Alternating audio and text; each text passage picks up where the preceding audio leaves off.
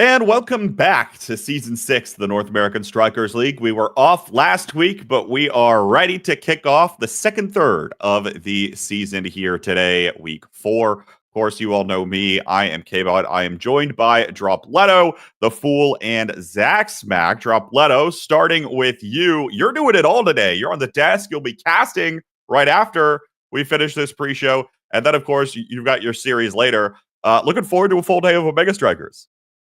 Yeah, of course. I mean, Brick Motion is so much shambles. He's like, guys, we need casters. And of course, me being the greatest person I am, decided, why don't I go cast? And then, of course, a couple hours later, or I guess the next day, he's like, I get DM, want to be on the pre-show? Yeah, I do. And low key, down to win today, so I can also be on the post show. You know, might as well end with a good full house. Clean sweep on the broadcast today. Looking for a Dropletto. The Fool, you're back. Except you're supposed to not have a house, so I thought. And yet here you are, dressed to the nines. It's an illusion. I have no house. Right. Okay. I spent it all on clothes after I lost it in the races, the horse races, you know? But you lost the house. Yeah. The house was previously bad. I cleaned out the cushions just so the people wouldn't get it, you know? Right. So you just cashed in all the money that you had lying around. Yeah. Sure. Yeah. All right, and Zach's back, joining us, representing Wee's Little Bees. How's morale over there for the Bees? Oh, morale's never been higher. We finished Attack on Titan. Great watch. Anyone who hasn't seen it, definitely recommend. Moved on to Hunter x Hunter, hence the new profile picture. I honestly don't know what to say. I'm so excited to get started today. It's not even funny. Okay, well, guess I shouldn't be laughing then. To start off, little icebreaker question for us. Serious business, apparently. Icebreaker question for us today. Name 3 players that have helped you become the OS competitor that you are today. This could be players that have helped impact your playstyle, help impact your mental, have been inspiring to watch or inspiring you to continue to compete or whatever. So I will actually start. Zach's back. I'll send this one back over to you. 3 players have been most influential in your OS career.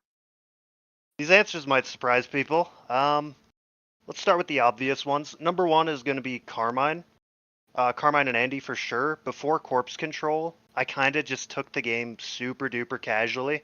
Hardly paid any attention. Didn't really think about what I was doing. And then they're like, Andy reaches out. He's like, hey, do you want to make a team? I'm like, sure, who's the third going to be? He's like, I don't know. Who do you think? Carmine just beat my ass in solo queue, coming from Plat to Pro League in a day. Why don't we ask him? So I asked him, we form a team, and it all goes well. And that's when I realized I sucked at the game really hard. So lo and behold, he happens to be in the call today. Dropletto was the very first coach I ever had. He taught me how to play X-Brawler. And that's when I started to realize there's more to the game than I thought. Okay. That started my whole growth as a player. So tear to the eye. Shout out to all 3. Dropletto, since you were mentioned, I'll send it to you. Go up the chain now. 3 players that influenced you. All right. I'm gonna shout out the original Bozo Bunch goalie, Fem Bison. If it wasn't for her, kind of pestering me to duo when I was all injured, I didn't want to duo. Kind of pestered me to play, and then joined Bozo Bunch, and then still here today. Dear God. Another player I want to shout out is Vaughn for kind of just being the best. Always being a fan of Dropletto. I love my fans. It's kind of nice having people that cheer for you and just kind of behind your back. Kind of helps you play better. And then, last but not least, 2 people. I know, a bit cheating, but it was in the same exact call. KFC manager and Saya Duck for being the only ever coaches I've had and telling me, what are you doing whenever I struck the ball? Okay, huge. Sometimes you need the wake-up call, right? Absolutely. All right. The Fool, first of all, who influenced the name change to go from a normal username to some obtuse username. No, that was me. All me. That was all me. But the three players I'd like to shout out. First off, you got to shout out Vaughn.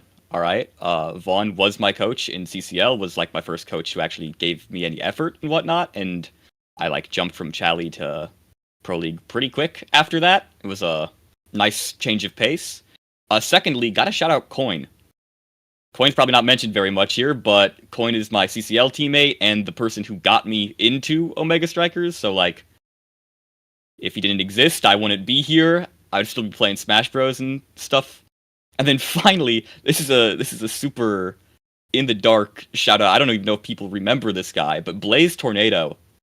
Big fan of Blaze Tornado. He was also one of my first CCL coaches who like ran through stats with me and whatnot. Oh, I missed one. Oh, so sad. Shout out to the prompt was 3, not 4. I know. Drop Little got 4. I get a 4th. Players can't read. I get a 4th. Can't count. I get a 4th. Shout out Soren. W rival. Shout out Soren. W rival. Okay. Excellent. All right. Well, bad omen with the not being able to count, because now we're going to look at some statistics. We have a little graphic put together that describes the most wanted strikers over the course of the week 3 of play here in the North American Strikers League. Topping the chart is Juno with a 70% presence rate, either picked or banned in 70% of striker selects. The question I'd like to pose to the panel up first here, and drop Leto, I'll go to you first. What makes this Juno character so threatening right now? To me, she kind of just she's really a stressful character to play against. The mental stack against Juno comes to like 2 main things, is that blobs. Every blob it's a timing mix up, because you don't know if the AI is going to go or if the person's actually just going to strike. And that is really annoying to deal with, like especially like when you're on your own. And secondly, primary is like a 7-second cooldown or something. She clicks that, she wins, and now there's a blob behind it. Now you got to deal with that time mix up, and it's really annoying. And I'm not shocked that she has such a high presence rate because of it. Okay, interesting. The Fool, I'll go to you here, Dex. The only real goalie we've got up here is this Fitty at a 62% presence rate and a 62% win rate as well. We've seen the rise in the talk of Finny a little bit more in the past couple of weeks of the league and in the metagame overall. Why is this character the go-to on occasion? Do not get me started on this Finny character. She is incredibly... she's so incredibly messed up to play against. Not only does she throw damage like more than tornado times, like she has infinite CDR, infinite speed.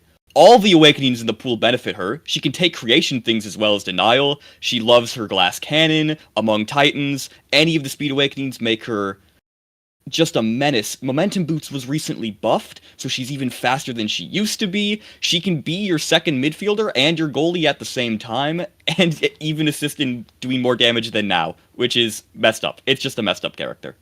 Don't let people play this character. You will suffer.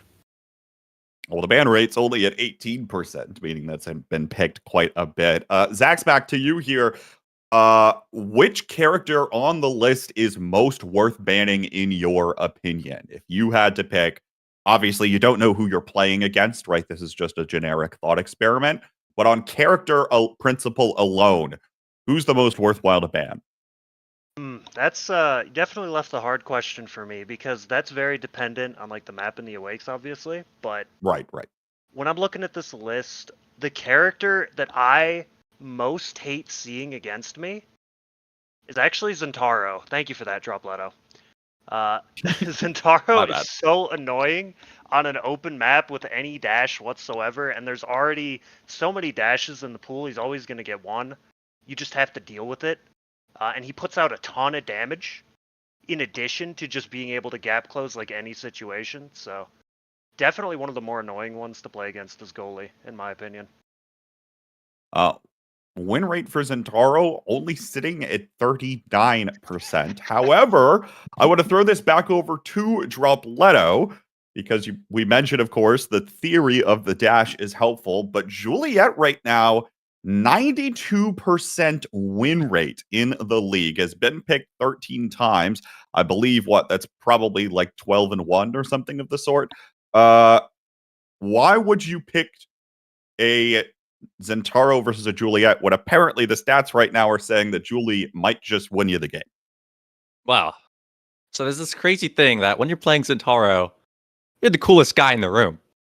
And that's basically the entire pick case, because this Juliet character, I don't know, it seems that all like the little Julie mains in cost score seem to have gone to everyone, but we seem to have forgotten that she's pretty top one right now.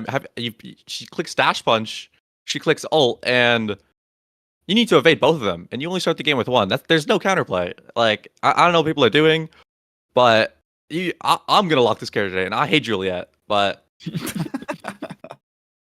Okay, yeah, well, I don't know, man. People are sleeping on this character for fun. Okay, well, good to know that at least one person might be seeing the same thing in the stats. But, of course, with the characters being largely even, as we look at the league's overall standings, I think we can finally say with absolute certainty that Season 6 will be the closest season we have had so far in the North American Strikers League. 5 teams at 2-1 and 5 teams at 1-2. I want to go real quick, rapid fire around the block. Zoro, I'll start with you. Who is the favorite among the 2-1 teams right now? If you had to pick one, who is it? I'm standing on business. It's Hungry Like Nephew.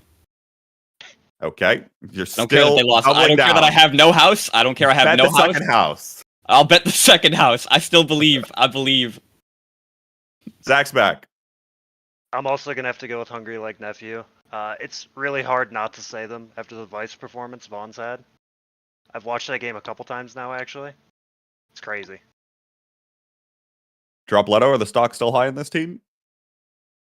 Well, yeah, it's me. I don't want to be the third person that has to say Hungry Like Nephew. So I'm gonna have to say that the matchup this week's not looking too happy. I don't know. I might just give it to Bozo Bunch.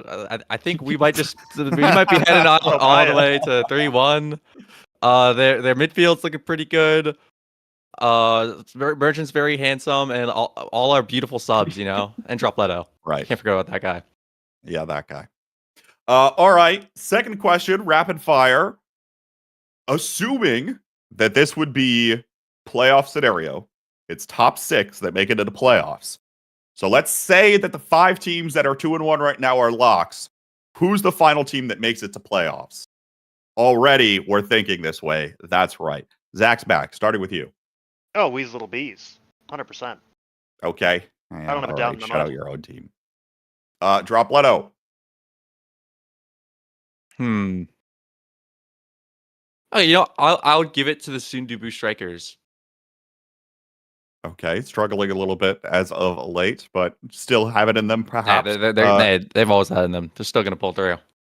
The Fool. Even though I'm the coach for Sundubu, I'm going EKC. Wow, I would get you off the roster ASAP. Yeah, I might be getting fired, but Okay. no, EKC has very, very strong players. Let's just say that. They troll constantly. If they ever realized that they could just play the game like humans, they would be probably the best team. Hey, at least the next is figured out. Just pick Julie. So someone in their team wants to win.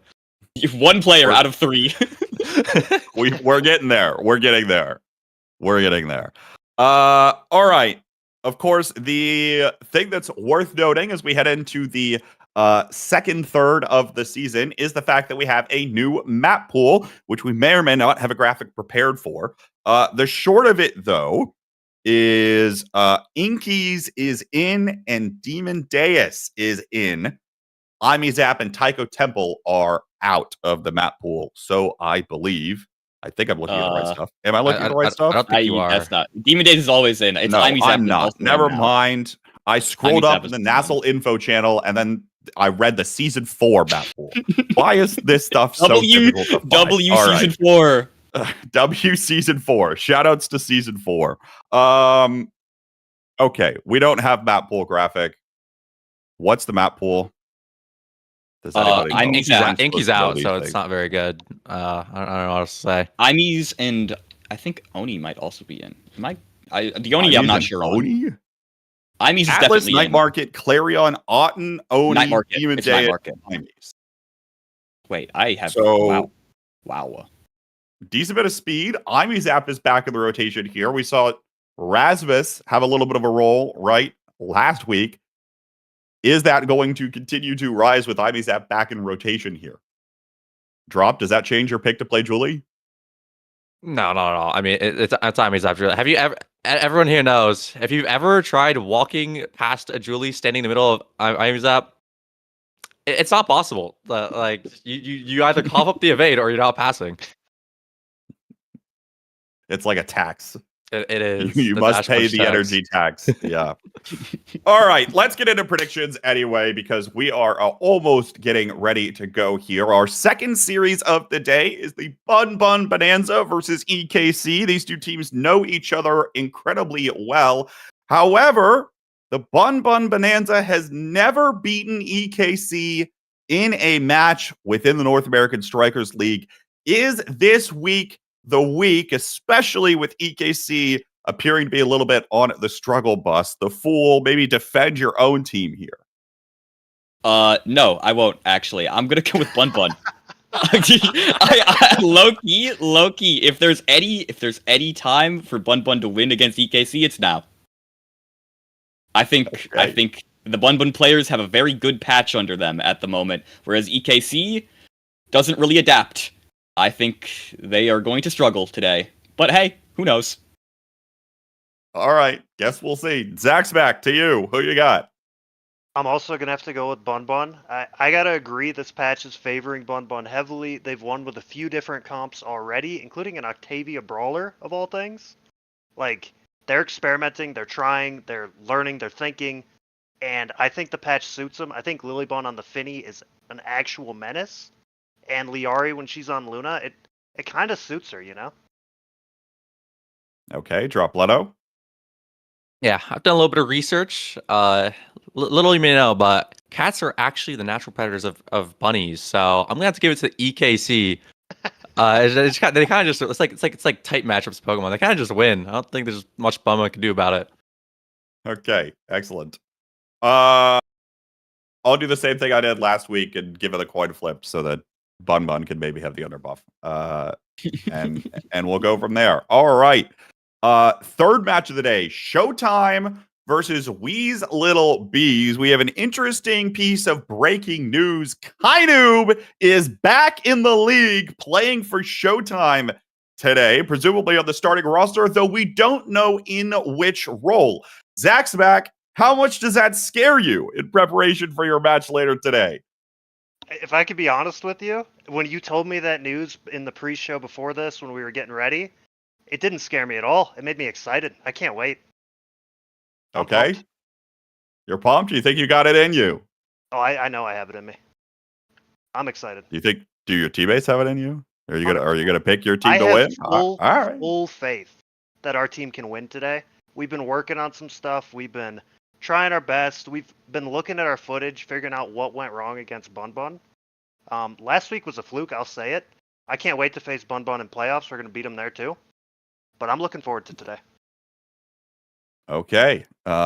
Mentality of the 8-1 team, so says Gumi. Drop Leto. Who you got here? I screamed Showtime yesterday, so gonna have to give it to Showtime. No comment. No comment. Okay. You want to repeat what you said earlier? No. Max said that he wasn't concerned. Yeah. Still not concerned. Still not concerned? Okay. No. Oh, all good. Zoro, to you. If there's any team that will not mentally despair this week, it would be Wee's Little Bees. But at the same time, it's Kainoob. I'm giving it to Showtime. Good luck. Wee's Little Bees is like a Baki villain. They want to taste defeat over here. Bad things are about to happen. All good. I'm gonna give this one to Showtime too. All I'm saying is that Kainoob has to play like No coin flip. No coin flip on this one. Kainoob Kainu has to play another 4 or 5 games before he's eligible for MVP, and so he'll probably still win MVP of the league. And it starts with this next one here today. PPL versus the Sundubu Strikers. I don't know how many narratives are going into this one. PPL's actually been performing really well in their first appearance back in the top league in quite some time. And the Sundubu Strikers a little bit on the struggle bus, an 0-6 in sets last week of play versus return to form. Zoro, who do you have here? I'd give it to Dubu. Give it to Dubu.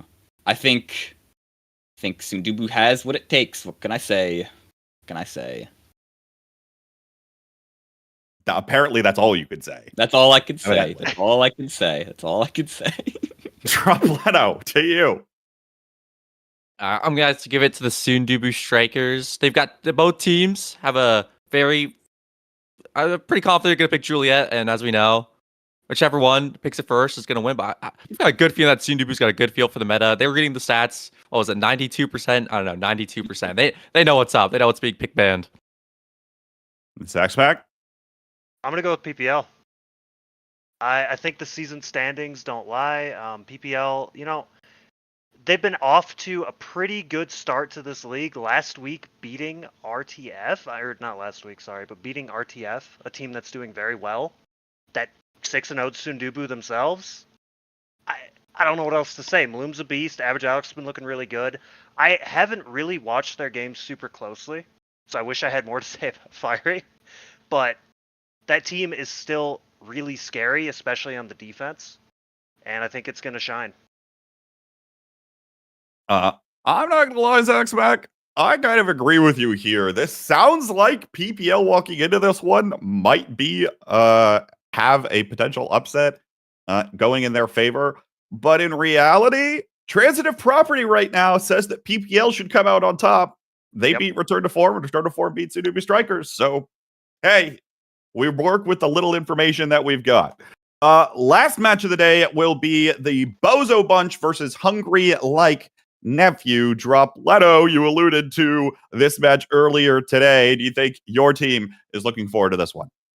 Yeah, unfortunately for the Nephews, this might be the only time this season I'm going to be voting against them. So, Bozo Bunch could be on top. Look at this frog.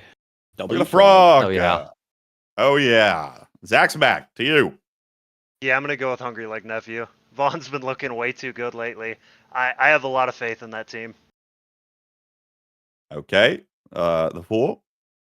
Drop, you're pretty strong, but if there's any goalie that's going to shut you down, it's going to be Vaughn.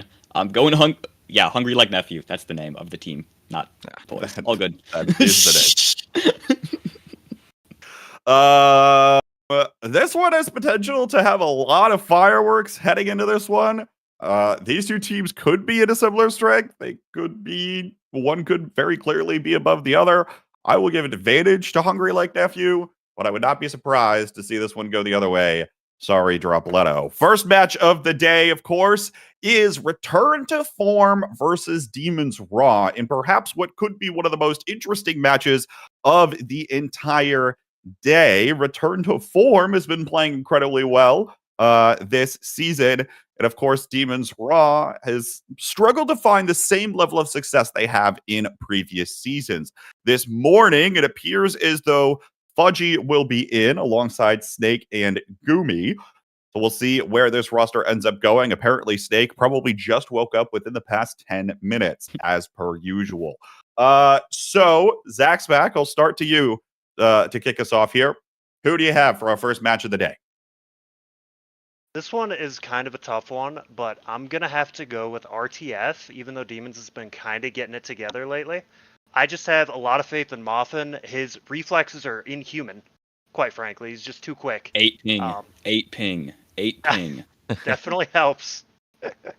And then Leo Leon, always a beast. Like, it's hard to root against this team. I like all three of them quite a bit, and I have faith that they're going to pull it through today. All right. The Fool? I mean, Gumi owns my house currently, but I'm here to find a way to dig into more debt. I'm going for RTF. High key. And the reason why is because if there's any team in the league that works the hardest, it's probably RTF.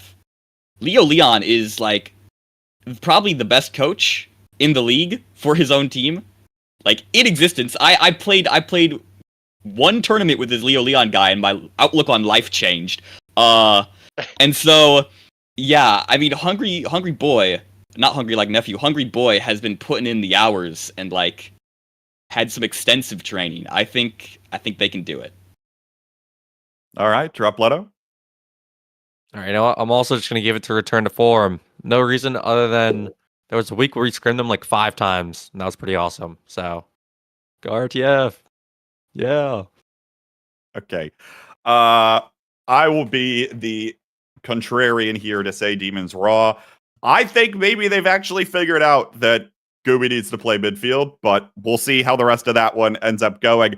Folks, don't go anywhere. On the other side of this break, it's our opening match between Return to Form and Demons Raw. Don't go anywhere. We'll be right back.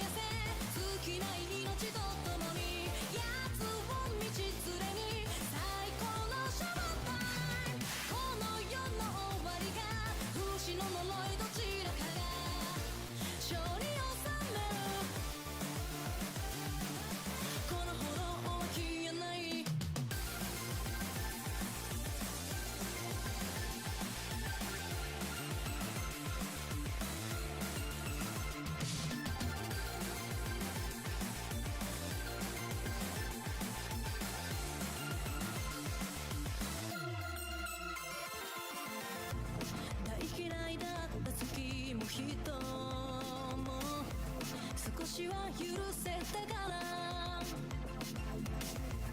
恨むことにも飽きたしたださまようだけの抜け殻には興味がないの不自然に揺れる森の先へ突き立てた指高架に抱かれる準備はいい魂を燃やせ生きてる証を探そう私一人では見つけられない永遠の苦しみも刹那の安らぎとなれ胸を焦がす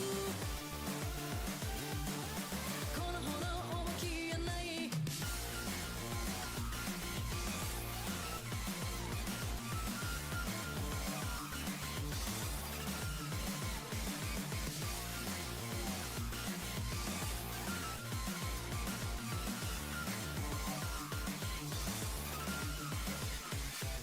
魂を燃やせ尽きない命と共に二人ならきっと分かり合える聖なる裁きか気まぐれな戯れかはどうでもいいや魂を燃やせ尽きない命と共に退屈しのぎに最高のシャワータイムこの世の終わりが不死の呪いどちらかが勝利を収めるこの炎を消せない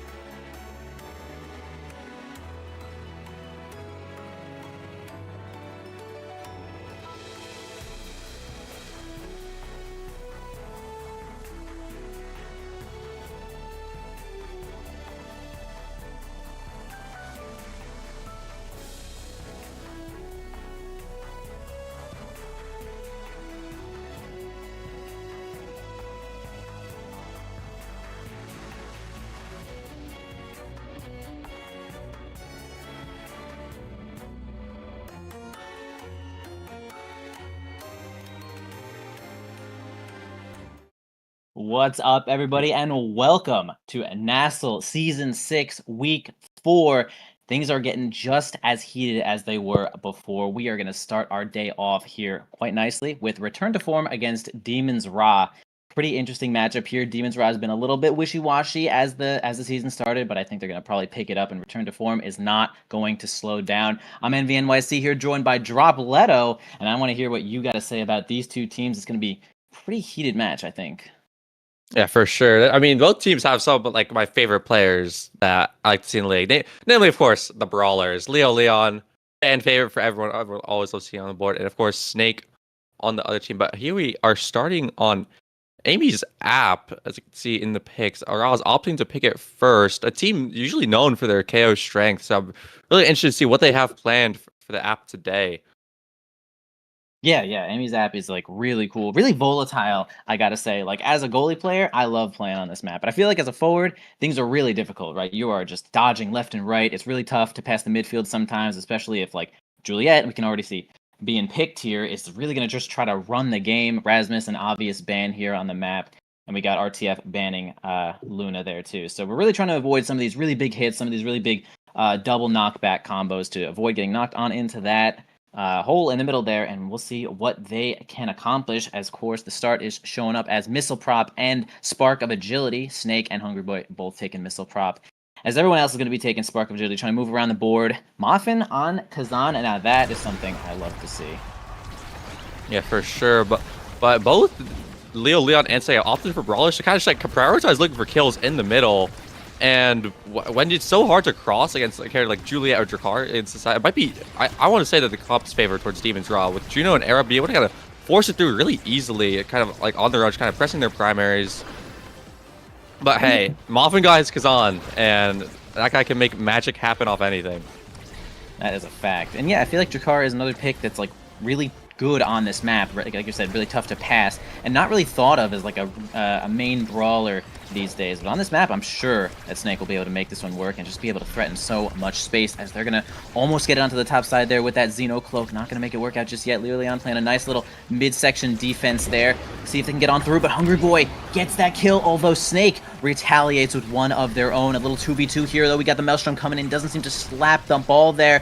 And Moffin Curry and Hungry Boy maintain a little bit of stability here as Umi returns, and the power play has vanquished here. They're going to keep on this point as overtime is going to go on. Leo Leon can seem to make it through here with this ult. He does get it through. Hungry Boy's chance to get it on in, but can't maintain it, though. We got two flips for Demons Raw. Let's see if they can get it on through.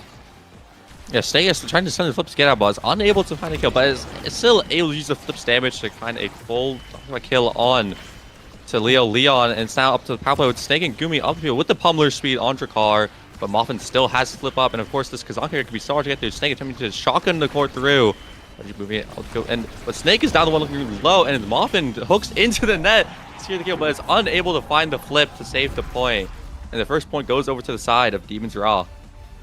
Nice work there from Gumi to set up all of those blobs. Just a real stage hazard when it comes to Juno hitting that ult button. You gotta try to be best to work around it. Though Moffin had some really good reactions there with that hook to keep the point alive, as long as they did. But we'll continue on to this next one here. Gumi's gonna go on in there with the primary and secondary, get that barrier. Leo Leon a little bit alone here with the Maelstrom, and Gumi Fudgy Waffles also getting it on through. Snake shoots it on through, shotgun in with an extra defense of a blob right on in the goal. It's gonna be tough to get it on through. Demons Raw 2-0 right now. It's a good start for them. Really a beautiful shotgun coming out from Snake there. Kind of being able to hit Moffin and stop him from getting like his late strikes that he always loves to find due to his, of course, his unique character being on Kazan. Also, really low ping if people didn't know. But Snake trying using this Drakkar kind of denying any outplay opportunities, hitting him. And hey, hitting the goalie is always a valid option. But now it's Gumi's moving the core up the field. Snake often popped his ult on Leo Leon. No evades on the side of Julie, which means it can be really hard to move across the field. But Hungry Boys keeping it top corner against Gumi and Fudgy, who both have flips. Could be looking for the barrier soon. And Gumi getting up the field with the primary. Arenado coming in, and Moffin's able to barely get it out. Opting to spend the dash punch, but it's now still Snake is looking very low, and Moffin's even looking for some knockback. Things if Return to Form can find this kill, the point even could turn on its favor. And Moffin, of course, being the one to secure the kill with the Kazan open primary. Yeah, nice work there. Some of the benefits there of just having Kazan on your team. Really good at dealing damage. Really good at finishing off a couple of kills, too. As Fudgy Waffles does not seem to find the gold just yet. Hungry Boy looking a little bit weak, though, on the bottom side. Snake gonna get it on through with the Magma Bolt.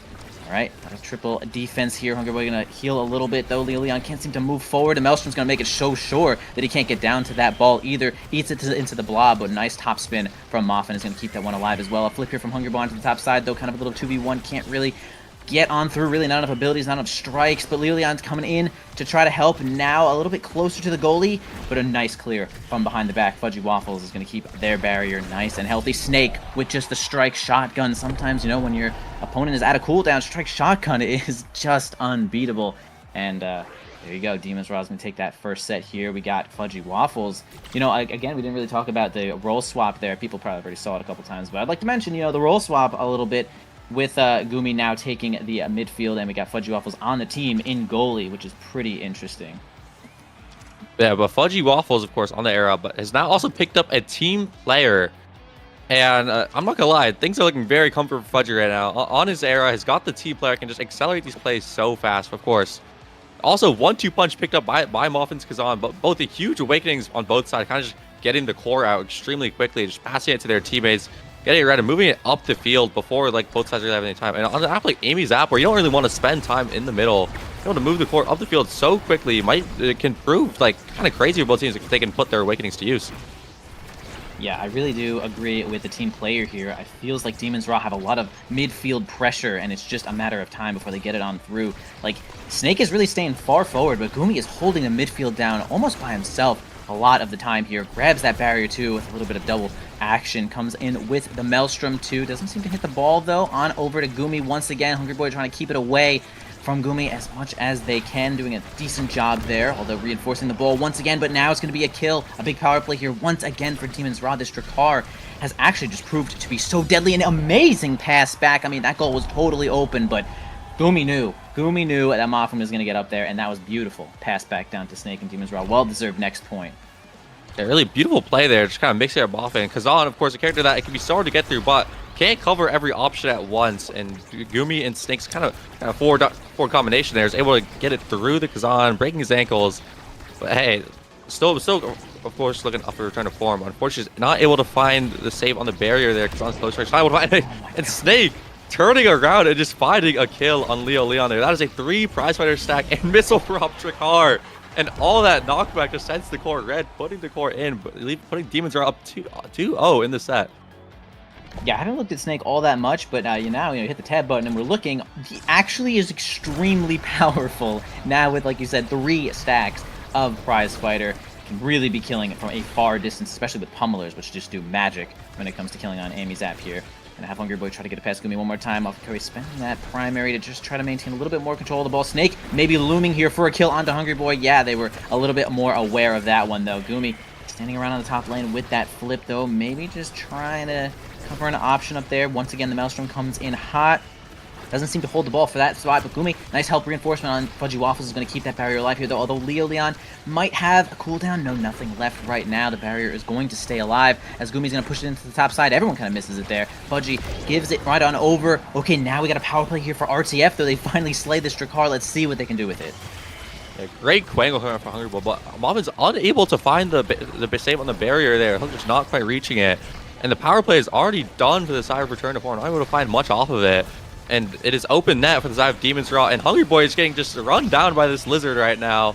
And it could be one hit away from kind of just dying. And it is up to Fudgy Waffles using the team player to move the core up the field so fast. And it's just so scary for the side of Return to Form against this Juno and, of course, team player era in overtime now. The core is just so rare. When you're on a Stowe, the character whose ability to get kind of slow and hard to kind of cover all this space at the same time. It gets so scary. But hey, Muffin also on the 1-2 punch looking for these red cores. A great pass from Snake forces Muffin to pop the flip. Leon's able to get into the corner. Great dash flip from him. And Hungry Boy is able to find the pass down and secures there. Was that the first point of the series or the first point of the set? I think that was the first point in the series, actually. Yeah, they finally do get it through. It seems that the theme here right now for RTF is Leon can't seem to get close enough to the objectives, to the barrier or the open goal, with the ball in hand, so he has dash punch for it. It's just like they're playing a lot of defense right now. It's like Hungry Boy's taking so much damage, and it's like a lot of the extra resources is kind of going to defending in a lot of situations, and Leon just can't get the offense that Juliet is really known for when it comes to just dash punching through the goalie, especially with like no evade. Fudgy Waffles doesn't have a bar yet, I think, to get that evade in there, so it would be a perfect situation. Although they're putting a lot of damage here onto Snake, but the Perseverance really does get that barrier. Snake not done yet, and still is staying in the fray here, as the team of Team Raw is just putting on more and more pressure here with that open goal. Snake is just going to sit there and absorb cooldowns, though, while standing near the line. Leon and Hungry Boy both leave, but hey, Moff and Curry, really nice shot there. Kazan so good at finishing off kills, and let's see if they can get this finally on through here with this power play. Moffin not close enough to help the ball just yet. A couple seconds over, and man, Leon does get it through. Very necessary, very needed here for RTF to take advantage of that power play. Might be able to even this series up. Yeah, I mean, the return to form seems to be picking up some momentum right now. I mean, Muffin's having so many kills in Snake, though. They kind of realize that Snake is so far up the field constantly that it can actually be pretty easy to just kind of dump abilities onto him. But as I say that, Leon attempts to ult Snake, and it's just met with a shotgun blast to the middle, and Drakkar is back at another 2 prize-fire stacks, and it's starting to send the core red just off his secondary. And Mop is forced to pop the flips. Scared against this Drakkar. I mean, I would be too. It's a scary lizard. But Gooby is using the primary move out of the field. Don't want to hit into the person with flip, and of course they all recognize that, kind of giving Gooby the space and just playing bottom side to not give him any possession of the core. Well, Fudgy using the to get out the field, a beautiful shot from Hungry Boy forces Fudgy to spend his flip. Leon's looking for a dash punch. It gets to Snake, who finds a kill on Moffin Koi, and is now the power play for Demons Raw up 1 flip, and this could turn out really bad for return to form here. Yeah, unfortunately loses the barrier in that interaction as well. Moffin is really close to back. Hungry Boy, kind of a risky pass there down onto Snake, the clear across the goal, but it does end up working out. They keep control here. The point is alive. Both barriers are down. They can maybe slip this one through here. Estelle's really good at scoring from some of these long ranges, although Fudgy Waffles does get the ball on through, down into Snake, in the hands of Moffin Kui, who kind of slams it on over to Leon, who just can't get it through. The strike from Fudgy Waffles before getting stunned was perfect, although the Maelstrom keeps it on forward. Leon trying to get a nice dribble, but can't. Gets stunned, but hey, that's a long-range Crystal Thorns there from Hungry Boy. Gets it on through with that missile prop. Really nice work, and they even this one up. Whew, boy, they needed that. Moffin Kui, first Awakening choice. Yeah, I mean, I wasn't even paying attention to that Estelle across the map with a missile prop. Of course, checking the reaction of Fudgy Waffles, he was able to see it from the other side of the map, but unfortunately was not. And return to form takes the first set, and Moffin opts to pick up the Adrenaline Rush on Amy's app. And when you're already finding so many kills, I mean, it might just be on the goalie, but this might just be a new win con for return to form. They've already been kind of shooting Snake with the not prize fire and kind of just start their own power plays. He's absorbing so much damage, and nothing that great for Juliet here. Yeah, Leon getting a spark of leadership, which unfortunately after the nerfs I don't think is the greatest pickup ever, but hey, 2 sparks means the next drafts could just be way scarier. True. Has a good chance to get a little bit of scaling going on there. I do like the pick there from Moffin Kui, the Adrenaline Rush. Actually, like, pretty nice on Kazan with those low cooldowns, and certainly making it so that Snake cannot enjoy any of the Adrenaline Rush. Snake is definitely the master of kills right now. But hey, 1 prize fighter stack to start this one off. Let's see if Return to Form can keep themselves alive and not let any of those prize fighter stacks going. Really close kill from Leo Leon. Almost had Snake there, although Snake is trying to retaliate on to Leo Leon. Moffin Kui, oh, okay, kind of defending Leo Leon there, which was nice. Although now we're gonna be playing for ball just for a moment here onto the top side. Hungry Boy against Gumi and Fudgy Waffles, although the team player is going to be really good there. Oh, but a nice piercing shot from Hungry Boy is going to get that barrier. Incoming Maelstrom. They defended away pretty nicely. Leon playing defense until they get a chance to move on forward, as they do. And here we go, moving on up. Snake is basically out of the play for a little bit. Can they score with this pseudo power play? Yeah, I mean, it's just so scary for Snake here. When you're against this Estelle, Julie, Kazan, I mean, there is not much space on the field where you can stand when you're staggered. All of them just having such scary kill confirms to kind of you have to pay attention to and not forget about. But all the team players, if I just tends to move it up the field, but managed to get it past Leo Leon. And Snake actually baits with the secondary, managing to find a kill on Leo Leon. That's 1 prize fighter stack to start. And of course, it's a power play with team player. The core is going to start moving fast, and of course, it moves up the field so quickly with a beautiful pass from goalie to midfield to Brawler, and Snake manages to get a first point and a kill to start off this set. Yeah, really, Demon's Raw stocks are up after that point. Snake did get everything they wanted, and really, like, if you were to post a picture of what team player looks like in a game, that would have been right there exactly what you have been showing the people. Perfect passing play. So we're going to try to deal some more damage to Snake Leon, fighting for their life, but not really winning in that spot. Demon's Raw got a lot of basically the crossfire, right? Like, Juno is so good at dealing damage. When you step on the blob, it's like double damage, and then you just hit by Era, and no one's regenerating anymore. But Lilian finally at full health right here as Mafinku is going to come down here, help defend once again. Piercing shot to get this ball, trying to get it past midfield. Although, I mean, you can see Demon's Raw, just so much pressure, so much control. The ball almost never gets past midfield until, you know, Snake is knocked down to half and has to go heal or something. Although they got a flip here from Mafinku to help it keep it on forward. Hungry Boy getting to the bottom corner there. The Maelstrom comes out to kind of clear that whole spot. The piercing shot's not going to be good. A kill from Lilian, but it required that flip. Still worth, but, you know, if it's always going to be a flip, it's going to be a little tough here for Return to Form to get some of these objectives, although they do get that barrier. Can they get the point? Yeah, great corner play from the side of Return to Form, kind of keeping it trapped in the corner until Lilian is able to find a kill with the beautiful Juliet outplay of dash punch flip. I love to see it, 92%, but a great passes from the side of the Return to Form's forwards. Actually managed to get it past Fudgy. Opportunity to save the flip for next point, but a great play shot from Lilian. Very nice there. Hungry Boy, full stacks of pancakes there. They certainly are going to value their life at this spot. Or, you know, that could be a kill target for Demon's Raw, although they are really enjoying smashing Lilian as they don't have any evade right now. Grabs one stack of evade at least. Still has flip on Hungry Boy. They're really just duking it out here. Snake and Lilian brawling as much as they possibly can. Although when it's time to go for ball, Moffin Curry, nice clear behind the back there as well, is going to keep that barrier alive. Snake looking at just about nothing here. A little 2v1 against onto the Snake. Finally, they do get that kill. Not too many resources used, and now this power play could result in this barrier going down if they can just maintain a little bit of control. But these two characters right now here, Gumi and Fudgy, are just holding the line until we get Lilian on the front line with Hungry Boy, and now the goal is open. Can they finish this one up? This is a completely even game, although it felt like Demon's Raw had a lot of control at the start.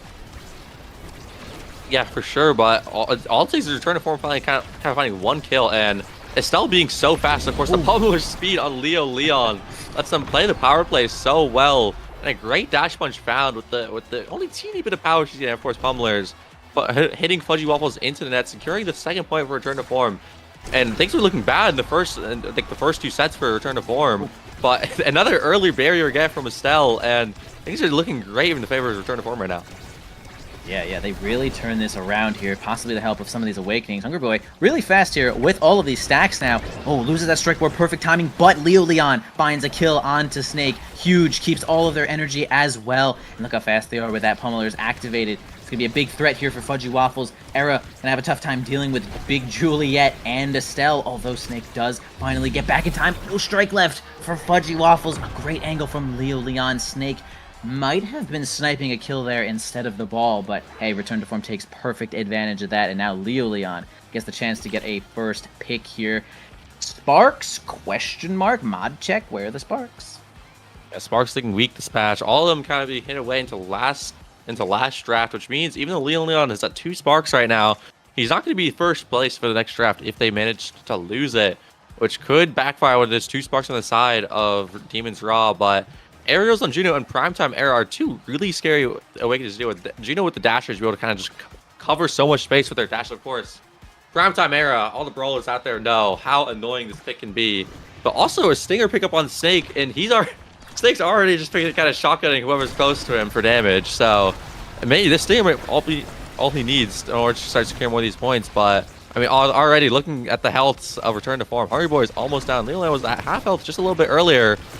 And if they can keep it in this the range of Drakkar shotgun, the damage game for the side of Demon's Raw just got way easier. True, it is possible. Also, Lilian getting size there, which is obviously I do like it for Juliet, but can be killed a little bit easier from Snake, so they're gonna have to be just ever so slightly more defensive when it comes to getting comboed there. They're going to maintain control of the ball onto the top side, piercing shot through Fudgy Waffles. No barrier just yet, reinforces it with the Bewitching Beam. Can't seem to maintain control of the ball here is Demon's Raw, although Leon approaching against the Maelstrom. Nothing is really going to be beating that Maelstrom except for the flip. Moffin almost drops that barrier, but actually has complete control, and I'm the fool actually thinking for a second that Moffin Kui did not have control of the situation. Hungry Boy and Moffin going crazy, tricking right past that Snake. and they're going to get that barrier as well. Hungry Boy has a flip to work with here. Juno sending that ball at lightning speeds, and as you mentioned a little bit earlier, though, the aerials so good on Juno, but it's not going to be enough because Leo Leon and Hungry Boy are playing kind of nice right now, and they're looking to clean this whole game up. I can't believe that Juno's blob timing mix-up just makes their own team, but it's still, unfortunately, to lose on Fudgy Wafflers there, but still a flip on Gumi and no energy on the side of Hungry Boy. If Snake can get close enough to this Estelle, it can just start dropping abilities on her. Maybe we'll just kind of find a kill, but of course, it is actually Snake the one who's kind of being run down by this Juliet and Estelle abilities. Of course, when you want to get so close, you have to walk through all of these hitboxes in order to get closer. But unfortunately, missed back clear from Pudgy Waffles as the barrier goes down. Leon's looking for some dash punches on this other side of the field, kind of scared early barrier. But it's actually Moffin who is unable to keep it up. And it's not Gumi looking to approach the net with flip. A shotgun coming out from both Estelle and Jakar. I don't find anything too crazy. Araneda moving up the field, and Gino jumping across the map, kind of away from the core. And Leo Leon finds a kill on the stagger side with Juliet, showing how scary it is to be staggered against her, where she can just walk up and flip. But he was playing this corner against the Estelle Juliet, and a great strikes from Gumi and Fudgy to actually get it out there. When he popping flip, trying just to have a hero play against Moffin, but is not having any of it. And no team player up yet, but Hungry Boy is looking super low. One shotgun away from death. Snake unable to find the corner play against Moffin. Team player, of course, moving up red. Hungry Boy is staggered and manages to find the flip up to Leo Leon, and a great dash punch to secure it. It's sending Fudgy Waffles and the corner to the top corner. It is now match point for the side of Return to Form. Yeah, who knew that we would see match point for the side of RTF this early, this quickly. They really did turn this one around, and man, Hungry Boy holding on to the thread of life right there and gets a perfect flip on over, and they secure that one, and they're trying to do that one again, although we got the Maelstrom coming onto the bottom side, not going to do all that much. All of the blobs, oh, they actually could get negated there by the Frenzy.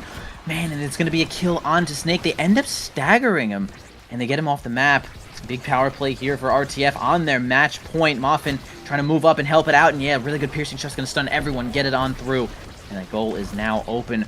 Really looking good here for RTF. They can get it to Leo Leon a little bit closer to this goal. Okay, they're going to block it on out. They do survive, although Hungry Boy looking a little bit weak. Snake got their eyes on this kill. Gonna have to navigate around these blobs. Does successfully, gets the orb. Leo Leon self-dribbling there, which is kind of nice. Keeps the ball control. Survives, gets revived there from the drone, which is big pick there for Leo Leon to keep themselves alive here, though. The points can kind of continue a little bit slowly here. Fudgy Waffles does have flip. If any big plays are about to happen, nice plays around Snake, too. I love the team play here from Muffin Kui and Hungry Boy, although it's not enough just yet as overtime's going to roll over. And they do actually get it through. Nice pass. Nice redirect there from Leo Leon right through the Maelstrom. You can see it. Oh, my gosh. Right through the Maelstrom, right through Fudgy. Thought they really had control of the ball there and didn't flip. And it's going to be RTF. First game. That was nice.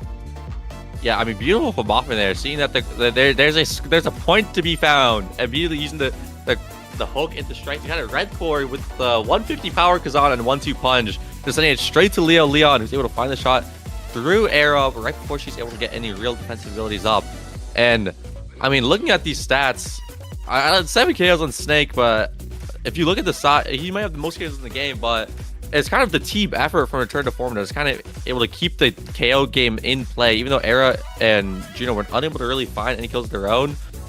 Everyone on the side of Return to Form had so much kill threat. I would like to point out that Kazan not really seen as a character that does a lot of damage or helps the damage game at all. Of course, 11k damage on him there, but Mafu was able to spend so much time using Kazan's kind of like slow, hard hit abilities to kind of just peel for Hungry Boy to make it so that Snake couldn't just run him down. And I thought that was a really interesting use of the character. Yeah, really great use, helping to defend your teammate there while they're trying to grab an orb or just get to the corner or something. And Muffin Kui is no slouch when it comes to playing for ball or playing for kills or playing for the team. Kazan kind of gets to do it all and got some solid awakenings to help them out there. Return to Form really brought that one together. We are going to move on to our next game in just a moment here. I believe Clarion Corp is the next map that we are going on. The pick is going to be from Demon's Raw. And I'm really curious to see on what their plan is going to be there. I really like Clarion. I always say it. I like Clarion because it's fun. You know, it switches the maps up, and people have to play a little bit differently. You know, the side lanes become kind of tough sometimes. You know, if you pick a character like Juliet, you know, you get like, I don't know, it's like two and a half maps where you're like super threatening, and then it's like, well, now if you're Estelle, you're like having a really good time on like Bouncy House or some of the other maps. So it's really cool. I'm a Clarion fan, and I am ready for the next match between these teams. Let's see if Demon's Raw can bring that one back. Like we said, Demon's Raw started off kind of hard, kind of nice, kind of fast, and then Return to Form really just returned to form. It did take a set, but they returned. They were back. Yeah, looking like they were kind of revving up their engines. Once they figured out the game plan of how, like kind of just like look, kind of all coming together to find these kills, except for these KOs for anyone on their team really to secure the kill. As long as someone has like their one important ability up, of course, because I'm gonna be honest, basically his entire kit for Coco is Estelle, Blink, and Juliet. Once they're able to kind of find like Snake low or even occasionally someone else, they're just kind of secure. And of course, the pummelers in the power play, permanent or like 13 seconds of 30% speed. It can be hard to not find value with that. But like you said, RTF has picked Clarion for game 2. I know you said you're a big Clarion fan, but I might just be the number one Clarion hater. So we got get some good diversity on this cast. But I don't know. It's like, oh, look at all these cool maps where that all barely function. With all these crazy bounces happening on all the barriers and sides, and of course, all of them have their beautiful gimmicks to play off of. But hey, they do. And maybe I may hate it as a competitor, but when I'm spectating, when I'm over here from the big chair, yeah, it's a pretty good time. I won't lie. Yeah, definitely like commenting. It's kind of like Inkies, right? Playing Inkies, no. It's like the Drake meme, right? Like playing Inkies, no. Commentating Inkies, yeah. Yes, commentating Inkies, I'm ready to go because it's just like, whoa, look at all these guys running around. That was crazy. The water cannon. Whoa, I mean, wasn't that crazy, guys? And then the players are like, man, this is actually the dumbest thing I've ever done in my life. But yeah, Clarion kind of like that, right? I mean, as a goalie player, again, it's like, you want bouncy house? I want to end it. No bouncy house, right? Yeah, so it's like I would love to root bouncy house. I'm sorry, Borg, but the bouncy barn might be the most unenjoyable thing in Omega Strikers. That's a tough one. That is a tough map to play on, but sometimes people are really good at it, and you watch it, you see it happen when you're commentating and you're spectating and stuff, and it's just like, oh, that's really cool. Hey, Monumentalist, that's a fun awakening. Who likes Monumentalist in the chat? Also, bulk up. That is just simply a really good awakening. Yeah, I mean, Monu, of course, I think the era is going to be probably even harder for Raw than usual, but RTF actually opting to ban it. Me personally, I don't know how scary Monu is. Of course, I'm a big fan to see the Julie ban here. I mean, bulk up Juliet might just be one of the most annoying things in the game. And usually you can just shoot her because she has to walk up so much, but bulk up kind of replaces that. And of course, 20 power to Juliet. Oh my, 92% win rate. I love Dash Punch. Yeah, definitely a pretty solid setup here for Juliet. Gone she is, but Rasmus will be joining us on the side of RTF here. Probably a Moffin Koei pick. I mean, I have seen quite a bit of great Rasmus play from Moffin Koei. Although I wouldn't say Leo Leon is not a Rasmus player. That I am like a Rasmus brawler believer right now. I think he's like extremely good. Yeah, as do I, but I'm always going to say Zentara's the best brawler to get. I'm glad Demon's Raw have picked it up. I just think that character, he feels awesome to play. Goalies hate him. And he kind of does everything. And he can kind of be played in any comp. So both Juno and Zentara can do a lot of things. It's kind of up to whatever Raw decides to pick for the goalie. That's kind of round out their comp, whether they want to play a more kind of core control focused comp or a bit more damage. And damage we see from the side of Return to Form, picking up the Vice on this bulk up start. Of course, a lot of health, but of course, a lot of power going around. And Rasmus Vice Finny is a lot of damage coming out from the side of Return to Form. Of course, Rasmus will find these great kill combos, and then an Alice pick, of course. So we've got a pretty heavy damage comp and a pretty core control comp facing off against each other on the Monu and bulk up start.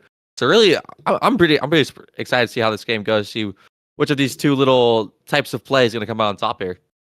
Yeah, lots and lots of damage are certainly showing up here. We'll see if little Atlas can be the one to do all of the healing. No now to be seen. But also you said Zentaro's like the best character. I also think Zentaro's like the best brawler, bro. It's actually so there's awesome. Mad people who are not Zentaro believers and they're like, oh, what are you talking about? I'm like, dude, he's crazy. And maybe it's because I'm a goalie, but he's insane. Like he just does everything, He's got mix, he's got core control, his cooldowns are low, and he does a lot of damage. The only thing he doesn't have is a big health pool, but hey, bulk up might just solve that for him. Way harder to kill now. And hey, when you're playing Zentaro into these ranged characters, you're feeling pretty comfortable. I doubt it's going to be a Razzus goalie from Moffin here. I mean, if Leo wants to pull out the Finny Brawler, I'm going to be really, really excited. But I don't see that happening. So Zentaro's going to put into these range characters, which I think he has a very good time playing into. Being able to open them up and having a lot of pretty easy time playing from a range. Especially if Centaur could pick up a dash range this game, Vinny becomes a lot easier to play against. Oh yeah, I think that Zentaro against like Finny goalie and Vice midfield probably gonna have a pretty solid time getting on through there. Although we do have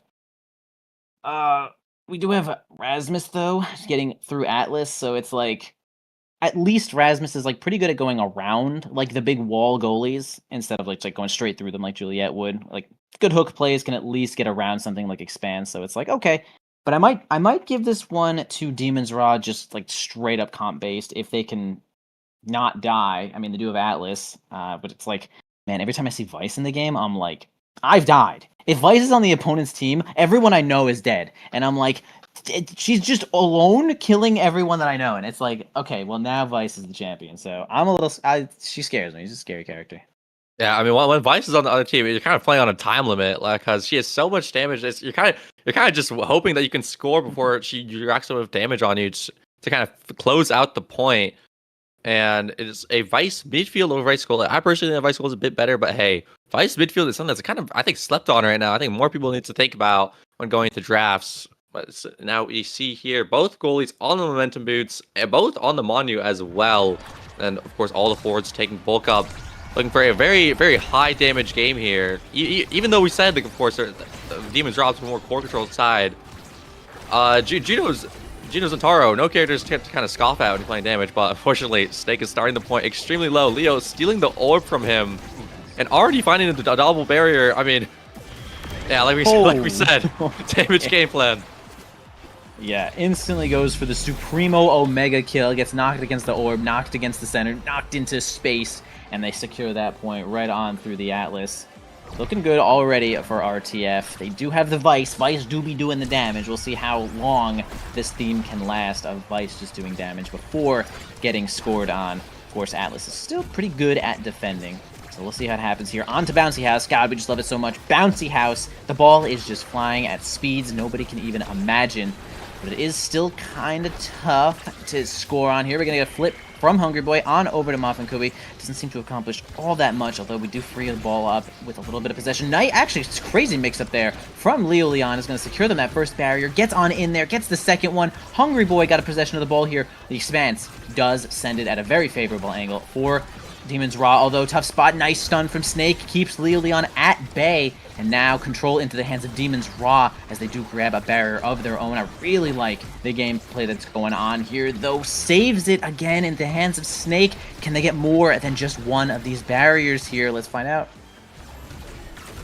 Yeah, I mean, of course, just going by so fast right now. And Rasmus being a character that is very happy to kind of control that fast core. I mean, that hook almost securing the point there for himself. But also, Alice is no slouch either. Kind of just clip. Hey, the core's coming at you fast. Just close your eyes, click secondary, and hey, you've got it covered. You'll be obviously flip, but so is Moffin in his turn just to kind of get it out on defense.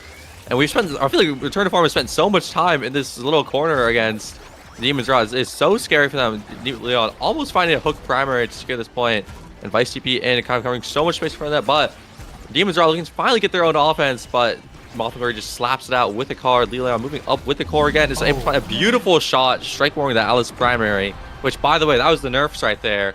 Less range, which means less timeout, and Leon's able to just barely strike warring it to secure the second point for Return to Form.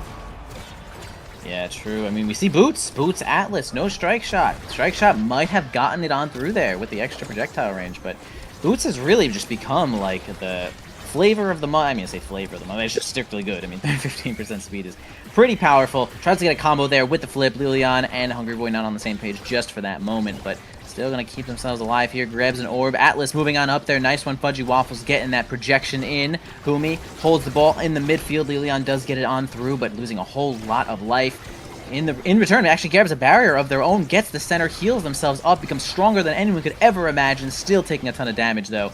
Yeah, nice evade to get on through.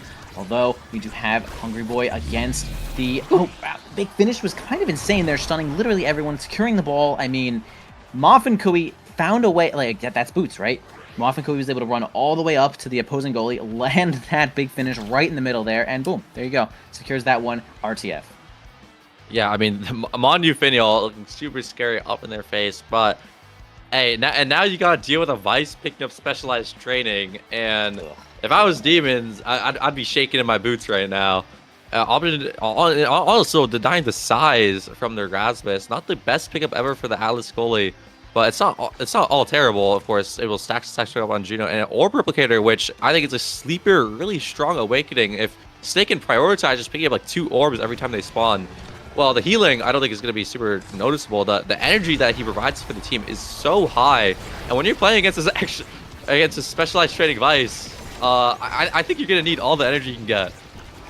I agree. Yeah, energy is maybe the name of the game here, right? Gives you evades, gives you defense, but also gives you speed, right? Like, if you can get those flips, you can get those objectives way faster, and it's just the point was just not lasting anywhere near as long. So you just want to be really fast against this Vice, who is just trying to destroy everything.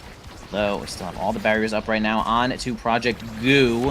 I don't think it's actually called Project Goo, but a kill from RTF is going to be really scary, of course. Vice just doing the job, man. She's just doing everything that she needs to. She can play ball, too. I mean, the speed that they added to the primary also really helps in a lot of situations. With that buff, they're going to try to do a little bit of passing plays here. Gets the experience and energy, honestly. The more times you touch that ball, the better. See if Snake can get that one with a nice little flick there. That was really good. See if they can get it on through. This a little 2v1 from Snakes. Probably not going to work out. Yeah, RTF. Great flip there from Hungry Boys to secure that final barrier. Demons Rod needs to get control of something. Although things are just kind of looking rough. RTF is just really doing the damage that we thought they would.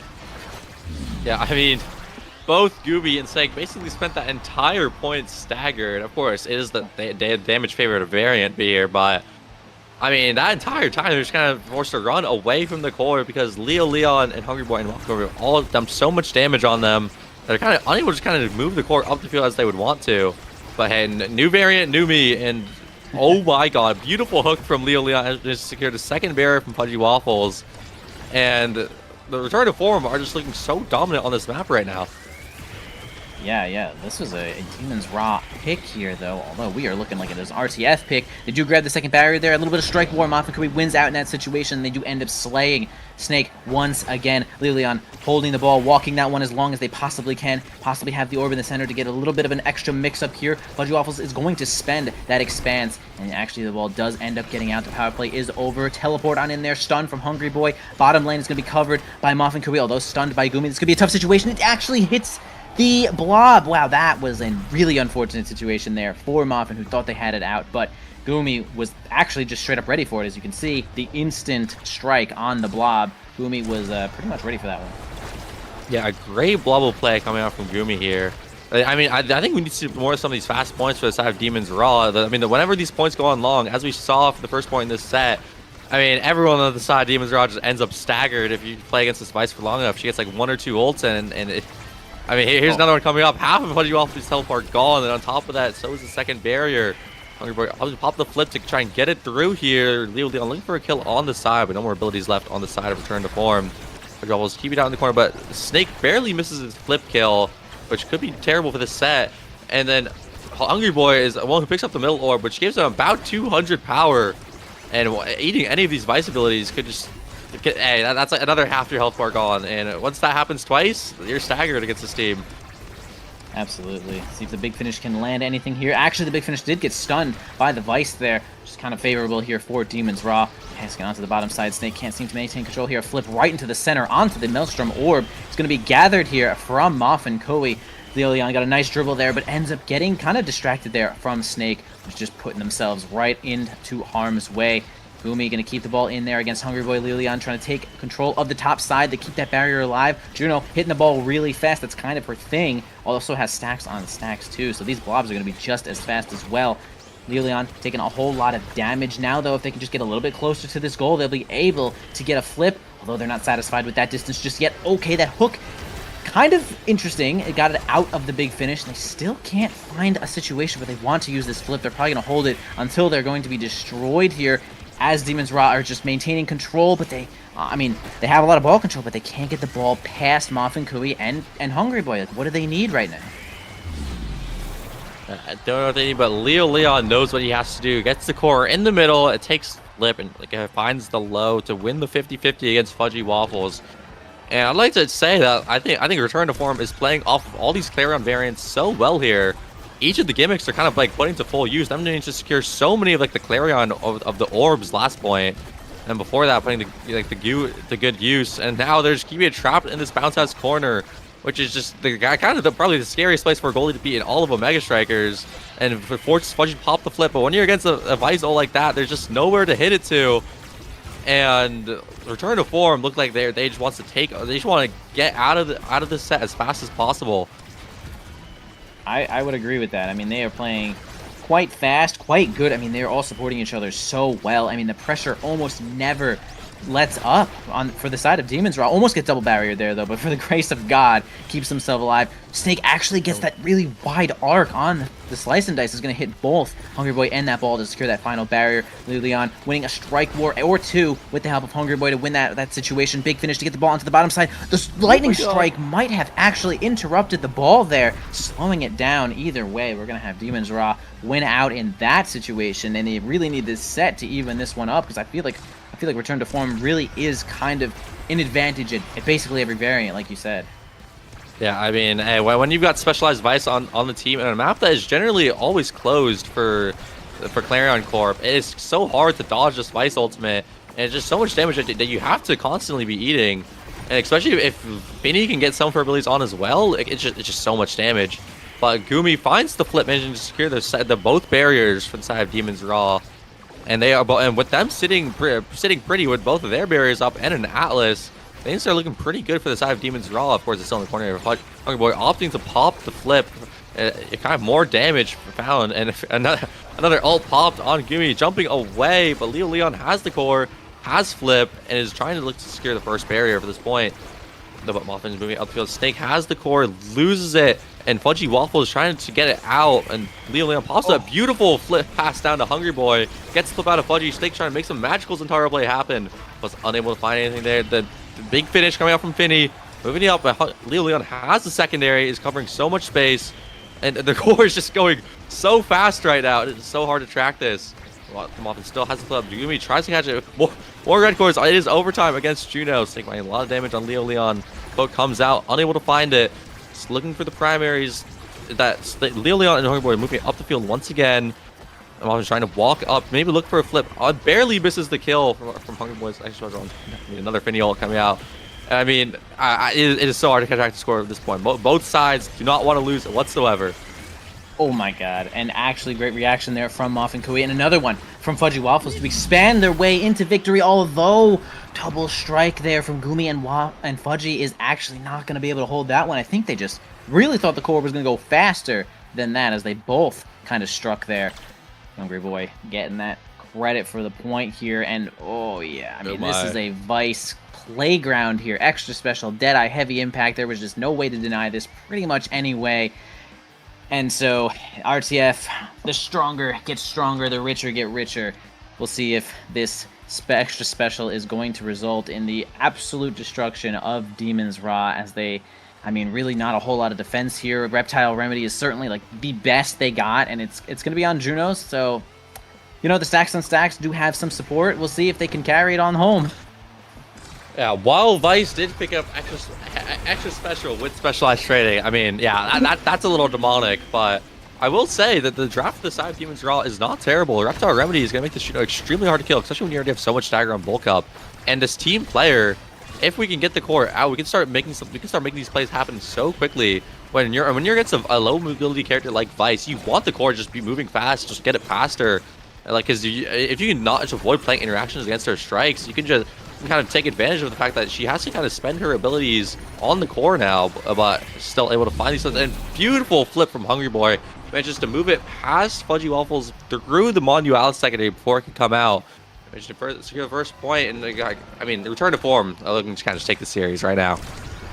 Yeah, it was a really great trip there from Hungry Boy, noticing that Fudgy Waffles moved up a little bit to get an astral projection, but it didn't seem to work out. Although Snake going to get a kill with that huge Maelstrom orb, standing tall at 271 power with that orb activated. That is a whole lot of power. So you can't really be blaming Hungry Boy for getting eradicated there. Although Snake looking a little bit weak, flips on the forward side, actually gets seemingly eaten by an orb, or not an orb, but a blob kind of sat there and was just like, I feel like I should take control here, and did. And I mean, that was pretty surprised. That was a shocking end to that point. Gumi is securing that one for the team, although Snake now starting off this point instantly with completely staggered. I mean, that is the kind of damage that we've been seeing here from RTF. They are just basically disabling this brawler. They're actually just knocking him out of the Celestial Intervention, and boom, slain once again through Atlas ult. I mean, RTF has just got so much control right now, and flips and energy, and they are just looking like they are trying to get the heck out of here.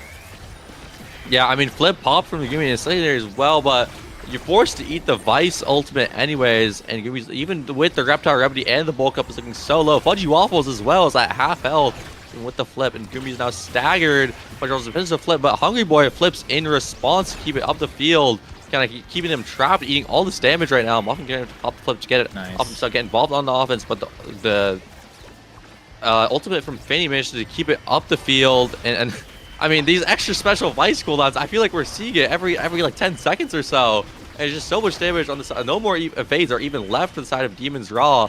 And it's now up to them to try and find a beautiful shot to kind of stop this point from going further. And a great rebound from Gumi. And that's the team player I was talking about. You want to get the core out of the corner as fast as possible and take these plays when all their abilities are down. Because, I mean, you just spent like 30 seconds hitting Snake. Of course they're down. Yeah, I was basically just saying that whole time, like, man, RTF is just winning this whole thing, the whole point every single time. But man, they found like the pinch there. Demon's Raw found one of their outs, and they actually made it happen. And it maybe really is just getting the ball out as fast as they can. Mix up from Gumi, sending it on down to the blob and not straight at the barrier. We do like to see that.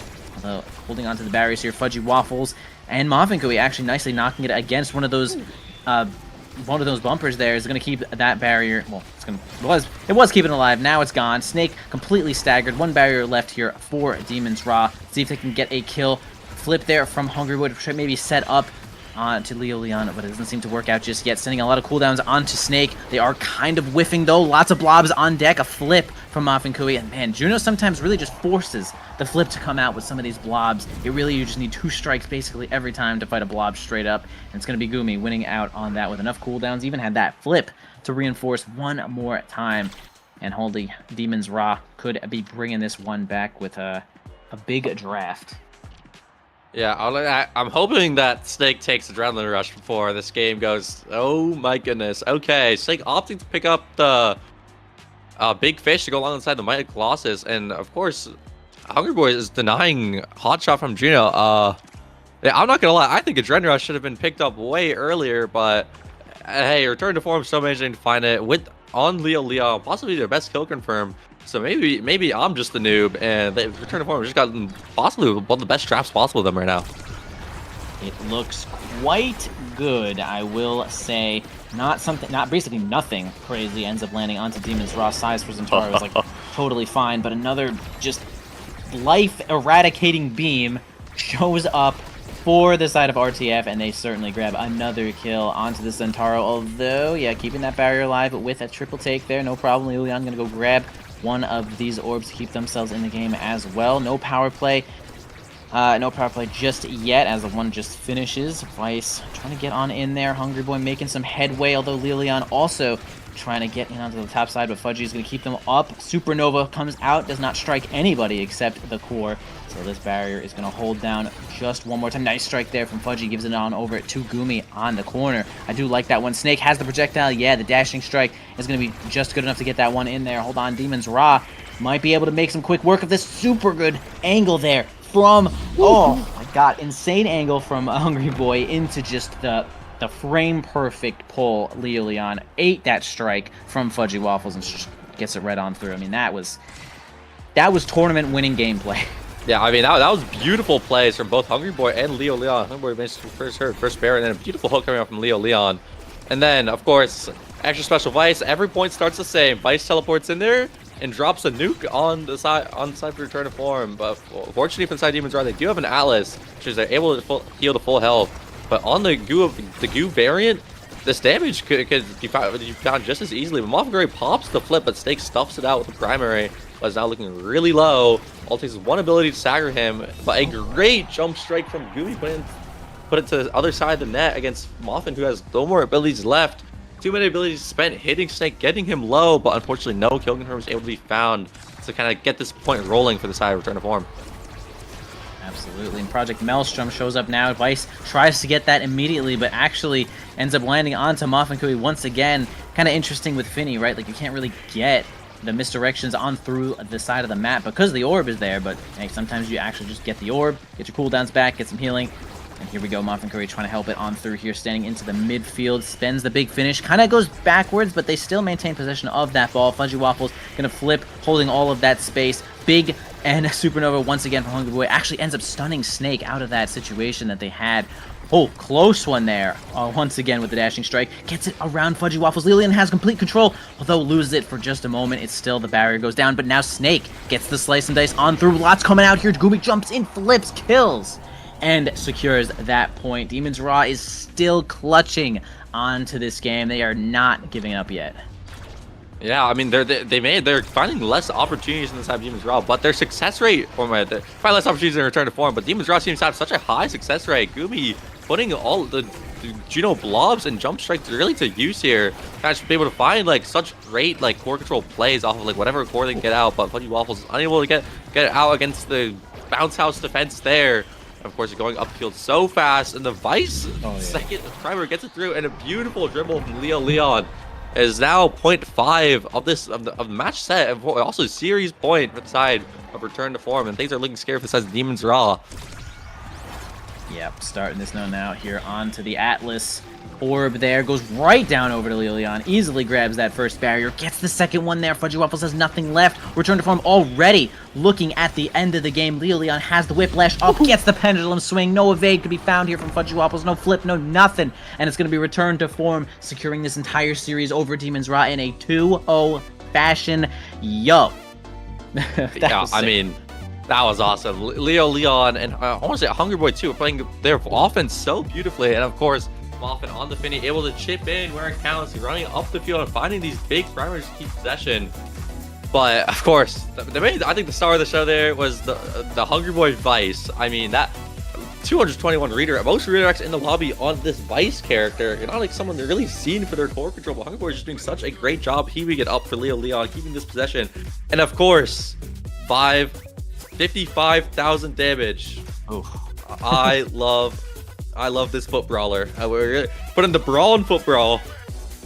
Yeah, Vice unrivaled for the most part when it comes to just dealing insane amounts of damage every time. She is just the queen of doing all of the damage. I mean, Leo Leon was doing such a good job with the ball, and it might have been really because of the support that Hungry Boy was giving, right? Like when the opposing team is losing a lot of health, they are staggered, they can't do anything. Leo Leon is just having a field day, just has no problem dribbling it on through. And Moffin Curry, like you said, really good at moving up onto the midfield, especially with those momentum boots. Gives Finny so much speed to just get active, hold that midfield line by herself with a lot of those long-range cooldowns, and they just played good. They actually just played to their outs. They played directly to their comp. I mean, each variant of Clarion Corp really felt like it was theirs to secure, even when it was on like the goo, and everyone kind of takes damage on the goo. Either way, I mean, you still got Vice on the board, and that was just some incredible gameplay there, if I do say so myself. But we are not done. We are not done yet. We are going to go to just a little bit of a break here as we get our other players set up. And the next match you guys will be seeing is Bun Bun Bonanza versus EKC. Is that not a classic or what, Dropletto? Yeah, we got another animal-themed brawl going on. Cats versus bunnies. Of course, on the cast set, EKC is winning. I still believe it. I mean, you know what? You know what's going to happen, though? Whichever team picks Juliet first is going to win. That's what I'm calling. All right, we got a big Juliet lover in the chat. Actually, on the cast, not in the chat. Possibly in the game, maybe in the post game. He'll be everywhere, but so should you. As we are going to get back here in just a moment. Don't go anywhere. Bun Bun Bonanza EKC in just a few moments.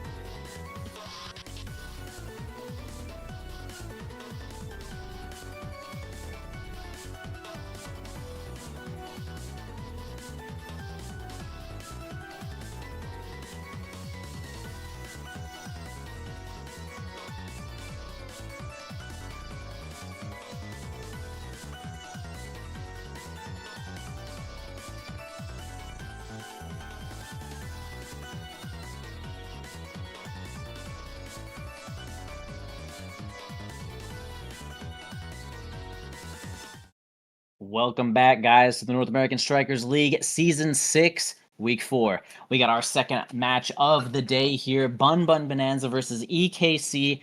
Oh, mega classic from nasl. Oh my gosh, you guys know these players so well. It's going to be sick. I got Dropletto with me on the mic to explain some really awesome stats about these guys. Dropletto, why don't you go ahead and take this one? What do you think we're going to be seeing here? I'm going to tell you what I see. You see that fourth pick over there? EKC picking up the Juliet in the fourth slot. Yeah, I'm gonna give this to EKC. I think they've got this draft on their wraps. It's time to increase Juliet's win rate this game. Of course, there's a lot of scary picks on this side. I mean, Erasmus, of course, Oni Village, kind of his best map, and Estelle first pick for Katsuna. And then some interesting goalie picks from both Soren and Lilybon. Dubu, not a character we see very often. Neither is Era. Of course, Era's kind of had a resurgence in the goalie position right now, but on a fast map like Oni Village, I don't know how often you'd really see her, or if she's even going to perform as well. But hey, starting off strong, Liari and Scyther giving secure a quick double barrier, putting Luna secondary to use. Liari having an early level 2, NXD looking for an early dash punch, but hey, fast Oni point. Era unfortunately unable to kind of keep these barriers down, and it's up to all of EKC to kind of keep the core up in order to kind of not let Era play these defensive interactions in the corner. Yeah, I will say on like a surface level, I feel like EKC has a really tough comp to work with here. Like Rasmus and Luna probably are gonna have sort of no problem getting it through Era in every situation. And they also have Juliet, which we were, of course, are making kind of a big stink about a little bit here. But I don't think Juliet, I am specifically not a super Juliet believer on Oni Village. Especially when you have characters like Kazan and Rasmus, like that can actually just brawl and move at the same time. Makes things a little difficult. Like, you really got to put the ball right in Juliet's pocket to make sure that she gets her job done, just does what she needs to. And I think that's hard, especially in like these big sets when you're against really competent players. They're going to be able to just kind of stuff you out here in the midfield and just make it hard to put it into Juliet's pocket there. I mean, we see Scyther basically just running on over Era. What's she going to do? She doesn't even stun you. She needs Maelstrom basically every situation, although they do get it past for just a moment. Lilybun is going to hit the ball across the speed gate, and it's going to go into the goal. Bun Bun Bonanza, they are winning currently, and I'm not entirely sure if they are sweating just yet. It feels like they're kind of just playing the game and simply winning. I don't know. I think it's kind of a comp thing right now for EKC, but I might be dumb. Yeah, explain. Yeah, I mean, Scyther 12, he's one of the scariest forces to defend against. And when you're on Era, even if your beam's down, you can't shrink this guy. Things are looking scary. But of course, I think Liari and Lilybon are doing such a great job kind of getting involved in that offense. And when they're these 2v2 situations, like playing against Rasmus, like Luna or Rasmus Dubu is not nearly as scary against like the Era Estelle in these defensive interactions. And Soren was able to pick up the team player, which is pretty big, but Hotshot Luna might just be all it needs, kind of break Era's ankles for the rest of the game. Yeah, it's going to be really fast balls, even with just a couple of extra strikes when Luna gets close. I mean, Scyther, perfect timing on that to make sure that the barrier goes down as well. Gives himself the ball, tries to go for the angliest angle of all time, but can't seem to get that one on through just yet. NXDD really just has not had a chance to get like a dash punch situation. They do finally get kind of close, but Lilybun just does a really nice evade and survives that situation, keeping that barrier alive. Soren trying to also make it so that this ball is not going in just yet. Spends cooldown, spends his Bewitching Beams. Scyther is just kind of waiting to get the ball here from Lilybun or Liari. Kind of an interesting situation here to pick Luna on this map. You know, don't really see Luna midfield that often, I feel like, although, well, on this map specifically. Either way, getting that kill is going to be pretty big for EKC, and boom, they get it on in there. Lots of stuns going on to Lilybun, knocking off that prize fighter as well. And taking the first point in this set, can they bring this one back with the team player gameplay? I mean that last point there was classic Juliet lore. Unit character with no evade, ult dash punch, boom, dead, and just like that, NXT's able to secure the first point for Demon's Raw here. Of course, Katsu looking very low, but once again, Juliet is just showing how awesome it is whenever she's in the game, just finding a dash punch flip onto Liari here, and just they get to play the EKC power play. So usually a good strike to kind of slow it down, though, able to deny for most of its possession, and a great nuke from the side of Liari. The hotshot is kind of getting up the field, getting past Era, and is now in front of that with against Scyther 12, who has spoken flip. Extremely scary situation for Era here. But Liari dribbling around Katsu, and just get it up. Scyther starting the dribble, pops the flip, and is able to find it and top it. And hey, his offense is looking good, but whenever you have to play defensive interaction inside with Era, yeah, it can be a little rough. I would imagine so. I mean, on this map, it's so big, right? Your teammates are spread out a lot. You don't really get to get the secondary on both of them all that much. And the Maelstrom is like, doesn't have a good side lane to travel down and really get a lot of value out of. It just feels like a tough map here for the Era goalie. But they are certainly making it work for the time being. Sets up the Maelstrom there, kind of strikes Liari a little bit though. Katsuna's going to back up to try to heal just a little bit there. Scyther, see if they can do a little bit more damage, but ends up dodging Soren completely on the front lines, although they did get a buffered flip there, unfortunately. Dubu ends up losing that situation, but keeping control of the ball for just a moment. Scyther also loses possession of that ball for a moment. Katsuna trying to self-dribble there, and NXT finally gets their hands on the ball, but the Bewitching Beam, the stun! Oh, the secondary from Liari gets it through with the size from Dubu also gets it on through there. Keeps this point alive. That was really clutch. A flip from Liari, nice one. They were definitely under attack there. He's going to have Lilybun moving on in, pass it to Liari once more, and the point shall continue alive. Barrier down. Are they going to secure this one? Bun Bonanza? I mean, it is crazy. Okay, well, Katsu, I was gonna say, it was crazy how long they were holding that defense there, but Katsu just popping in with the TP, striking it past Lilybun, able to kind of get it through because of NXT's flip past the barrier there. And this, of course, the side for both sides really having no energy left, but NXT trying to take advantage of that, looking for the ult dash punches, but is unable to confirm it. Liari stays alive, but still against EKC, which means you could be eating a lot of damage from Katsuna and Soren still, despite NXT popping the dash punch. Moving up the field, and a great primary from Scyther keeps Soren from actually reaching the core. But Scyther is beamed, and when you're beamed on your Rasmus, there's not much you can do. Moving the core down the field, Liari gets it past Katsuna, but Soren is able to walk up on Era with these mom boots. But there's the hot shot, Luna, but the NATO from Era is also able to stun Lilybun. And a great strike from NXT managed to secure the second set. It's kind of flipped this set, like how the game was going on its head there. Yeah, I feel like Hotshot had was a double-edged sword there for sure. It slammed that barrier so hard that it basically just came right on back and stole one of their own. So Liari is going to have to be a little bit more careful sometimes when it comes to just slamming into this ball. I mean, extremely high core speed. See what we can get here. Katsuna opted to take a spark, which is totally fair. No other sparks on the board, as far as I could see. Luna Deadeye, though, that's kind of big. We'll see if they can get some kills. I mean, that is certainly going to... I mean, that is even more core speed. They probably... Yeah, no, they already have, I think, Red Ball before overtime with just Hotshot, so a lot of big stuff coming out here. I mean, Era also getting aerials. I mean, that's kind of important as far as, like, the secondary, which does reach a little farther than I thought. They can kind of hit both teammates when they're pretty far away. I mean, I'm really interested to see what kind of adjustments they're going to be making here, though. Although they do win the second set, so maybe they've already made those adjustments.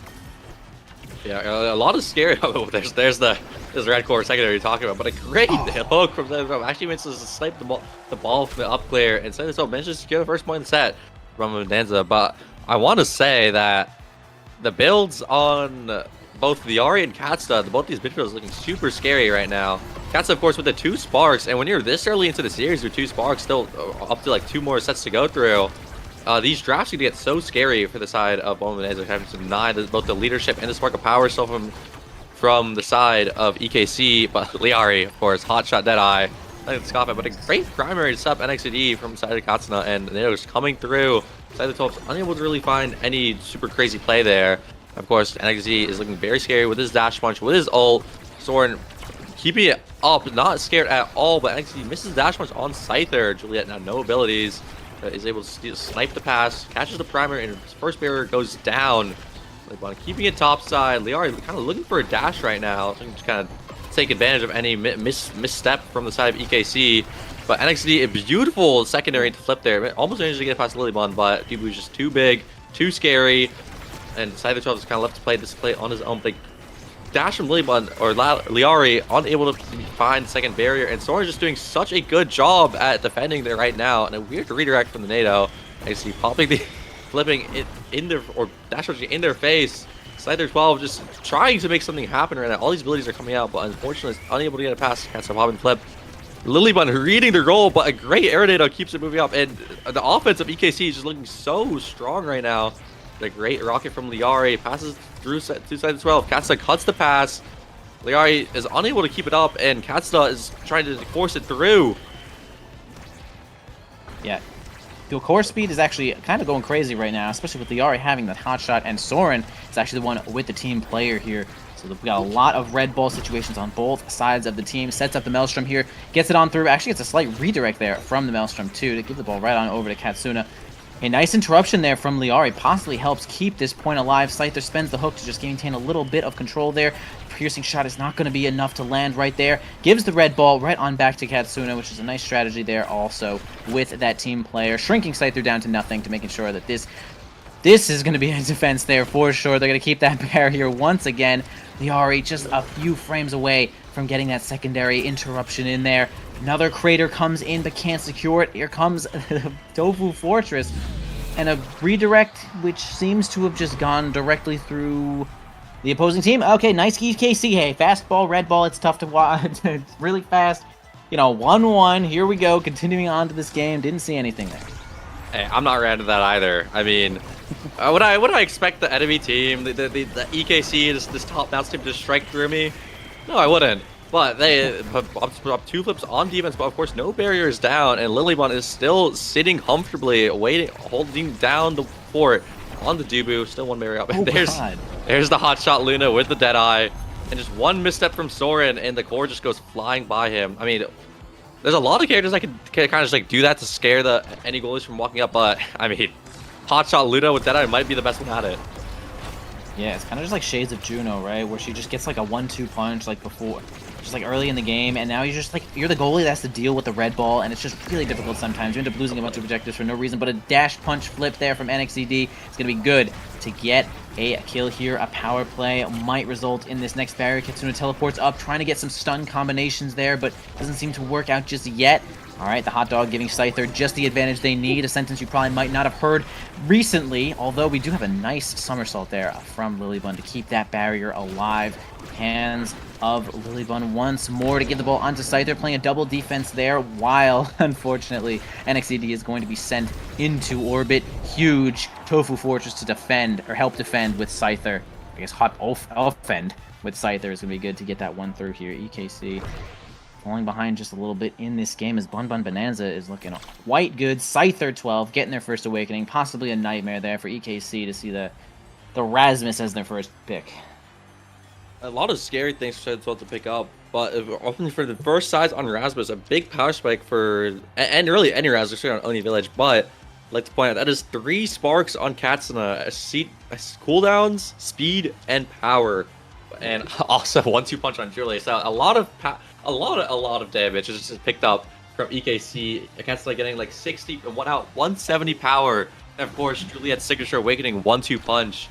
And while there's strong awakenings picked up from the side, Bun Bun Bonanza, I mean, EKC might just be able to find like exactly what they're looking for. They're looking for more dash punches and just more damage that they've always loved. Yeah, I think that both sides definitely got a pretty strong draft. They definitely picked exactly what they wanted there, and correct me if I'm wrong, but I don't think we saw Spark of Leadership just yet. Could possibly be hanging out in this last draft. And, you know, if Katsuna gets the MVP here, there's nothing they can do to stop that situation from happening. One barrier down here from Bun Bun Bonanza, one from Soren as well. They're going to try to keep this one going, although they find themselves a kill onto Liari, though. This could be big power play, although Scyther is certainly doing a good job of stalling for just a moment here. Nice somersault, but NXTD strikes real early right there and grabs that final barrier up to Soren. Gets the Bewitching Beam, makes the ball a little bit smaller, harder to strike. Huge Maelstrom coming in, everyone's spending their evade. And I mean, hey, that's value. If anything, you take 2 evades from the opposing team, I think that's pretty great, especially with Juliet on your team. It's solid to me. Of course, Juliet wanted to find these kills that would take an old dash punch, but her being here staggered herself means it's just so hard for her to walk up, and the Dubu with the 170 power just secures the kill. But Soren with a great strike on stopping Scyther 12 from getting anything crazy out of stall, and Katsuna with a great TP. Now they're just ready going with team player, looking to kind of get it out here, and Katsuna moving up the field. They're opting to dash backwards to stop the core, but Scyther is able to deny possession. But oh god, we've got the railgun charged up. Team player in overtime. That's an NXT looking for something to find on Liara, but she defends so well. The Maelstrom coming through, and I mean, it is just so scary for the side of Bonanza when Soren can just pass through teammates at any time. And I mean, yeah, that could happen. And if you're anywhere out of position, they can just pass it between each other so quickly. And on a map like Oni Village, where the core is already moving faster, you're just not gonna have enough time to react and cover that angle. Yeah, that happened all in the time span of Lilybun simply charging up a log. Was trying to play even more defensive there because the ball was red with the log, and it ended up actually being worse because of the cast time there. Lots of core speed showing up in the overtime. Even with Katsuna, right? They don't make the core red with striking in overtime, but they make it really fast, 170 power too. So it's just a whole lot of threat for Bun Bun Bonanza when it comes to overtime. But they are making quick work of these barriers, both down already. Liari nicely giving the ball as fast as possible to Scyther and securing a kill as well. NXCD gone, and so is this point for EKC. Bun Bun Bonanza looking really good. I like what Liari is doing here. I mean, it's really just getting so much value out of this hot shot. And now getting some value out of this fight or flight too when Luna just has no ability. She seems like immobile and hard to move, but a lot of extra speed coming out there too. But great passing play from NXT and Katsuna. Able to secure the double barrier so quickly, and Lilybun attempting to read the down is actually mixed by NXT, who just opts to dash punch right at Dubu, going past the log, and EKC is looking to make it to the last draft, which means that Katsuna could be running for president right now. They certainly might be. I mean, we can see most of the points that the ball starts on the bottom line. Katsuna spends all cooldowns to grab that barrier, which is just a good amount of experience to get.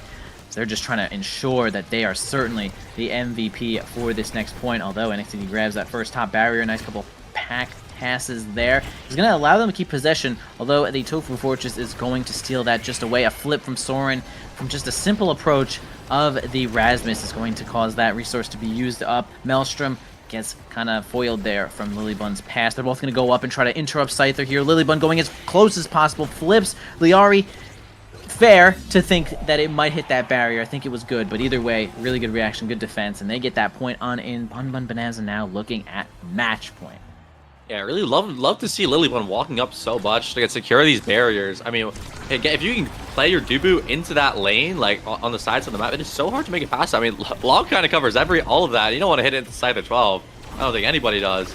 So whenever Lilybun can get involved in defense, it gets just so scary. But Scyther 12 actually manages to find a kill on NXCD, and Liari unfortunately misses the dash, which means Katsuna and Soren are able to play quite slow as they are waiting for NXCD to come back up.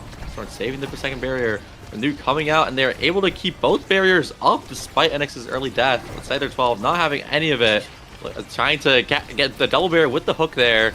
Lilybun keeping it down, keeping it defended. Scyther 12 opts to pop the flip, but is unable to find it, but is still able to get the barrier with a strong strike primary. And it is set this 0.5 set 4 is like super scary for both sides. I mean, Bun Bun Bonanza does not want this to go to the last set, and EKC wants their presidency real bad. Yeah, you can see them playing as hard as possible, man. They just need this 1 point to keep themselves in. The Maelstrom comes out, kind of self-dribbles at the Scyther, but they do end up surviving that situation. A pass on over to Liari, kind of a whiff there, but they do end up surviving. EKC playing as much as they can, bro. Okay, Katsuna actually teleports in the way of the hook to keep that point alive as well. NXT tries to go for a self-dribble there, gets the flip. The somersault a little early, it gets it right on through. I mean, I say a little early, it was probably fine. It's just, I mean, it's hard. It's all mix-ups with the flip. So they tried. NXTD wins out on that situation. And now we actually don't have Katsuna as the MVP. In fact, 4th in the draft. So the Nightmare, which could have been really bad for Bun Bun Bonanza, is easily avoided. Unfortunately, no 4-star Sparks game in nasl Season 6. Unfortunately, denied away by Lilybun. Of course, correct if you want to win. And you're at side of 12 getting another size. But of course, Twin Drive Estelle, when she already has all this power in CDR, is nothing to scoff at. And a lot of strong awaitings to pick up from everyone, but low-key not Soren. Size era, not the best, but everyone else looking... I saw, you know what, both the goalies got pretty terrible pickups here, I'm not going to lie, but... Yeah, not super great there, right? But continue this point, yeah, Katsuna still has 3 sparks, which is quite good, I would say, as this last set is going to commence here. Liari, no evade left. If NXTD might be seeing them as a kill target, could be good. Still got a barrier up here for the Dubu. Sends the Tofu Fortress onto the top lane. Scyther spends a couple cooldowns to try to keep control of that one, but ends up losing it for a moment. Winning a strike war against NXTD, but kind of a double defense here from Katsuna and Soren. Liari just going for a big offense, but it doesn't seem to work out. Now Lilybun moving up past midfield. See if they can help with some of this offensive pressure. Perhaps if a Tofu Fortress is up, we'll see it if they can get this ball in there. Although Scyther ends up falling on off the map, spending out that drone. A stun from Katsuna is going to be nice onto Lilybun. Kind of hard to miss the Dubu either way. Scyther trying to dribble it as best as they can. Tofu Fortress ends up slaying the dash punch, but Scyther gets it on through anyway. Nice work, man. Bun Bun Bonanza. Get the kill, get the point. Got some good energy on Scyther, too. They are poised to continue onto this win streak here. I mean, that's the spec training prize fighter Dubu coming into play. Just kind of just deleting NXTD for even trying to walk up on the side against this Dubu ult. But Scyther 12 is kind of being run down right now. Has the flip, but is extremely low. NXTD is trying to find the dash punch to kind of secure the kill there, but is unable to get anything. First barrier taken by Katsuna. Scyther 12 looking for a hook flip kill on Soren. Is unable to find it, so pops the flip. Gets kind of stuffed out by Soren, just striking immediately, but is still able to get past him. And is now Scyther 12 on the open net against Era. Almost finds a beautiful primary, but NXT has dumped his full kit into Scyther 12, who's still alive and is unable to be confirmed. And now Lilybun is getting involved, gets the Dubu ult in, but is not enough. And Katsuna's moving up the field, but Liari is able to deny the possession, but NXT snipes the pass. Is now Liari popping the flip and using the hot shot to move up the field, but everything is being popped right now. A great strike from Katsuna, another ult from NXT, and they are finally able to find the kill on Scyther 12, and also a great redirect from Katsuna. He's able to take the barrier while it's at it, looking to start some team player. The core is looking real red, but Liari is dashing in, attempting to find it. Dubu almost sniped it. Beautiful, beautiful secondary strike from NXT to secure that point. It was going to be hard enough to deal with the overtime passes there, but might as well just slam that one in there with that 1-2 punch assistance. No problem. EKC grabbing that next point, evening this up here. Lilybun losing the first barrier there. Top side to NXZD, spends the Tofu Fortress. We do have extra special, so feel free to use all of your special abilities there. Katsuna a little bit off with the stun. Doesn't seem to end up hitting the ball at the same time. Loses the barrier onto the bottom side, though. NXZD trying to go up with this flip. Really close. Doesn't need the flip. Keeps it for next point. Big for EKC. Lots of energy on Katsuna as well. This is coming right down to it. Bun Bun Bonanza looked like they were in a whole lot of control for at least the first half of this game, but another mix-up, just like our last series. You know, things might have changed. Yeah, but of course, I'll at least point out that NXT's got the flip, and with that ult we just saw, he's definitely looking for just a real easy kill. And if he can just find like an ult dash punch, and with this flip, I don't know where you could even be standing to survive that. But they're able to secure, AKC can secure the first barrier, and AKC looks for the dash punches. Liari evades preemptively, just so much space is being covered by this Juliet, and they have to evade so often. Like, great Maelstrom from Soren actually opens up the bottom side, forcing Lilybun to flip, and is now no more energy from the side of Bun Bun Bonanza, and of course, NXT is the Juliet, has that flip, but Soren actually looks to get it up the field with the Maelstrom, but it actually finds the kill on Lilybun, and it's looking like EKC want to close out this game. They are really close to doing it as well. They got this big power play coming out, a couple of cooldowns, but does end up getting foiled there from the double defense. Although the Maelstrom from the back line, from the top rope, Soren ends up securing that, looking for the team player. Mega passes here. Falls out of possession for just a moment. Tofu Fortress down pass. Oh my god, the piercing shot on up from Katsuna to just get it on through. A shocking end. I mean, I don't blame Lilybun for not reacting to that one. That was really just 4 lightning fast strikes, lightning fast redirects in just a few moments. And man, EKC ends up clutching that one, squeezing it in their grasp, and they, oh my god, grind that one to the end, taking that one over Bun Bun Bonanza. Yeah, great game from both sides. It was, I mean, that was kind of crazy. The core was moving so fast at some of these points with so much power on both sides. But of course, we're talking about power. Katsuna with 3 sparks, dropping 50k damage on an Oni Village lobby is not something that you really see very often. Just kind of forcing Scyther 12 out of so many situations, and just all this damage coming out of that EKC. And when you there's a Juliet on the team, you don't really want to be anywhere nearby when you're low or even staggered against Juliet, because she just finds such an easy job and just takes you off the map. Yeah, I mean, and the numbers just explain the game itself, right? If you see Estelle doing 50k damage, that means she's got cooldowns for days, right? The triple spark giving her so many extra cooldowns. The extra special, I mean, she is launching the crystal thorns every second, striking all 4 people, and that is a ton of damage and redirects. And well played there from Katsuna to find those sparks and make it basically their win condition perfectly. Bun Bun Bonanza, they started out really nice that game, but they lost a little bit of control there, although now we're going to a very different map. Oni Village, kind of really big, really wide. A lot of like checkmate combo situations that are required to get like the second barrier from the goalie. Gonna be a little different here as we're gonna move on to Amy's app, which is like a lot different. You know, Yeah, Oni Village, we're playing for ball, right? But this game, we are just trying to put the enemy in the hole. You know, it's kill everyone, right? Like we just saw that. We saw Snake just shooting people in the face, and they weren't dying from the shotgun. No, they were dying from just falling into a hole.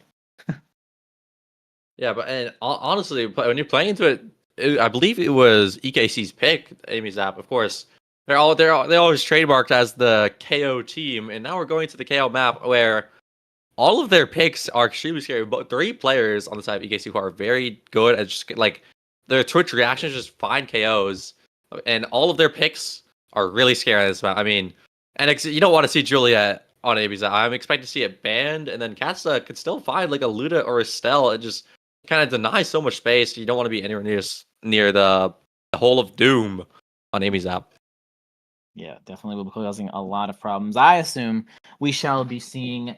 Actually, man, it's so tough, right? Because you want to ban Juliet so bad. Sometimes, I guess there's some situations where maybe Juliet's more threatening than Rasmus, but like Rasmus is just a basic ass demon on that map. I mean, you just can't let him hook you. Like it's got so much base knockback. But Juliet, I don't know. It's all kind of tough. I mean, now Rasmus looks a little bit more threatening here, right? Because the Deadeye, I mean, you are dead. You are dead. He hooks you. You are taking 1 million player knockback, and you are falling into a hole. So it'll be, I guess the Juliet might make it through unless both teams are like, yeah, we're gonna ban Juliet Rasmus. We're gonna have a nice, nice quote unquote honest game. Yeah. when we have Deadeye Luna and Vice just ruining everything. Yeah, I'm really excited to see what both sides decide. Of course, Bun Bun opting to ban the Julie. I believe they're looking for Scyther 12 to just get the Rasmus. Of course, his signature pick, and like you said, Deadeye Rasmus is one of the strongest picks on this. I'm not quite as good as Spec for him, but that is a lot of knockback on this hook. It makes it extremely hard, especially if you can't pay attention to Scyther 12 at all times, just kind of be in a safe spot. And of course, they banned away the Finny from Lilybun. And yeah, I mean, I'm expecting Rasmus' first pick. If not, opting to pick the Luna instead. This is like a really interesting red side moment. Like we just talked about red side a little bit there on like the break, and now this feels like a red side moment where Bun Bun Bonanza was like, let's get Luna, let's start blasting, and now the opposing team is like, let's get Rasmus, and then whatever the heck else we want. So it's like, I mean, they could have taken Rasmus, but they didn't. So, I mean, that this is a really interesting situation where team does not pick Rasmus. I mean, well, I mean, it's really all on this Luna now. I mean, we do have Luna Deadeye, so I'm not gonna just say, oh, yo, but like, Rasmus is on the board. I'm scared. Yeah, I'm scared too, but I wouldn't be shocked if Scyther 12 wants to pull out the Drakkar here. Brawler not picked yet. Vice coming out from the side of Bumble Bonanza. And hey, it's Deadeye start, and they just want to kill people. This is gonna be just a disgusting game. It's actually gonna be just a nasty ass game. Oh, and a Kazan to top it all off. This is going to be the most honest fundamentals Omega Strikers game of all time. And man. Honestly, I don't know about the Kazan though. I mean, on Deadeye start against Razzle's Amy, and then most likely, I wouldn't be shocked if we see Estelle coming out from Katsuna here. That's a lot of damage. And when you're on Amy's app against Deadeye as Kazan, oh, actually pick up Juno instead. Be less damage than expected, but still, the same applies with the Deadeye. It's a lot of damage, and if Kazan might not be able to survive for very long against this. Yeah, I mean, wow. This is a draft of all time. Now, this might be, to the players, this might be normal. Like, they're probably maybe expecting this, right? But like to me, I'm looking at these characters and I'm looking at this map and I'm saying, what? This is just gonna be like Bun Bonanza just trying to just deal so much damage that the Rasmus doesn't matter anymore. And they might be able to. But like we just mentioned, I mean, Kazan is like maybe in the smallest health pool that we have. And Amy's pretty good at dealing damage. Rasmus can kill you instantly. And Juno is also surprisingly good at dealing damage and has Deadeye. Now, I'm not sure how many people are going to be taking Deadeye here. Probably a bunch. Probably a lot. But hey, spark of focus, put on those glasses and let's see what's going on. Yeah, and hey, maybe we've got another running for mayor. I'm down for that. I wouldn't be shocked if Scyther 12 being the only person on the spark of focus here. But yeah, speaking of focus, I do think that's what's going to come down to this game. Whoever can pay attention the most, because there's a lot of things you got to pay attention to Amy's app. Of course, your positioning, but when you're playing against characters like Luna, Kazan, there's a lot of mental stack against that. Of course, on the other side as well, dealing with Razor's hook across the map. And you never know when Soren is just going to decide to blink Lich Pop with Deadeye and just try to one-shot you from anywhere. So whichever team can just not pay attention to the entirety of the map at once and just not get tripped up by any Amy's app shenanigans, I think he's going to be the one to come on top here. Yeah, definitely. This is an evade heavy map, but we need as much energy as possible. I wouldn't be surprised if one of the goalies take orb rep later because, I mean, you're going to be trying to dodge everything here. As we can see, Scyther is certainly the only one to take the spark of focus there. NXCD gladly taking those pummelers as well. Scyther grabbing those slick kicks. Both have eject button here to try to get involved as much as they can, which is totally understandable. See, and what will happen here as level 2 is gonna, I think it's really gonna be the level 2, right? Once we start getting those ults, things are gonna be really happening slow maybe first 20 seconds of this map. NXCD first to hit level 2. They got their hook. They're getting some cooldowns. See if they can secure this first point here for EKC. Not quite yet. Katsuna getting involved as well. Soren, maybe no cooldowns just yet. Okay, was maybe misreading the play there, though, but Liari ends up winning out, grabbing that barrier. Incoming Juno situation doesn't seem to work out, but Scyther gets it in there with the assistance of Liari. Bun Bonanza, first blood on the Amy's application. Yeah, I mean, it was great play from Scyther and Liari. They're kind of keeping it out of the hands of both Soren and Katsuna to keep it down, but actually a quick glitch pop from Soren is able to immediately secure the first barrier, and Scyther 12 is looking super low, but of course Kazan against your net is always going to be scary. You don't know what he might just do, but Scyther is still super low. Could just die to any ability here, but Katsuna using the primary to hook back up to themselves, and NXT is unable to find a play off of it. Of course, Hook is going to be coming up soon, which is going to be scary to play against, and Scyther 12 is still staggered on the other side of the map. Oh, but 2 kills going down, and the crazy things are going to be happening in this game.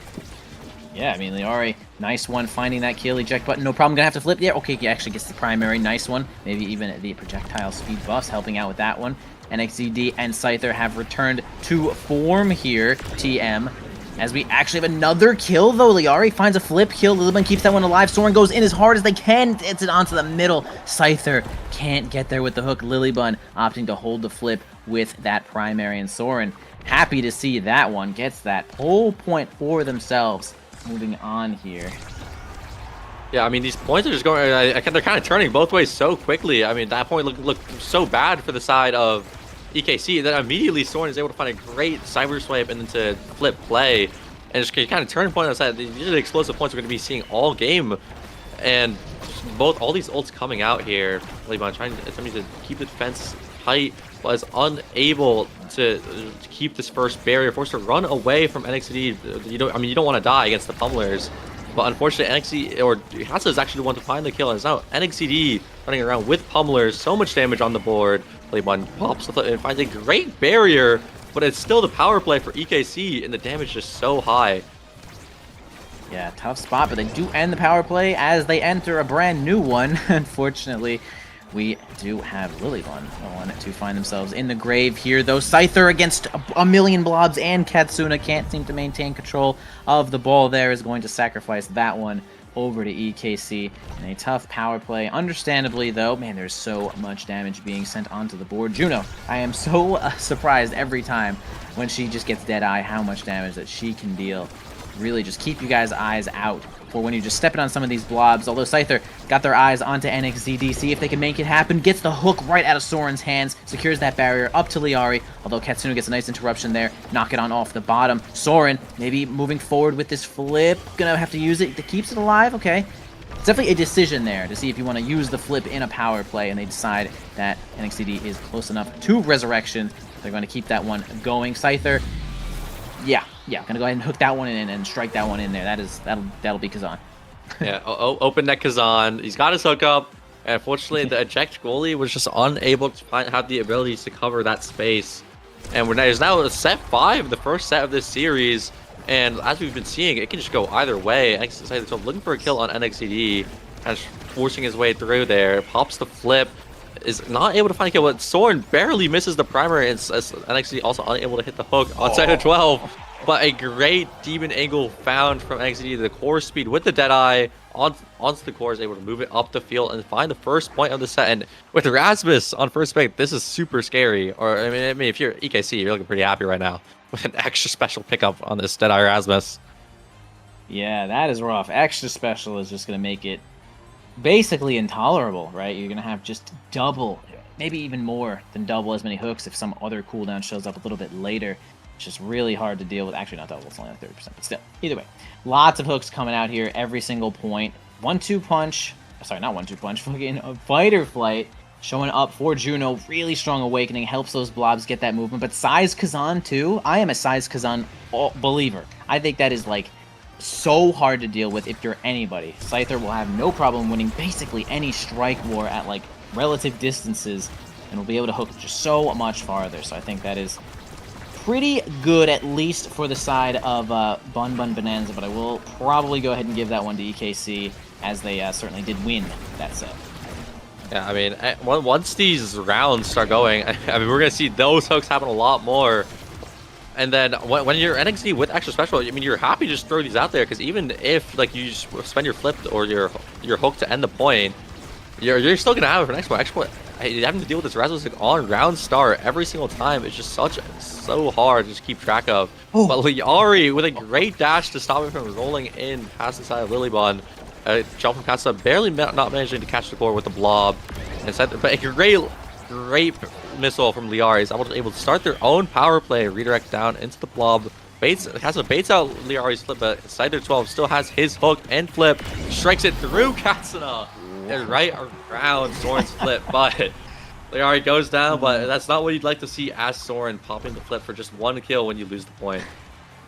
Liari goes down like a warrior, gets on in there, get down, Mr. President, and yeah, ends up exploding there, and Soren's was unable to get the ball. Pretty funny ending there for Bun Bun Bonanza.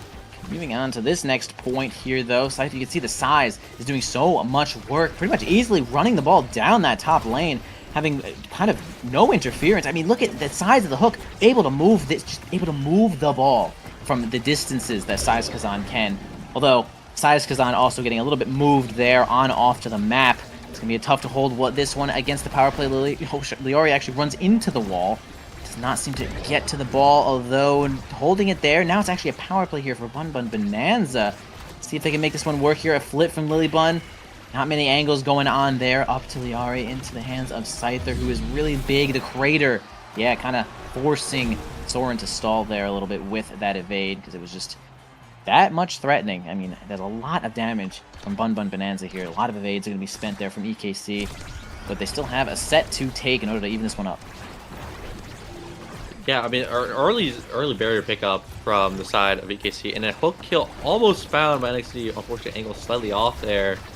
And even though Bun Bun is up 2-0 right now in this set, I mean, things are still looking pretty up for EKC. Able to find all these kills, and of course, the extra glass was so hard to deal with. Able to find these early barriers, keep possession.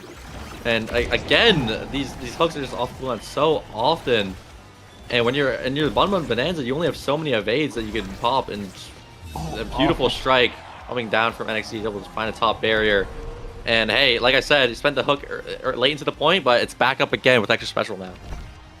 For sure. I mean, hook has like 20-second cooldown by itself. With extra special, it's probably down to like 15 seconds or so. I'm not a math major, so I'm not going to be able to tell you either way. It's going to be low cooldown. Even when you just start spamming that one, it's really good. Even does a whole lot of damage itself. And when there's a barrier up, you can just use it to play ball. It's just so good. Soren jumps on in there with no extra dash range. Just good positioning. You see where he was jumping from.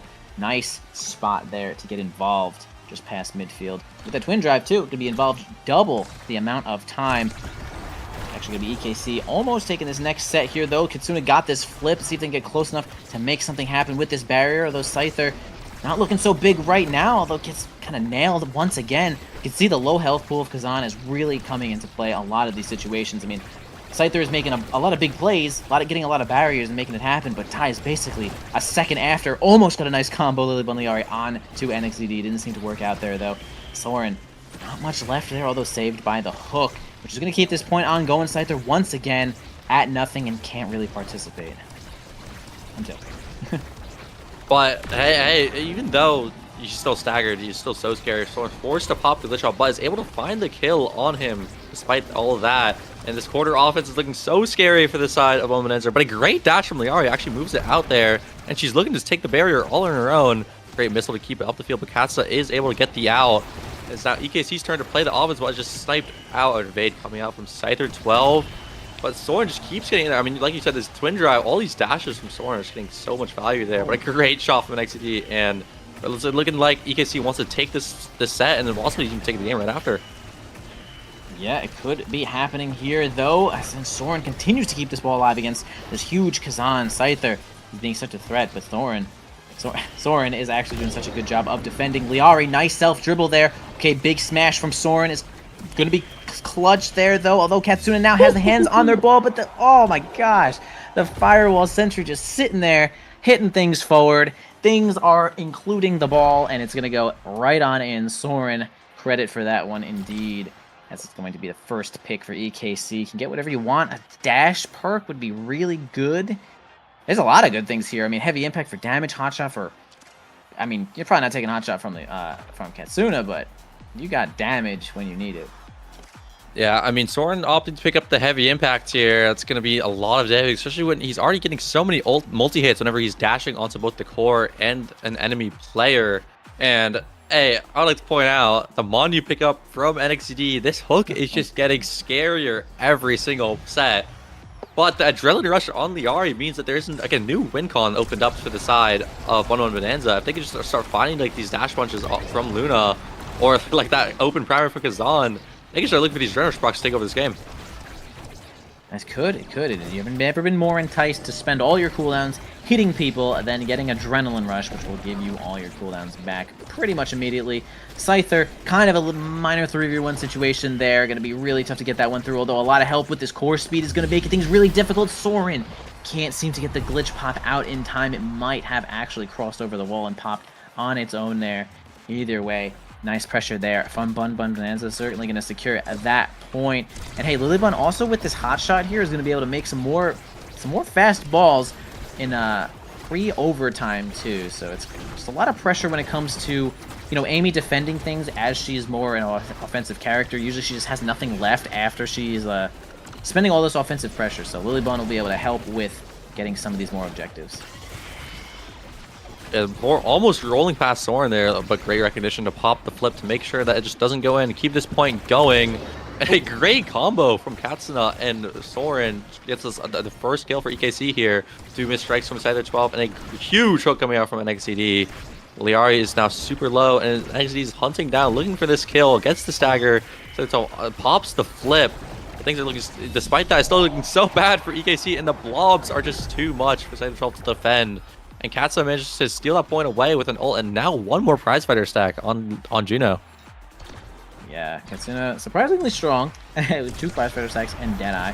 We're doing a lot of damage. You can see the giant hook there, perfectly evaded from Scyther. That does take energy and a resource of your own, so eventually you might not have these resources left. As long as you get involved, get enough to keep some of these evades up, as NXCD has just become such a huge threat with this extra special Rasmus on this enemy's app. Has been so tough, but Liari gets a kill with that adrenaline rush, is now flying at the speed of light, has extra cooldowns as well, waiting to get involved, or maybe waiting for another snipe to get a kill here, but ends up kind of foregoing the situation to get the point really close. Liari tries to wait as long as possible to get that ball on through NXCD, but the Whiplash is going to keep themselves up. Scyther 12 getting teleported to the defensive line after falling off the map with that drone. The ball kind of gets right through Soren. Yeah, nice pass on up there to Scyther, who is in position.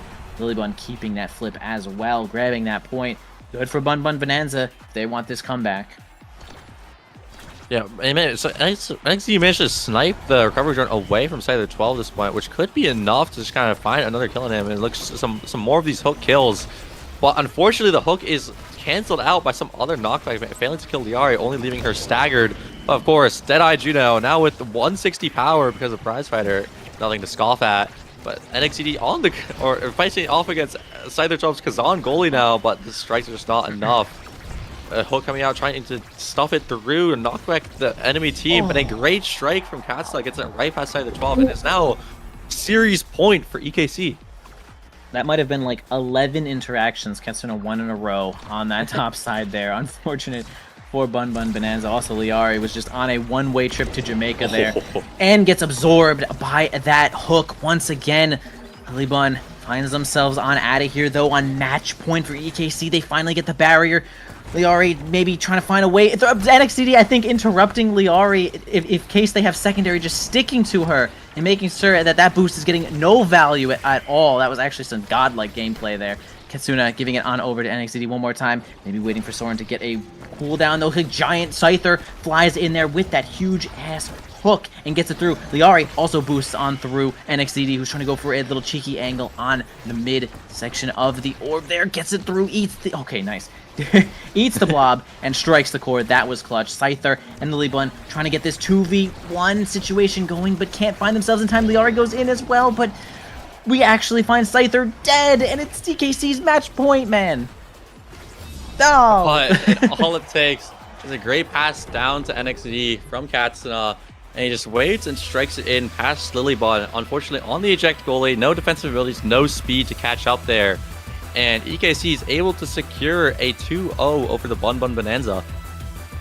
Well played there for EKC. I mean, they got pretty much everything that they needed, right? I mean, they decided to... Well, it was actually Bun Bun Bonanza that decided to take the Luna and leave that Rasmus open, ban and pick. And it might have... I mean, I'll be real, I don't think it was like the Rasmus that ended the game. We can see it's right here. 5 kills. I mean, that's a lot. 5 kills is a lot. Soren also has 5 kills. They always get 6 kills. I mean, they played to their Luna, like, pretty well. I mean, she's the most damage in the game. Like, they're doing their job. But, I mean, Rasmus is really good at also playing ball. And these players are quite competent, I would say. So everyone just really involved. Like, none of the numbers are really like outliers here. Both the teams played like really well to each other. I mean, none of the redirects are like going crazy, and not one player has it all here. So I would say that it was a really close game between both of these teams. I know it sounds so stupid to say generic. Both teams played well, but I do honestly believe they did. Yeah, no, for sure. I mean, 6 goals coming out from the side of Bun Bun Bonanza. I mean, I believe every single set almost went to 2-2, right? I mean, it was a very, very close 3-0 for this game. Of course, 3-0 sounds bad, but it was extremely close for Bun Bun Bonanza. We're almost able to close out all these sets, but it was EKC who were able to kind of take advantage of like a comp that just has like more playmaking opportunity, just kind of close out these points just slightly faster than the Momo Bonanza. Yeah, well played there to EKC. Moving on in there, getting that point for this season 6, right? Week 4, looking really good. But that'll be it for us. That was a really good cast. I had a good time there, and when we come back, you are going to be seeing Showtime against Wee's Little Bees. I mean, Wee's Little Bees has actually been playing like kind of pretty good. I mean, they are currently 1-2, but I've been liking everything that I've been seeing in their games, and they're relatively new to the nasl scene, right? So, gonna be exciting, gonna be action packed, and we are gonna be back in just a few minutes. Stay tuned. It's gonna be hype.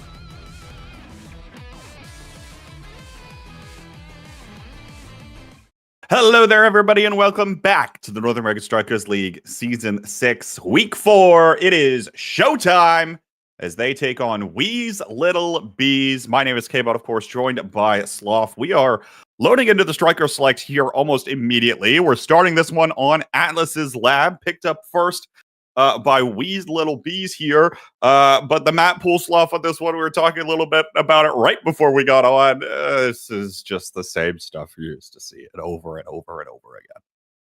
Yeah, I mean, it's you know, people have their preferences. You play for those preferences. The round 1 bans were Amy Zap, Demon Dice. The other bans were Auten and Oni. So yeah, we'll see a little bit of Atlab, then go into Clarion next, and right after finish it off with a Night Market if we do go to a game 3. And we're starting off on the Atlab here, together with a Glass Cannon Recovery Drone start. So a little bit of pace, a little bit of survivability, and a little bit of damage. We'll see who's gonna adjust best, as we have quite a few interesting picks here. Definitely a handful of interesting ones. The one thing that I first want to call out, of course, is the first picked Juliet. This champion has gotten a 92% win rate heading into the day today in the North American Strikers League.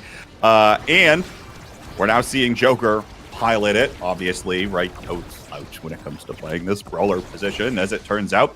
But of course, you might be wondering who that midfielder is on Showtime. It's Kainoob! Kainoob jump scare. He's back in the league, this time playing with Showtime. And, you know, I think Showtime is a team that we often talk about Shionzu's role, but just putting in and slotting in Kainoob here, theoretically, should be about the exact same. Yeah, it's about the best replacement you can find to Shionzu, right? Obviously, Kainoob, an excellent player. And gonna bring out all the value as well. And I also want to say, I feel like the comp that the side of Showtime has come for here, it's just very kitten compy. You just have the Mok, you have the Arrow, you have the Julie. You're just very heavily leaning into this whole Juliet is kind of strong right now by just saying, you know what, we're just gonna enable you as much as possible. We're gonna make sure you have every single tool you could possibly need to attack the enemy with. And Joker, you just do your magic up front. We'll hold it down for you in the back. Yeah, I mean, not many other players, right, are you going to put your full absolute faith into. Joker being one of them, right? Very used to that playstyle overall, but at the moment, it's not quite getting the job done. Seen a couple of team plays come out of Wee's Little Bees, and I think that's the other thing about this sort of kitten comp style. We're used to talking about Era as a scaler. And I guess in this one, right, you're really wanting a handful of those special power awakenings on a Juliet to really get things going. Yeah, most definitely. You need to find that scale to really get online in this game.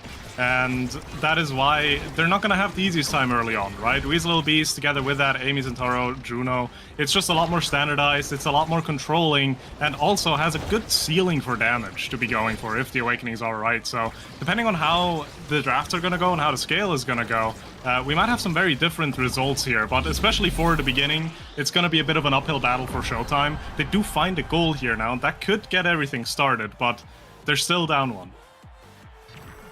Still down one here, and you mentioned, right, like, just the ability to have the amount of presence that these strikers have on the map. We've talked about Zentaro, the multiple dashes. Obviously, Aimee has been around perennially in the game, and Zach's back on the Juno, actually having that goalie go back to it. Juno being the most popular striker by presence in the North American Strikers League heading into the day today.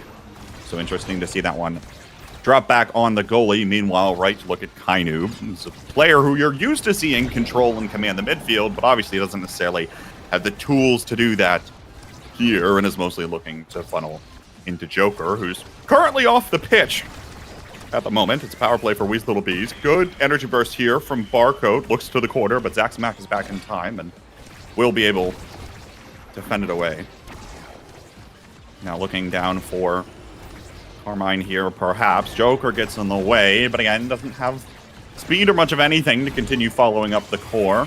Recovery drone is procced out of Wee, and we're in overtime now. Joker looks to collect the core, can't quite get it done. Carmine now trying to find it, but no, Joker just threads the needle. Well done to find that shot off the post to the corner, and we've got a tied ball game.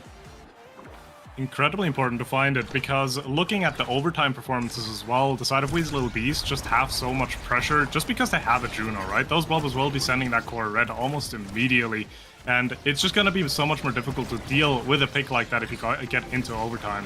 So important that Joker was able to find the goal there when he did, because that means they're going to get another point that they can play out and another possibility to set themselves a set win. Another possibility, but it doesn't look quite well here, as Wee's Little Bees has got the onslaught going already. Looks like it will get sent away, at least for now. Joker trying to control the core here off the top side. We actually very low on Sager, knocked away from the energy burst out of Barcode. No real abilities online for anybody here. Now Carmine just going to be able to pop Kainoob off the map. It goes right on over to the waiting sword of Wee. That'll be Wee's Little Bees taking the first set. They will be rewarded with the first few choices in the Awakening draft as well. Carmine being able to pick up a first Awakening here, and I'm seeing a hotshot in this draft. And now it's a little bit of a question as well. Are you trying to greet the hotshot down to Zaxmac, or are you just saying, you know, it's going to be fine enough on Amy? Because if it's not picked up here, I feel like it's going to go down to the Arrow. The Monumentalist, solid choice for that turret as well. The hotshot does find its way down to Zaxmac, so that's going to be a lot of value. Kainoob getting the Among Titans is going to be an incredible pickup as well, helping with that midfield control, just getting that snowball started, because there is even more movement speed. And talking about movement speed, Super Surge Mako as well. So once Mako starts banging those drums, it's going to be fast. I think there's a lot to like from both teams in this draft. You mentioned the Super Surge, right, from Barcode. Joker picks up Reptile Remedy. Good survivability here, especially early on when we're actually seeing a decent bit of damage come out of this team composition from Wee's Little Bees. And then, of course, the Among Titans, further amplifying this idea of, you mentioned, the kitten comp. Really looking for Joker. Kainoob popped off the map once more by the Gravity Well this time, as we're seeing power play opportunity for Wee's Little Bees. They just take a moment, actually, to just slow the pace of play down for just a moment. Joker now back up to this top side. See the Firewall Sentry turret trying to help get this one away. Great ultimate. Zaxmac is there in time. This Joker is looking to make a more creative play on the core in the opposite corner again. This one is going to thread the needle, though, right around the Gravity Well. And Zaxmac doesn't have the bounce this time.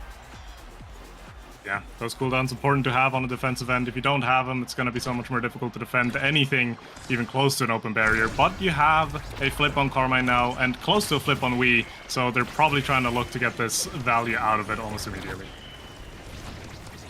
Energy Burst traded immediately. Carmine burns his, as well as, I believe, his Joker taking a barrier. Here's Wee's this time, looking to send it in with the Firewall Sentry, but Barcode's got the clearance.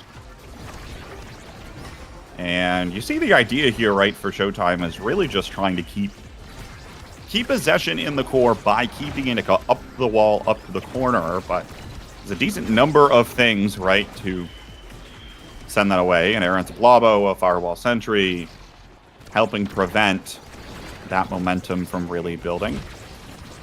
Second barrier taken here, Wee's Little Bees. We on the aggressive, can't quite find it. And recovery drone will be procced out of Joker. Now we see Carmine and Wee both trying to come through. Zaxmac leaping a little aggressively past the yeesh line here. Joker looks for the punish, finds one barrier but doesn't find the goal. Overtime now. Just start to see the core speed continue to escalate. Wee's down low. Here's Joker with a shot. Zaxmac's got it this time. Now collecting is Wee, looking to dash on away. Will do just that.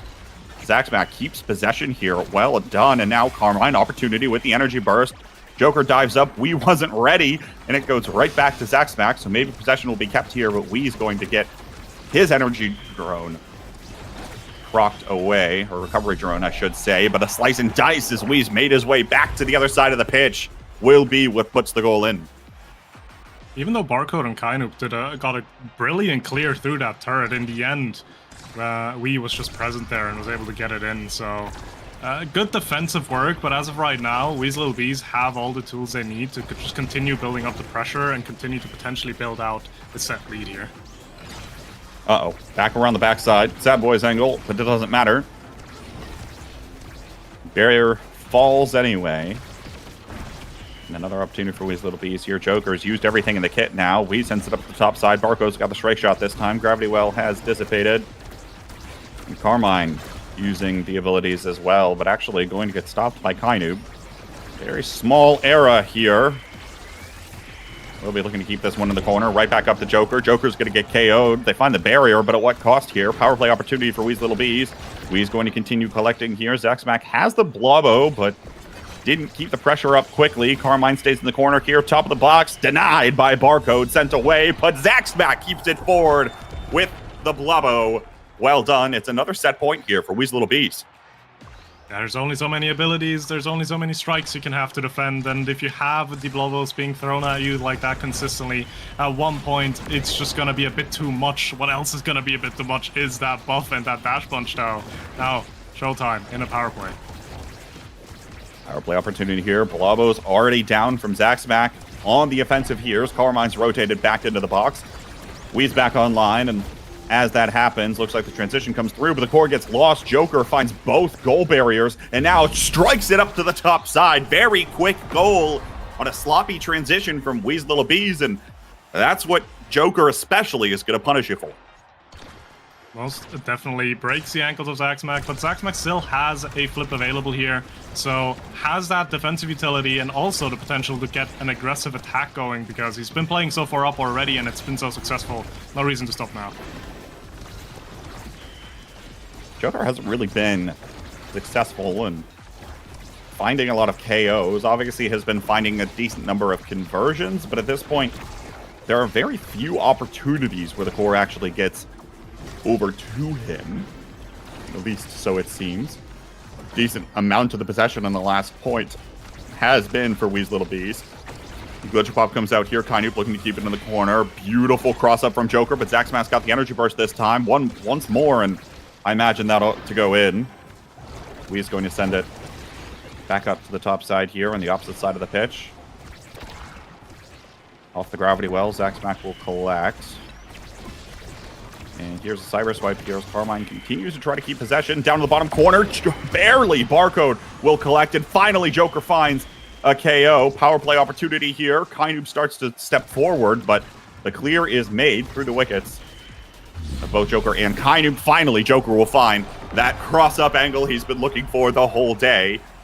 It's another set, but this time to equalize. Game is equalized. First pick is on Joker, and you do have an adrenaline rush. You have a 1-2 punch. You have in the impact. It's almost too much for Joker to choose from. We'll opt for the 1-2, which is also going to be a great deny off of the Juno. And the scaling is starting to get a little bit more online. You notice it already after the first draft. It started to get a little bit more difficult already for the side of Wee's Little Bees to play into Showtime, and this is going to accelerate even further now. Because they have a 1-2 on top of that Juno, right? They have the heavy impact, have to have been a deny off of Wee here to make sure the Zentaro stays within reason, but there's again a twin drive that's going to be a pickup for Barcode. So that super surge speed up from Mako is going to happen even more now, and it's going to be an even bigger issue now for Wee's Little Bees to be dealing with. The more speed that you can pass off to Joker, the better, and certainly will be looking to do just that, meanwhile minimizing the impact that both Wee and Carmine can have. Almost playing somewhat of a dual goalie for that little point as they walk the core up the pitch. Not able to find a barrier here though, when Barcode continues locking it down here for that goal barrier on that side. Melee goalie sitting on top of the goal barrier. So used to seeing that out of him in particular. Here's the Fiery Flurry from Joker. Gets sent away. 4 goes around the backside of the goal barrier here. Kainoob looking to collect once more. Up to Joker, who does have an energy burst. Could be looking for the top side of the pitch, because that really... the cross angle was not covered. If Joker could have found that energy burst at the top of the box, but it wasn't allowed to get up to him. Overtime now. Core speed flying. Here's Joker. Doesn't even need the energy burst. Will just collect it himself and send it in. Together with the 1-2 punch, just the core got way too fast to really be dealing with Zach, for Zach there. Gets a clean little self-pass, gets a nice little redirect, and an insane energy advantage on Showtime now. They're trying to immediately use that as well to get some barriers, but actually have a negative play there. Never mind. Oh, Kainoob pops An energy burst and finds both barriers. Beautiful angle play here. Now looking to keep it forward to Joker again. Main problem here with this Juno goalie is you just don't have the options to get this Juliet out of your face. Joker's continued to sit there and has been pretty efficient when it comes to scoring these things, right? And now we're seeing more of those opportunities start to come online as the build gets stronger.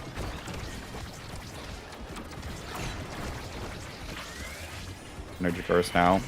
Here from Barcode, bottom side. Joker's going to get sent off the pitch. The recovery drone will get procced. Now, he gets procced out of the opposing brawler as well.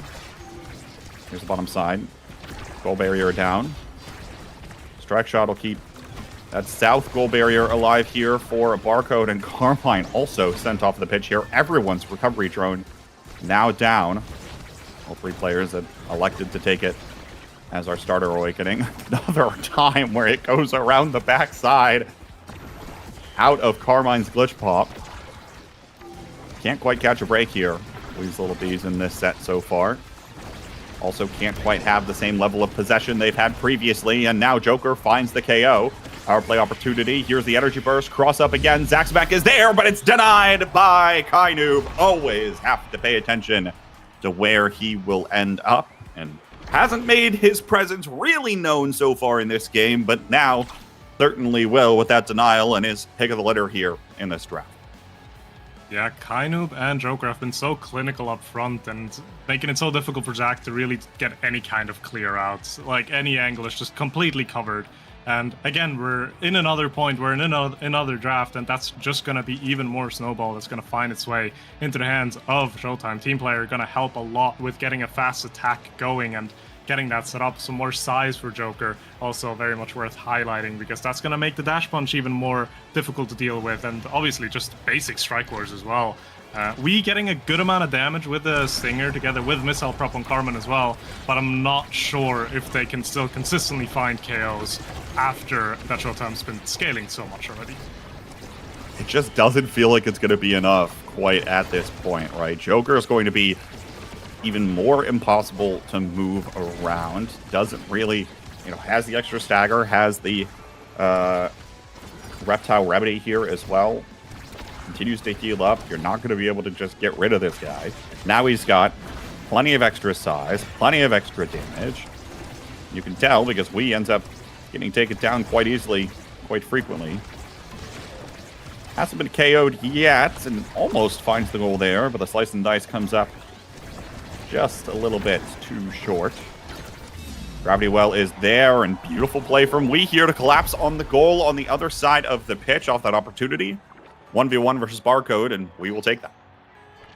It got a little bit close towards the end. A lot of damage has found its way onto Wii, which is that danger when you are playing Zatara, right? You're not necessarily healthy compared to other strikers, but talking about healthy, those barriers have been gone way too fast at Showtime. They're just looking to close this one off almost immediately and try to get themselves another goal here as they walk up and the flip comes out from Kainoob. Yeah, we'll just translate that. Excellent play. Silent for a decent chunk of the game, but silent no longer. Kainoob going to be able to take multiple barriers now, and, again, right, the extra speed coming out of Barcode, plus the Flutterfly, really is what's going to enable more coverage, and that wouldn't have happened in the first set here. So the scaling comp seems to have successfully scaled, and now a beautiful drum and bass here. Angles from Barcode to send the core away, keep it out of the barrier. Joker with another energy burst, uses it early here, maybe looking for Kainoob. No, just trying to walk it in all of the same. Now Kainoob has to be very careful, but all the meanwhile, the core was lost. Joker gets it in his hands, and suddenly it's game point for Showtime.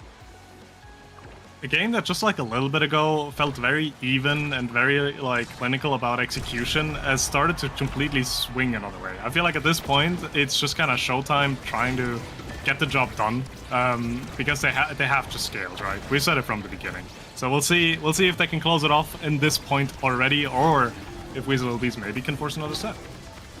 Oh no, but both barriers go down. Here's a fiery flurry right on top of the goal line, and the caster curse comes through. Zaxback KO'd into his own net for the final goal of game 1, Showtime, showing why they're the real deal. Yeah, wasn't intended, but Showtime really they really just showed us why they are such a great team as well there. Because I want to highlight again, Zaxmac had so little possibilities of really getting a clear out. Kainoob and Joker were just always in front of him, always present, making it difficult for his Juno to get any kind of clear out. And because it is a Juno pick, you're not going to be good in close range defense like a more defensive goalie option. Which means if enemy forwards are suffocating you as much as Showtime has suffocated Zach, it's just going to be difficult to play out. So towards the end, it really just felt like almost close to impossible to play for the side of Weasel Bees. Especially as the set wore on, right? Because look at this, right? Like, damage was actually quite going to the favor of Wee's Little Beast, especially early on. They had a lot of opportunities where there were power plays, and a lot of those ended up leading to those goals in those first 2 sets. But as the game continued to progress, less and less was about being able to find those, and more was just about Joker and Kainoob being able to run all over the map, thanks to what this composition enables them to do. And the Juliet win rate, Sloth, continues to skyrocket. We are still in 90% territory, I'm pretty sure, here right now for this striker. Yeah, Juliet just showing the excellence that the pick is right now. Obviously, all of the changes around her has given her so much more life to be shining, and you can see it, right? And that's going to be a discussion point going into the next game, which is, I believe, on Clarion. So, because now for Weasel Bees, we need to start thinking, right? Obviously, Wii is also a Julie enjoyer, so if they can get their hands onto that, they're going to be very happy for it. But it's a question of, is it even going to be open? Is Showtime maybe going to opt to ban it out if they're not getting to pick it themselves? So we'll have to see how those bans and those picks are going to be built up upon each other and where the priorities are going to be lying. I mean, the cards are kind of in your hand right now if you're Showtime, right? You obviously pretty convincingly won it. You show that you can play it. And the last game, of course, right? Showtime on blue side did end up banning the Finny away, which obviously, right, is another one of these characters that you don't really want to play against. And so we'll see where this one continues to go. Obviously, right, like the Estelle ban, I guess is a little questionable if you're Weasel Little Bees, right? We've seen this character come out. Obviously, like, perhaps you're thinking of a comfort champion for Kainoob or something of the sort. But there's no comfort striker for Kainoob. Every striker is the comfort striker in the midfield slot for Kainoob, as far as I'm concerned. So, to your point, though, we'll see where this one goes. Options are on the table here. Weasel Little Bees on the blue side, and it is a Might of the Colossus Happy Star start up first here. I don't really know what that means, other than obviously, right, we see the Size Awakening, so it's got to be a good one for Julie still. It's always a good one for Julie, and especially if you have something like Might, again, it adds a little bit more threat to the pick, because if you can add something like a Mako or an Era to it, that can also give you some size. You're also being given more damage, right? Extra Special, on the other hand, quite a few differing picks that enjoy themselves a little bit of the Extra Special. You can look at Amy with the turrets, play around that, play with that aggressively. You can also opt to just go for something like the Juno again, right? Juno Blobos are going to be very difficult to deal with, especially if there's so many on the field. And I feel like I wouldn't even be able to pinpoint where the picks are going to be going with this one, because it seems pretty widespread. There's a large group of strikers that can enjoy either or the other awakening, or just one of the 2 awakenings, which means it can go anywhere, really. It's just going to come down to maybe player preference or meta reads. So, going to be intrigued to see where the bans are going to be and where the picks are going to be for this draft.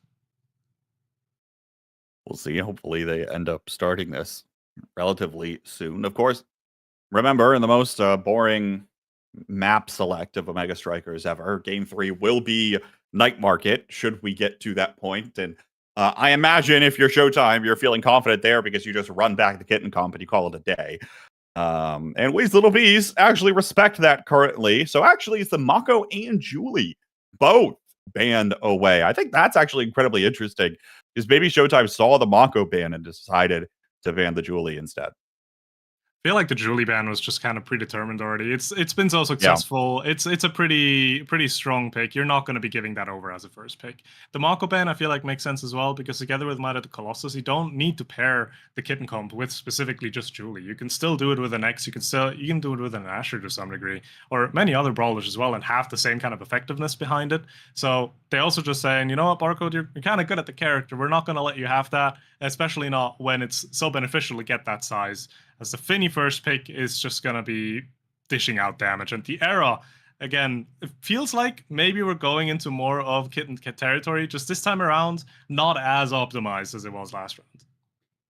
I think at the end of the day, right, like, probably if Kainoob hasn't been playing the game that seriously that often, Era's going to be one of those just plug-and-play strikers, right? Where like, all right, well, I have to carry the game less if I'm playing this Era character, right?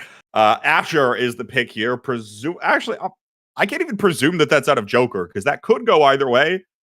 I'm going to guess that that's mostly for Joker, and Barcode will probably pick like an Atlas or something last, which probably won't end up getting taken early here from Wee's Little Bees, but I suppose we'll see. Yeah, I mean, that's the strength of the pick at this point, right? Because not only you have to guess, Weasel Bees have to guess. And this also gives a little bit of flexibility, right? Maybe you're intending for the Asher to go into that brawler position, and then you're seeing Weasel Bees lock in something that cannot score on an Asher. You can still flex that pick into net without issue, and it's going to be just as effective. So really annoying to be... Like, a really just strong draft from Showtime, because they're really not giving you anything. They're saying, we have an Era in midfield, and what can you really do about that, you know? So Weasel Bees do opt for the X-Brawler pick up front, and they pick a Now as well. So they're going similar-ish type of playstyle. They're trying to enable the Brawler here, trying to get that speed, get some survivability as well, together with a Finny who can just hold it down defensively pretty well, while still dishing out a bit of damage if you need to have it. And yeah, last pick, Atlas. Asher's going to be in Brawler. And the only mobile character on the side of Showtime is the Era. The other two are kind of like sitting ducks, but you know, for that's why you enable them. Yeah, right. That's why the extra speed from the Era is very impactful. I will say the real question here is who's playing the actual Kitten comp, because I'm not sure that I can tell. Obviously, right, the Atlas is there to heal. We have Kainoob on the Era. All funneling towards Joker. Meanwhile, on the other side, Now is going to be able to provide much the same speed boost for the X, right? The damage debuff as well from the Finny on the back line, also mostly funneling towards the X. So this is really going to be a battle of the two brawlers here as they attempt to do their best to fight off one another.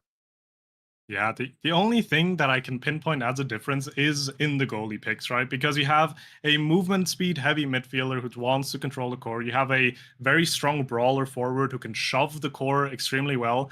You have Atlas and Finny. Atlas is just going to hold it down, lock it down, help you with survivability if you need it. Meanwhile, Finny can assist a little bit with the shove up front. Atlas has a much more difficult time getting involved in a play like this. But Finny, with her card tricks, with her triple takes, can do so much or create so much more extra pressure up front. So I feel like that's where it might be a little bit more of the difference between the picks and between the comps here. To see how well can this Finny add in the pressure. Is that extra pressure going to be enough to get past Barcode? Or is Barcode just going to hold it on and Finny eventually is just going to fall behind because she doesn't have that much defensive utility compared to an Atlas pick? Yeah, well, just keep in mind, right, that there's plenty of opportunities for Barker to pick up things like projectile distance, and in fact, does have the strike shot here, right, as the main gear thing, which you often see, right, for Atlases. That's no real surprise, but it is worth noting that that extra projectile range really does make an impact, and so it might not feel, especially early, like Barcode could get very involved on those aggressive plays, and sure, won't probably have as much stuffing potential as a triple take on the other side out of Carmine, but when you pair that with the defensive might of a melee goalie overall, it can be that much more impactful. Gold Bearers go down here early. Zack Smack is back to help out here as well, and Carmine also trying their best, but combined, they can't get it done. Kainoob steps up to put the goal through. Yeah, and I just completely misread that as well. That's a Now in net, not the Finny. So it's going to be even more interesting to see how Zaxmax's going to be approaching a defense here, because now into Asher, I'm not sure how good that matchup is for you. I'm not sure how much of an easy time you will have defending here. So going to be curious to see how that's going to plan out. as we're going into the funny little orb map. Yeah, just gonna be more about doing your best to keep the core well away, right? Which obviously is going back to basics of a Mega Strikers 101, which I imagine if you're playing Mega Strikers at this point, you don't really need to know the basics because we've been doing this for this long enough. But even still, right, like, all about this now goalie is about trying to set up those drones, trying to make it so that you're never, that the Asher is never sitting on top of you, because the core never gets up to that point. And so the more that that can happen, the better off that Wee's Little Bees here are going to be. Meanwhile, though, the offense is going to start coming through. Joker finds the Energy Burst to find 1 KO, while Wee picks up the Project Maelstrom Orb, and we'll have a little more of a commanding presence for the first part of this power play. Now we'll pop the Energy Burst here, but Joker doesn't really feel much of damage at all from that X Maximus and the Energy Burst combination. Path Splitter, beautiful timing on that, right up as the core meets that goal barrier. Now just 1 primary seems to be all it'll take to put the goal away here. Wee's backed up quite a bit as well, trying to keep this triangle tighter and provide more opportunities for the defensive plays to start coming through. Barcode luckily does not need to commit the Energy Burst on that little goof there. Here's the Expanse. Wee looks for it off the top side, and once again can't quite keep up for now. Joker, this time, taken off of the pitch. Kainu burns the Energy Burst, even just as defense for a moment, and Wee finds an interesting angle. I don't know that that was fully intentional, but you'll definitely take that here for the Bees. It's always intentional. It was so intentional, I don't think anyone in the lobby saw it, you know? So... Always will be taking that one, regardless. Energy Burst here, coming out of Carmine again. Here's the dash punch from Wee. Will make a power play for the Bees. Then the Expanse in the middle is burned. Good strike wars from Wee here over Barcode, and Zaxback has moved a little too far forward, looking for the goal on this power play. Once again, the Expanse is used. Skyrockets the core forward, but enough members were around, and the power play is dissipated. Carmine sneaks up forward, and the core gets over to Wee decently quick enough. So good overall consistent pressure there coming out from Wee's Little Bees. They're now on set point.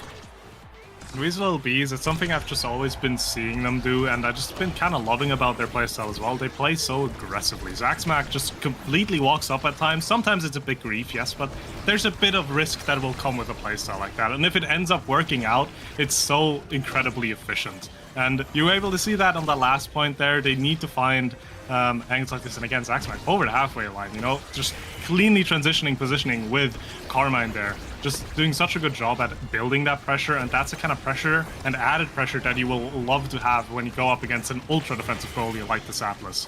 That's a flip from Joker. Actually comes out, and the goal just barely goes in. KO found for Wee though. XP advantage.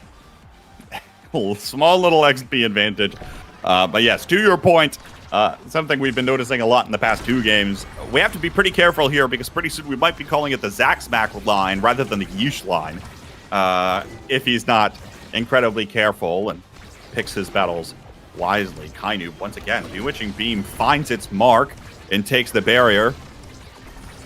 Seems like most of the time it's just a formality, but actually the map geometry here favoring Wee's Little Bees right now keeps it in this corner, and you see the lifeline come through for Zaxmack getting involved on the front lines. Joker low. Here's the X Maximus pops, trying to just get the KO, and we will find it here. Power play opportunity now with the Asher not to worry about. Dashing in, Expanse is burned. Here's the Energy Burst from Barcode as well, but now the Atlas has exhausted his resources. Kainu will step forward to get a nice little strike, stall out for a little more time, and Joker finally will come back online. Some of those cooldowns have come back up for Barcode by this point as well, and Zaxback again has to start walking backwards. Here comes Joker trying to collapse on the goal. Not this time. Dashing forward is Wee, maybe looking for the KO there, or just pop the button a little bit too early. Zaxback once again gets a little careful with it. Pops off the post and will stay out for now. Here's the pass down. Now trying to find the connection back up to Wii, but Carmine can't quite do it. There's nothing in the way for now. Finally, it's there, but the X Maximus doesn't come out in time. Barco now uses the Expanse to prevent himself from getting KO'd and stall out the X Maximus again, and so the defense continues to hold, at least for a while longer. Carmine looking for Wii once more. Finally, it finds the post and bounces right in. But how long was the iron wall held? Incredible angle to be found there, because the defense from Showtime just seemed to have absolutely no weaknesses. But in the end, a great angle had to be found there, and they did end up finding it. And I feel like we're in a similar situation that we were in the last game, where scaling is going to be so important. Just this time around, Weasel Bees are going to be able to keep up a little bit with that scaling on the side of Showtime. So getting a set win here is great for you, but it's not going to suddenly turn around at a later point as heavily.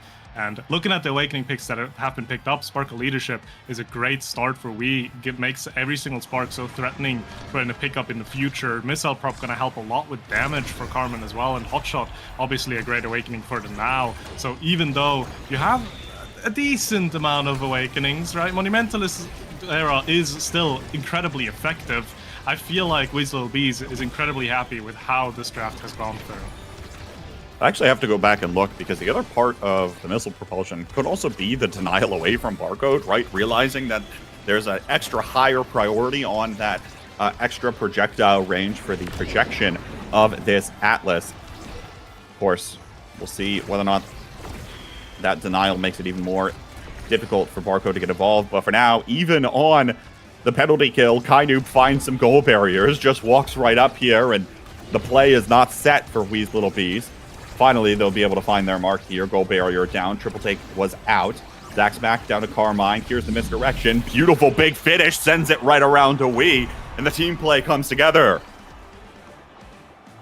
They did such a good job controlling the core there. You even had a little section beforehand where Carmen was just kind of self-traveling off the middle. Just aura farming, essentially. But it just works so well, because this team comp of Showtime is so immobile. They have such a hard time getting to core if it's not in your face already. Which means if Weasel Bees continuously play away from where Showtime currently is, they can't really contest you anymore. So as long as they can keep that consistent, they're looking really good going into this set as a... I mean, they already have a lead, right? Currently do have the lead in the game so far, and now another opportunity for a goal as the power play comes through. Energy Burst is used at a Zaxmack here as well. Wonder if Carmine will burn his in a moment. Doesn't look like, at least quite yet. Once again, looking for this play, maybe waiting for a couple of Awakenings to come online. But meanwhile, here comes Joker in the Project Maelstrom Orb. Carmine will use this Energy Burst to get that core out of there. And the big finish has come out here as well. Right back up to Wii. Beautiful finesse of this Finny ultimate. Zaxmack looking for Wii, but it actually hits a triangle in the middle and means that Showtime will intercept. Joker's got to be careful here, otherwise might find himself KO'd once again. Doesn't really have many things in the way of survivability right now. And you mentioned these strikers not being able to be mobile. It means that they're just the constant target alive for damage to pile on top, especially when the Finny debuff does connect. For now, though, a little bit of a stall. Beautiful patience here from Zaxback, waiting for Kainoob to back on away and prepare on the defensive side. Joker takes a shot. Zaxback is there. Triple take, big finish, out again. Probably looking for Wii. Almost is able to set it up once more. Kainoob actually this time is going to be the one that takes the Project Maelstrom Orb away. And we're in overtime. Core speed starts to pick up. Beautiful little pass there, but Joker just wide with the shot. Here's an Energy Burst. Once again, patient. Looking for the connection here. Carmine actually just throwing it forward in the big finish. And it's the second set point already for Wee's Little Bees. And what a beautiful pass there from Wii, by the way. Noticing, hey, I'm not going to get this past the Atlas in any way, shape, or form. Carmen walks up to help and sets himself up beautifully with that Finny ultimate there. So incredibly well played to, first of all, see the pass and then execute on it so well as well. Now, Carmine's been in the lab here with some of these Finny ultimates.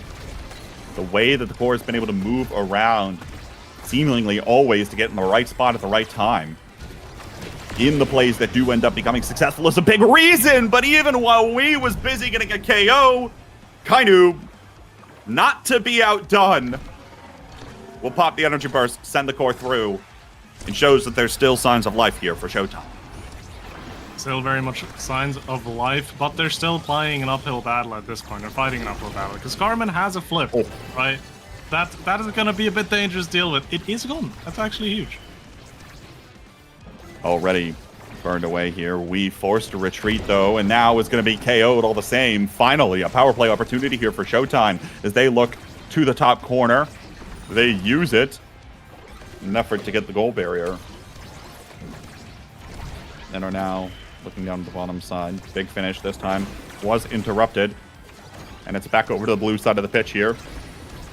Kainu sets up the Maelstrom. The core doesn't quite get in front of it in time. I'm just looking to send this one, keep this one away from Wee's Little Bees for now. Joker just doesn't really have enough tools at the moment. Big finish is out. Here's the energy burst here. Carmine, only so much you can do as the Finny with the Brawler core flipped in the top of the box. Set point for both teams now. Yeah, and that is the downside of the risks that Zach is taking, right? By walking up so much. If the core goes around you, it's just going to be incredibly difficult to defend, especially if you just allow the Asher pick on Joker to be so aggressive, so upfront, and so consistently threatening there. It's going to be difficult to hold on to those points. Both goal barriers already down now. Showtime looking to just equalize the game here. Feels like we've been here for a while, but no, folks, this is only set 2. Core flip used. Not quite getting us to set 3 yet. Zaxmac wants to keep us right here. Give his team another opportunity at some of these goal barriers, and there's the core flip used to find one. Trying to keep the core forward here. Drone also comes out. Doesn't find anything yet. Patience here from Zaxmac. Kainu looking for Joker. Can't find it yet. There's the energy burst and the X Maximus from Wii, but it'll actually just burn out. 2 very important resources just burned from the Brawler of the Bees. Overtime now as the Maelstrom sweeps through the pitch. Up to Zaxmac again, but a Bewitching Beam will actually intercept this. Joker, maybe an opportunity here. Scramble on the defensive side, but the defense will hold for a moment. Big finish out. Has to scoop the core away. Joker continues firing shots towards the goal. Maelstrom out again. Not able to team up with the core here for Showtime. Meanwhile, Barcode holding on the back lines. KO comes through. Power play opportunity now for Showtime. Strike shot comes up just shy. Here's the energy burst. Barcode almost looking for the shot himself. Doesn't find it there. Triple take. Intercepts the core away from Joker in the passing lane. Interrupted again between Kainoob and Joker. Carmine with the energy burst here. Has the misdirection. Again, covering that passing lane. The Expanse almost used. Strike War finally goes to the favor of Wii after so long. Here's the X Maximus, but there's actually an energy burst from Kainoob. Sends the core straight through everybody to the other side. That was such a controlled and, like, it was such an intense point, but not hectic, if that makes sense. Both teams just controlling the core, getting it into areas to play with, making sure the enemy doesn't get a touch on it if they don't want it to get them to get a touch on it, and making it so difficult to play. And in the end, Showtime, especially with that flip from Kainu, just was enough for them to find that angle and get the goal, as they're now going to be rewarded with more speed on the era. A spark pickup for Barcode, largely going to be a deny as to not get cooldown for the entirety of Wee's Little Bees. Some size onto X is going to help a bit as well for Wii here. The heavy impact, by the way, for Zaxmac, going to help a lot with those cooldowns. Going to make sure this now can enable her forwards so much more consistently here. Was definitely expecting the spark of agility to get picked up from Wii, but actually just passed on it altogether. So there's only one more spark in the game right now, despite Wii having the spark of leadership picked up as the first pick in the first draft. Seems like it could have potentially led to not the highest amount of impact on the game. Obviously, size is size when you're playing any brawler. But Maybe we'll wonder what could have gone differently later, especially as speed was picked up for Kainoob, especially with those stacks on stacks. Obviously, some more size here out of Carmine. A little bit of extra speed there as well, but a small little Fitty. How much is it going to be able to do? Dancing around the pitch here in the midfield. Actually, quite a bit, right, with the summons and such, but I digress. Here's the dash punch coming out of Wee. Denied, and the core flip is Joker, and now the triangle comes out. There's a beautiful bell ringer right back to Wee, who will punch it through. Those few KOs that Wee is just finding every once in a while, they add so much, right? Because this is, again, it's so slow, it's so controlled. As soon as you get a man advantage on the enemy team, it makes it so much more easier. So Wee finding these KOs holds so much value, and allowing Weasel Beast to set up properly and go for KOs properly as a huge X is unleashed. There it is, picked up 2 Size Awakenings in the last draft alone, with the Among Titans out of Carmine, and now the goal barrier is starting to fall here. There's the energy burst, and we will punch it through again. Just so fast, and being able to do that and capitalize on the play. Consistent pressure kept up here, and right now Showtime struggling to send it past the midfield and goalie of Wee's Little Bees. Yeah, both teams looking to scale, and as of right now, Wee has scaled a little bit harder, just getting all that size to be working with. Kainoob still looking for the first awakening even, that's just gonna enhance the secondary even more. Something like Castellas, right, is still to watch out for, because that is still in the draft, and that is gonna be such a game changer for whoever is gonna be able to get it, as both teams are trying to get this second barrier off of each other. Second barrier will fall as Zaxmack moves up a little bit too far forward. Triple take is out. There's that bell ringer. Can't collect the core the same way it did the first time, and now Zaxmack just stalls for a moment, looking for an opening here. Carmine does have an energy burst, will use it here, looking for Wee, but Barcode uses his energy burst. Wee doesn't quite time the denial as well, and now Joker steps forward. Beautiful KO, looks to take the shot, but it'll get sent away from Zaxmack for a moment. That just gives another opportunity for Kainoob to close in on the goal. Energy burst and down to Joker for the redirect. Showtime, once again, trying to show signs of life and claw back in this set. Saving grace for the side of Wee's Little Bees is that Showtime currently is on basically 0 energy, which means they're not going to have a lot of flips to be working with in this point. So this is the point you're going to be wanting to find here and to get the set win, and they're definitely looking for it as both barriers drop, and Wee has a flip available to him as well. That energy burst online is going to be critical here, unless it has to get burned to the defensive side. Joker finds the barrier versus Zaxmack here. Drone is out. We might be looking to collect here. The big finish is out, but the core is sent away before the explosion. Here's the energy burst. Comes out maybe a little preemptively and can't guarantee the goal. Stays out for now. Kainoob up to Joker. Joker's not there in time. Doesn't have any speed whatsoever on this Azure without that Flutterfly bonus. We'll be looking for it, but it doesn't matter.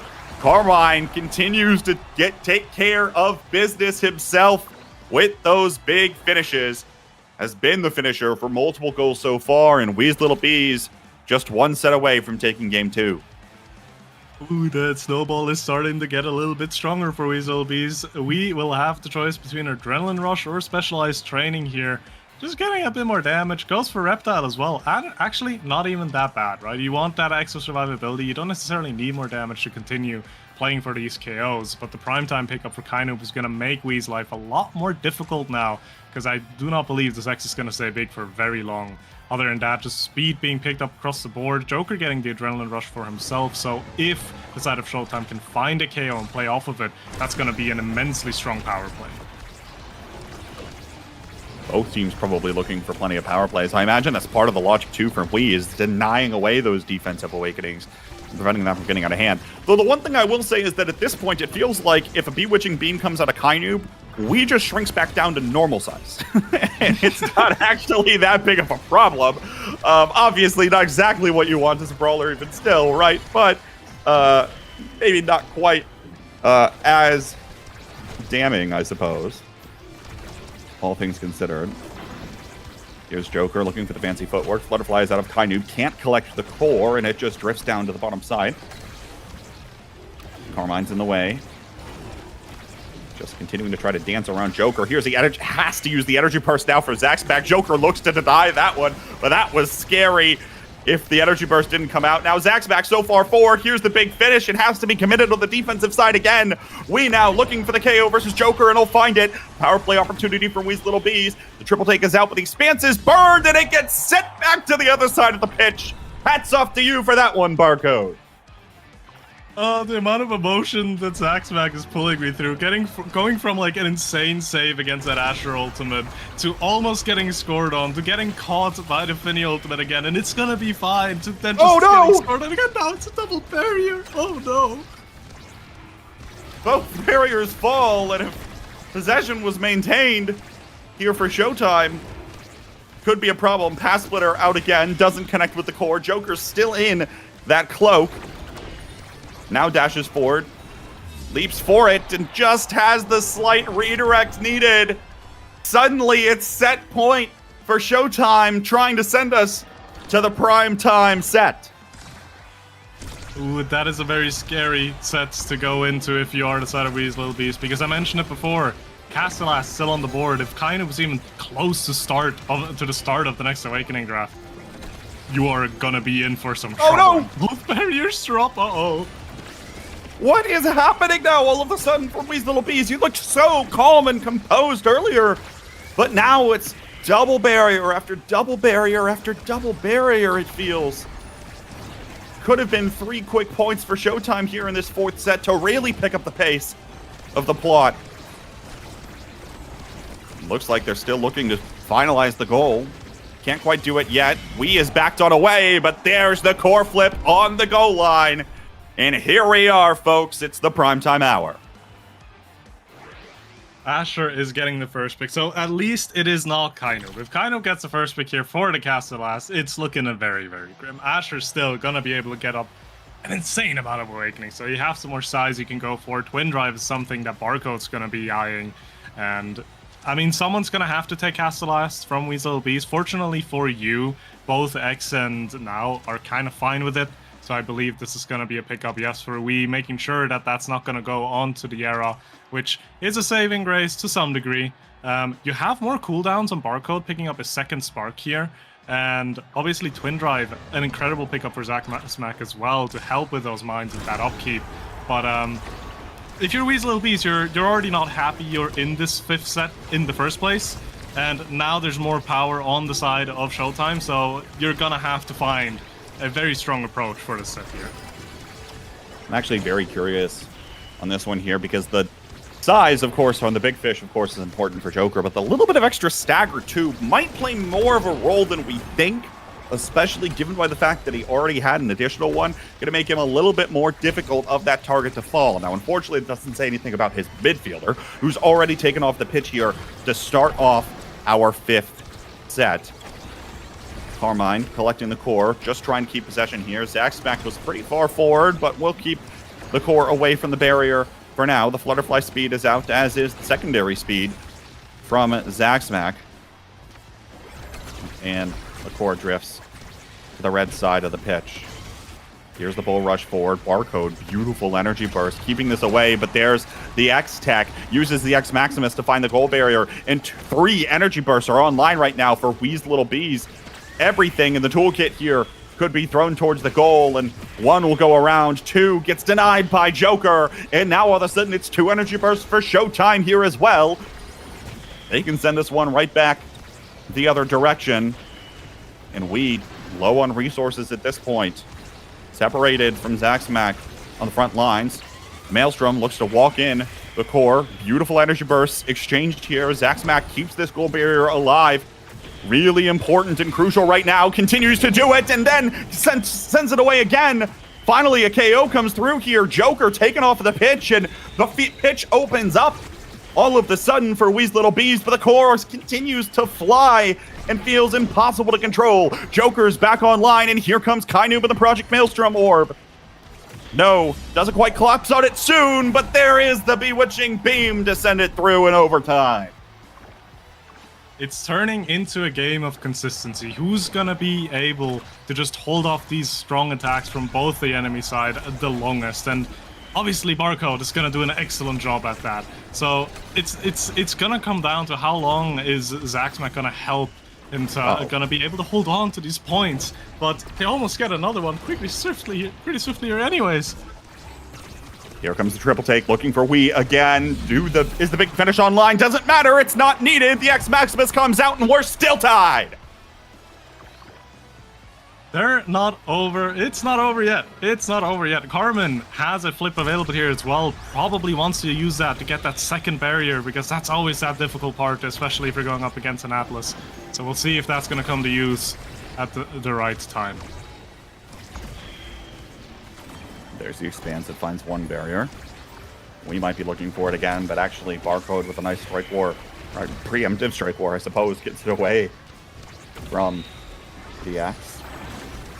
Here's another triple take, big finish in the corner. It finds the barrier. Energy burst online right now for Wii here as well. It bounces off of the corner, and Wii finds the shot to the bottom side.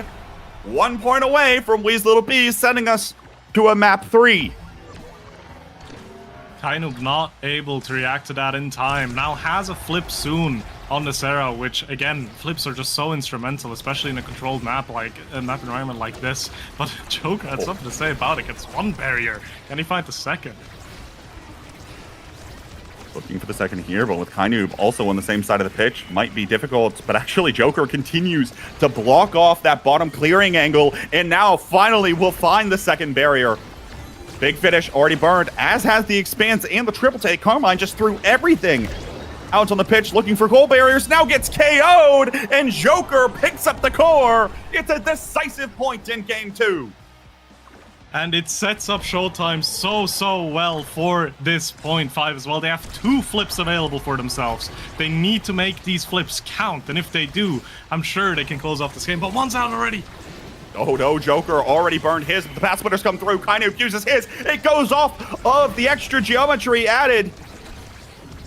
Goal barriers open now. Just one more shot from Joker is all this one needs, and the Bees will be put to rest. There's the beam and the... No! It was so good so far today.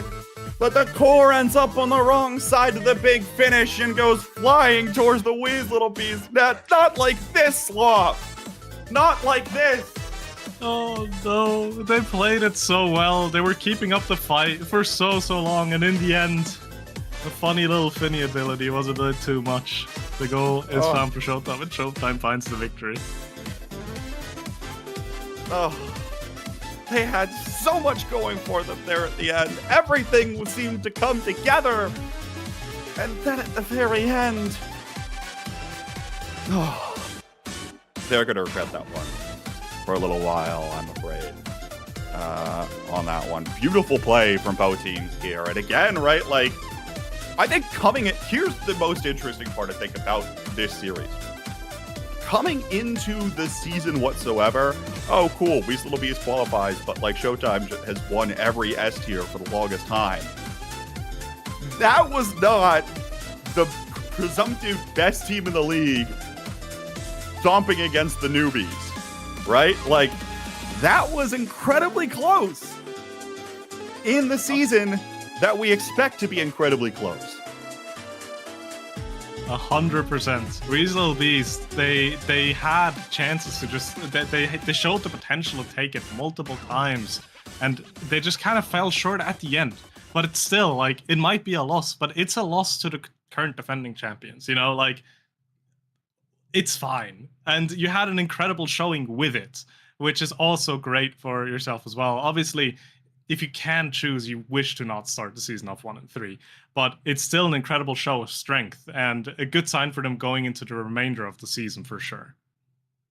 No team is a sleeper team in the North American Strikers League, as the next 2 teams will continue to prove. It's PPL versus the Sundubu Strikers on the other side of this short break.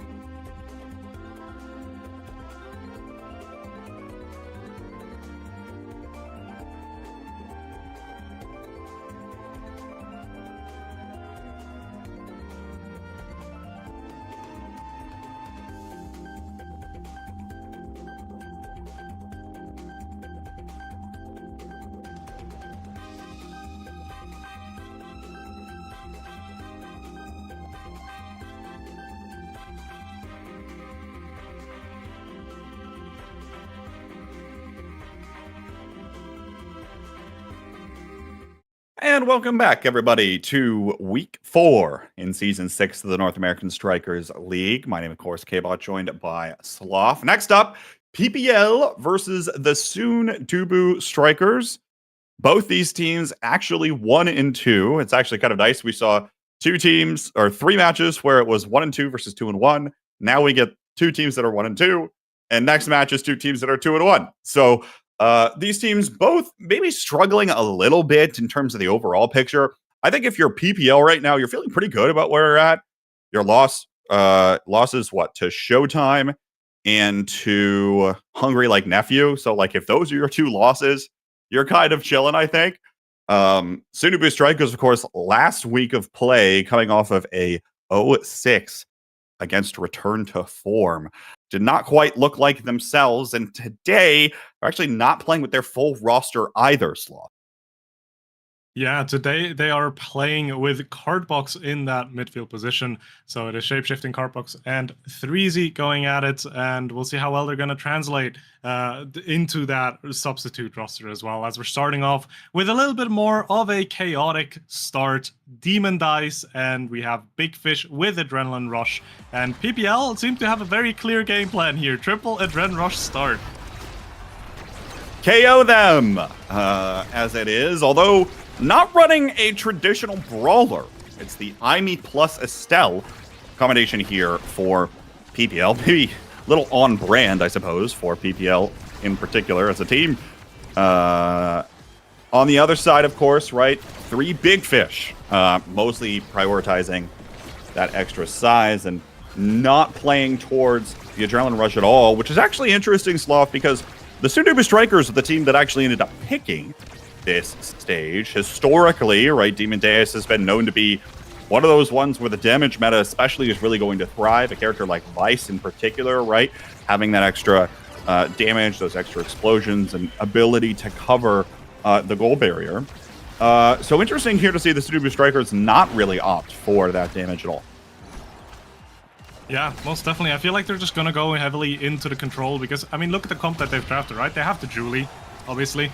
And then again, just 2 enablers with Cardbox on the Now and Shapeshifting on the Era. So I feel like that extra size is just going to help them be more consistent in those strike wars, in that strike war area. You're not really farming for Adrenaline Rush procs, right? So you're just going to try to out-control the essentially triple midfielder comp that PPL is running, and it seems to be working out just fine so far, because once you get 3Z into any kind of close range situation on this Julie pick, you can't, like, none of the enemy team can defend that, really. It's a Juliet, folks! We've been talking about it for the majority of the day so far. Here it is again. It's picked and piloted by perhaps one of the players who's been playing Juliet for the longest at this point. As a presumptive main, of course, as I talk about him, he instantly gets KO'd, and the goal barriers for his team will fall, as is per tradition. But nonetheless here, right, like, the second that you get this Juliet in the position, which should be able to be done with the amount of extra speed that's being provided to the striker, probably going to be in pretty good shape, especially as things continue to rack up now, right? The other caveat is, well, if PPL can really start getting that damage online, potentially there's an opportunity where the damage will start to scale completely out of control. It'll also be important to minimize that, but of course the goals are continuing to go in now for the soon-to-be Strikers. Yeah, just the base control is going to be a bit stronger for now, because you do need to find more damage if you are the side of PP Legends. Unless, I mean, you can also just do that, and that also works perfectly fine, but more often than not, you're probably gonna be able to find, gonna be needing to find more damage. And for as long as PPL not finding more damage awakenings, that pure speed and control game plan from the side of the soon-to-be Strikers is gonna be a bit more effective. So I'm expecting them to take the first set here if things keep going the way I would kind of guess they would be going. Well, they're certainly going that way now, as it's Average Alex taken off of the pitch by 3Z Breezy. Here's the energy burst here. A lot of defensive resources being committed now, and now Shapeshifting with a Maelstrom sweeps through and gets Bloom off of the pitch. It's a 3-0 early set here for the soon-to-be Strikers. 3-0 early set, first pick for shapeshifting on the era. This could be dangerous. We have a Castellast. I repeat, a Castellast is in the draft, and that's gonna go on the era. So yeah, the snowballing, again, throughout the entire last series, I was talking about it, and now as well, again, snowballing is gonna be a big thing. Goes for the aerials, actually, here, which I guess it's gonna make you more effective with the speed, right? You probably don't need specifically the duration of the speed up, more so the efficiency of it, because you have a lot of speed ups anyways. And again, like Cardbox also picking up Fighter Flight here is going to be massive. 3Z getting a little bit more size is going to help a lot as well. But honestly, on the side of PPL, you're pretty happy with the 1-2 with the twin drives as well. I still feel like the Sundubu Strikers though just got more of their win con, which is just, hey, we're going to be faster and you're not going to be able to deal with us anymore. Yeah, the other thing, right, to comment on with the aerials pick instead of the Castellast is the aerials is something that Bloom might want, right? The extra dash range plus the projectile range, especially on an Estelle goalie, could have been incredibly impactful. But shapeshifting denying that right up away. So not only is it potentially more beneficial for the era, but also takes out a huge best in slot for the Estelle on the other side of the pitch. And continues to be the same game plan here for the Sundubu Strikers. Just procure 3Z the Rock and let them punch it in. Seems to be doing the trick just fine up to this point. Damage set aside. And even still, shapeshifting. Beautiful couple of defenses there with Cardbox teaming up. And power play opportunity now for the Sundubu Strikers as 3Z in the interim was able to find one of those KOs. Energy Burst here, preemptive out of Maloom, but even less resources now. 3Z burns his early, but it's over to Cardbox and into the net. Really good passing play for 3Z there. Again, realizing, hey, I can't get it past both of them on my own, but Cardbox has an angle. Cardbox being ready for that pass as well and just puts it in right away. Sundubu now going up 1-0 in the second set. 1-0 here, and a very strong start for the Sundubu Strikers. You know, as I kind of alluded to, if I was a Sundubu Strikers fan, which I am, but I'm not supposed to be, I'm a, you know, cast, supposed to be unbiased, whatever. But I would, heading into the day today, I'd be a little worried, right? Like, coming off the last one versus Return to Form, who, by all accounts, shouldn't necessarily be one of the best teams in the league, right? You would have expected them to be maybe toward the bottom of the pack. They picked up a handful of decent wins and kind of got the upper hand quite significantly in the series 2 weeks ago versus the Sundubu Strikers. Struggling a little bit to put the pieces together, but for now they've come out swinging. It was a 4-0 open for them. And finally the drought's been snapped here by PPL getting their first goal on the board. But even again, right, like I think PPL is going to have a lot to prove as we continue in this season, right? They'll probably always be considered somewhat to be the underdogs in this league, no matter what they end up doing or who they end up beating. Around the backside here. Energy Burst is out, and now power play opportunity. Adrenaline Rush has been procced, and that'll allow for the goal barriers to fall. Now beautiful use of everything in the kit, and everyone gets involved. Just shoving the core through. Yeah, that extra kind of pressure that comes out of 3 characters with a dash ability, right? As soon as you're going to be a little bit close to that barrier, to that goal, we can just immediately all jump on it and add that pressure. And obviously the arrow pick, not going to be, again, not going to be the best character when it comes to close range type of defense. So excellently played by the side of PPL, as now they're trying to hold on to this point for now, lose both of their barriers pretty swiftly. Now 3Z maybe trying to set up a dash punch here, almost gets it in, but defended really well from the side of PPL. Just enough room for the defense to be there.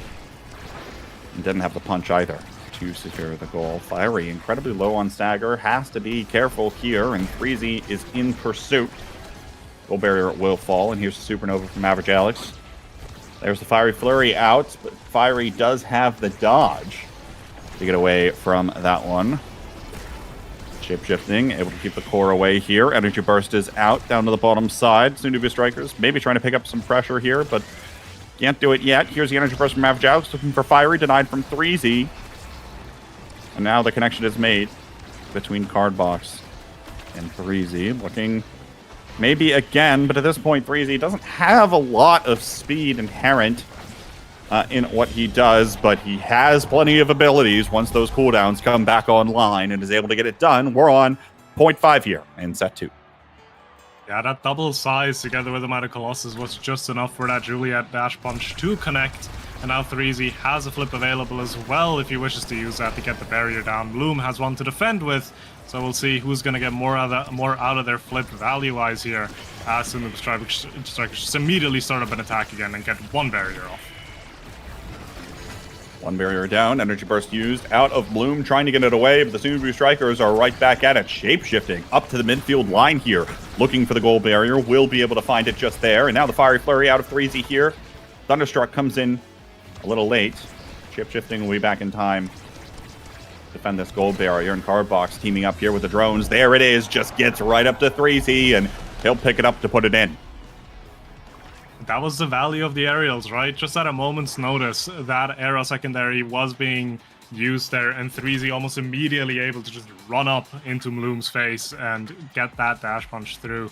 Not much you can do defensively there, as we're going into another draft where Cardbox will have the choice to go first. It has a primetime pickup, which is going to help with, again, just core control, being present across the field as well, and more importantly, going to be a solid deny pick off of both Bloom and Average Alex, as the extra special finds its way onto Shape. Again, really solid as a baseline for Era, but also makes sure that this turret from Fiery isn't going to be up all the time. And another size awakening, by the way, for 3Z here. So while we're getting, again, everything that Sundubu kind of wants to have, there's also a lot of damage being found on the side of PP Legends, because that's a specialized training for Average Alex. That's a missile prop from Bloom, and a second spark now for Fiery, both the cooldown and the power spark in his hands now. So this could get a bit scary if the future drafts are going to be more spark heavy. Really looking for more of those survivability awakenings, right? Obviously, everyone on the Subaru Strikers already has the big fish at their disposal for a little bit of extra stagger, but where's that Reptile Remedy to really confirm and make sure that things are not down all the time? Also, right, with the extra special already getting picked up there by shapeshifting, now that lifeline out of Cardbox not going to come up quite as often. So we'll have to see how that one continues to happen, but the power plays actually continue to be going here for the Sundubu Strikers as 3Z finds another confirm. Takes down Fiery here. Now looking for the goal. Cardbox is trying to get over to the core, and the energy burst comes out of shapeshifting a little late. Now transition, Average Alex is there on the front lines and will be able to put it through. And something that I just realized as well, these sparks on Fiery could potentially be quite a difficult situation for the Sundubu Strikers, because if they can't close out in this set, we're going into a draft where PPL will have priority. They will have the pick priority there because they've won the set, right? Otherwise, we wouldn't be in the draft. That means if Fiery gets anywhere close to a first pick, there's almost no way to kind of deny a potential spark pickup again. Leadership would be worst case, because that would add so much value, but even leadership was already... I think leadership is out. Oh, okay, then, well, still, so, if Agility's little less still in... worried. I mean, still pretty difficult, though. Definitely difficult for sure, and not something that you really want to be looking for. Even any priority at all, right? With the number of awakenings that are still left is worthwhile. 3Z, beautiful weight and patience on the strike there. Sundubu Strikers looking to close this one out here early, of course. Would not like to see more scaling, more damage come out here for PPL. Most definitely. And Fiery has a flip here, uses it pretty early as well, but doesn't get any value out of it, which is something you would like to see if you are the Sundubu Strikers, as they're getting another attack going. Looking for it again here. Just a matter, again, of waiting for 3Z to get in the right place at the right time, and there it is. Goal barrier down. Now have to wait on the Flying Phoenix to come up again, and that'll be all it really needs for the core to go in. Both goal barriers here lost for the Sundubu Strikers. Shapeshifting looking to try to just keep possession of the core right now. Back up to 3Z here, potentially. Thunderstruck will get the stun off. Does have an energy burst. Doesn't need it, but does commit it anyway. It's now game point for the Sundubu Strikers. Rather be safe than sorry, right? You don't wanna potentially let a match point be falling out of your hands just because you held on to that flip there. So not optimal play, but still really good. And Sundubu Strikers immediately putting on the pressure again, just saying, you know what, we don't want this game to go any further. We're trying to take this completely out after just 3 sets. Hardbox finds one barrier. Breezy stunned away again, picks up the core with the Fiery Flurry. It gets sent away, but it doesn't matter. He's still right there. Flying Phoenix is out, but it hits the retracting goal gates. Because the Energy Burst out of Bloom, but even still, it feels like it's possession for the Sundubu Strikers right now. Average Alex steps forward, will be able to find the barrier here, but now Sundubu Strikers back in pursuit, looking again. Flying Phoenix up just shy, shape-shifting up to the midfield line again. Doesn't have the Flutterfly speed anymore either. Bewitching Beam. Fire is going to wait it out. Now Cardbox looking again. Everyone getting sent around here. And 3Z back on the red side of the pitch here as well. Extra speed doesn't collect the core, but it doesn't matter. The Flying Phoenix is there to get the job done. And Juliet's win rate continues to improve. Just for a second, the core went onto the side of PP Legends, and almost immediately now mine Eros speed boost, and they just started running like Prime Usain Bolt into the enemy half and just got that core right in. That is the strength of that pick, right? Of those picks, right? If you have 2 enablers like that, and then obviously 3 Breezy up front, just light work in the end to get that goal in. And Sundubu Strikers starting off strong, right? You mentioned it last week, maybe not the results they were looking for. And they've definitely recollected themselves, and they've come back with, you could almost say, a statement game here. Because PPL had a really rough time getting comfortable in this game. Almost a statement game. I think that definitely was a statement game. Cardbox 100% on goal participation in that game. 3 goals, 6 assists. 3Z only 1 shy, of course, as well there. And yeah, I mean, even though you might be worried, playing with a sub, right? How is that going to work? Grimella's not there. It's 3Z, always 3Z Grimella. No, doesn't matter. Still able to get the job done and able to play the game their way, which I think was incredibly critical there, right?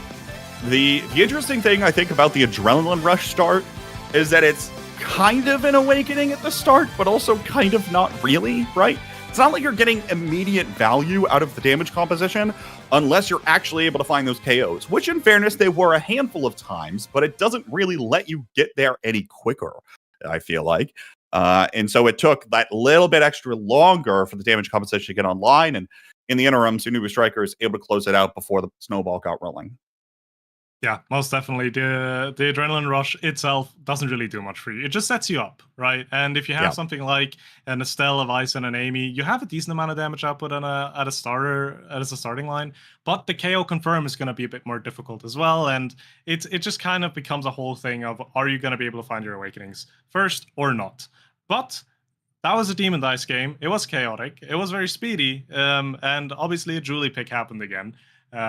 Next up is going to be Night Market. Night Market is going to be PPL's map pick here. And I mean, Julie again. Like I feel like you can't go into any map at this point where Julie is even like somewhat feasible and not consider her for the draft. So curious to see again where the priorities are going to lie here. Who's going to be opting to maybe ban it? Is someone going to look to maybe first pick it? And maybe there's a strategy to play around it, right? Maybe PPL or Sundubu Strikers have cooked up a strategy where they're giving a Julie, giving them false security, and actually having a pretty good comp into it. So we'll see. Night Markets can be a bit of a drawn-out game. So we'll see who's going to get the more solid team comp here, which I feel like is going to be very valuable. I mean, if you're ready to just plug and play, if you're the Sundubu Strikers, you definitely can, right? With the last comp you just played. I feel like it's a little more difficult to do that if you're the side of PPL. So I imagine we'll see something slightly different. But what exactly it is, I suppose we'll just have to wait and see. Okay, actually, interesting piece of advice. The Sundubu Strikers will remain on red side as per their own choice. So they're actually giving away that first pick and the opportunity to potentially pick up that Juliet first. Yeah, this could go either of 2 ways. This could be them having a very strong strategy and saying, you know what, we're fine playing into Julie here because we have something better, or this is them just saying, you know what, we don't really care about the first pick. We want a strong 2-3 pairing that works really well together, especially on a map like Night Market, and we're just taking out the Julie in a ban. So we'll see how that's going to go. We have very polarizing awakenings, so a hotshot and monumentalist start is going to open the window for quite a few funny picks here. And I don't know, maybe the Julie isn't going to be the first prio pick. There are quite a few things that could be quite strong here. Juno, Rune immediately come to mind, right? For both. Cardbox has a pretty disgusting Rune, right? And PPL recognizes this early in the draft and elects to ban away one of those two strikers. But I would not be surprised to see a potential Rune here come out on 2-3 out of the Sundubu strikers here, noting Cardbox. I imagine Sundubu strikers might just ban away the Fitty again. Might as well. Worked last time. No need to change up, reinvent the wheel here. Also, curious to see what's going to be the first pick. It's going to be the Now together with the Monumentalist or the Hotshot, both great awakenings to be picked up here as well. Also, Rune, if it's not going to be a 2-3 for the Sundubu strikers, PB Legends can very much still play a Rune as well, right? Both Bloom and Average Alex have a history on that pick and do well on that pick. So we'll see how that character is going to be incorporated into this draft, because it is a very strong pick as a baseline already on this map. Dude, Sundubu strikers, they see Era Julie. Oh, they're just, come on. Why overcomplicate it, you know? Like, Put the fries in the bag. Oh. I was like excited for a moment, Sloth. I was really excited that we'd maybe get to see a Rune again or something. And maybe we still will, because it's probably just Shape picking up the Era again. So maybe we still will. But put the fries in the bag. It's the Juliet again for 3Z. Is what it is. All good. Hey, the win rates don't lie, you know? You just gotta prioritize it at times. And again, like Arrow Julie together is just so strong if you get both of them. So we'll see where it's gonna go here. As Erasmus, Kai is gonna be the pickup for the PP Legends. So they're just kind of going for an all-rounder comp here, wanting to go into that core control area, wanting to have a little bit of that survivability with the Now as well, having a decent amount of shove as well with Erasmus. Erasmus also into the Era could be an interesting matchup, because the Erasmus obviously likes size. Era's just going to make him small, but Era also doesn't deal incredibly well with playmaking, and Rasmus has the potential to playmake quite heavily here. So curious to see how that matchup is going to go, as the Amy is going to be the last pick, and unfortunately for us, Rune ignored. Maybe another time. Okay, no fun allowed, I suppose. It's week 4. We got to lock in. Yeah, whatever. I mean, right, the comp is going to work, right? You plug and play probably these 3 strikers anywhere you really want to right now, and it's going to be just fine. To your point, right, the all-around comp right now for PPL, probably favoring a little bit more towards that core control side, could be more challenging. I'm also curious to know whether it's Now or Kai goalie. Obviously, we saw I was about to say Maddie, because that's just the PPL goalie I'm so used to for so long. Bloom was on the Now in the last game, right? But will be interesting to see if that's still the idea or if we end up straying away from that. Yeah, most definitely. It's going to come down as well to just what are you more comfortable with, because you're going to have to defend against the Julie. And Julie's not easy to defend against. You have tools on both Kai and the Now to defend against it, especially with the Now, with the Mines and the Monumentalist. You probably have the easiest way of dealing with it. But a Kai Barrage, a well-executed one, is also going to do quite a bit of work. Although I probably would lean towards the Now being the goalie pick here, because again, it's just going to be the easiest one to execute. I'm going to be curious to see how well PPL is going to be playing just the core control aspect of it, because they need to be very careful around those edges.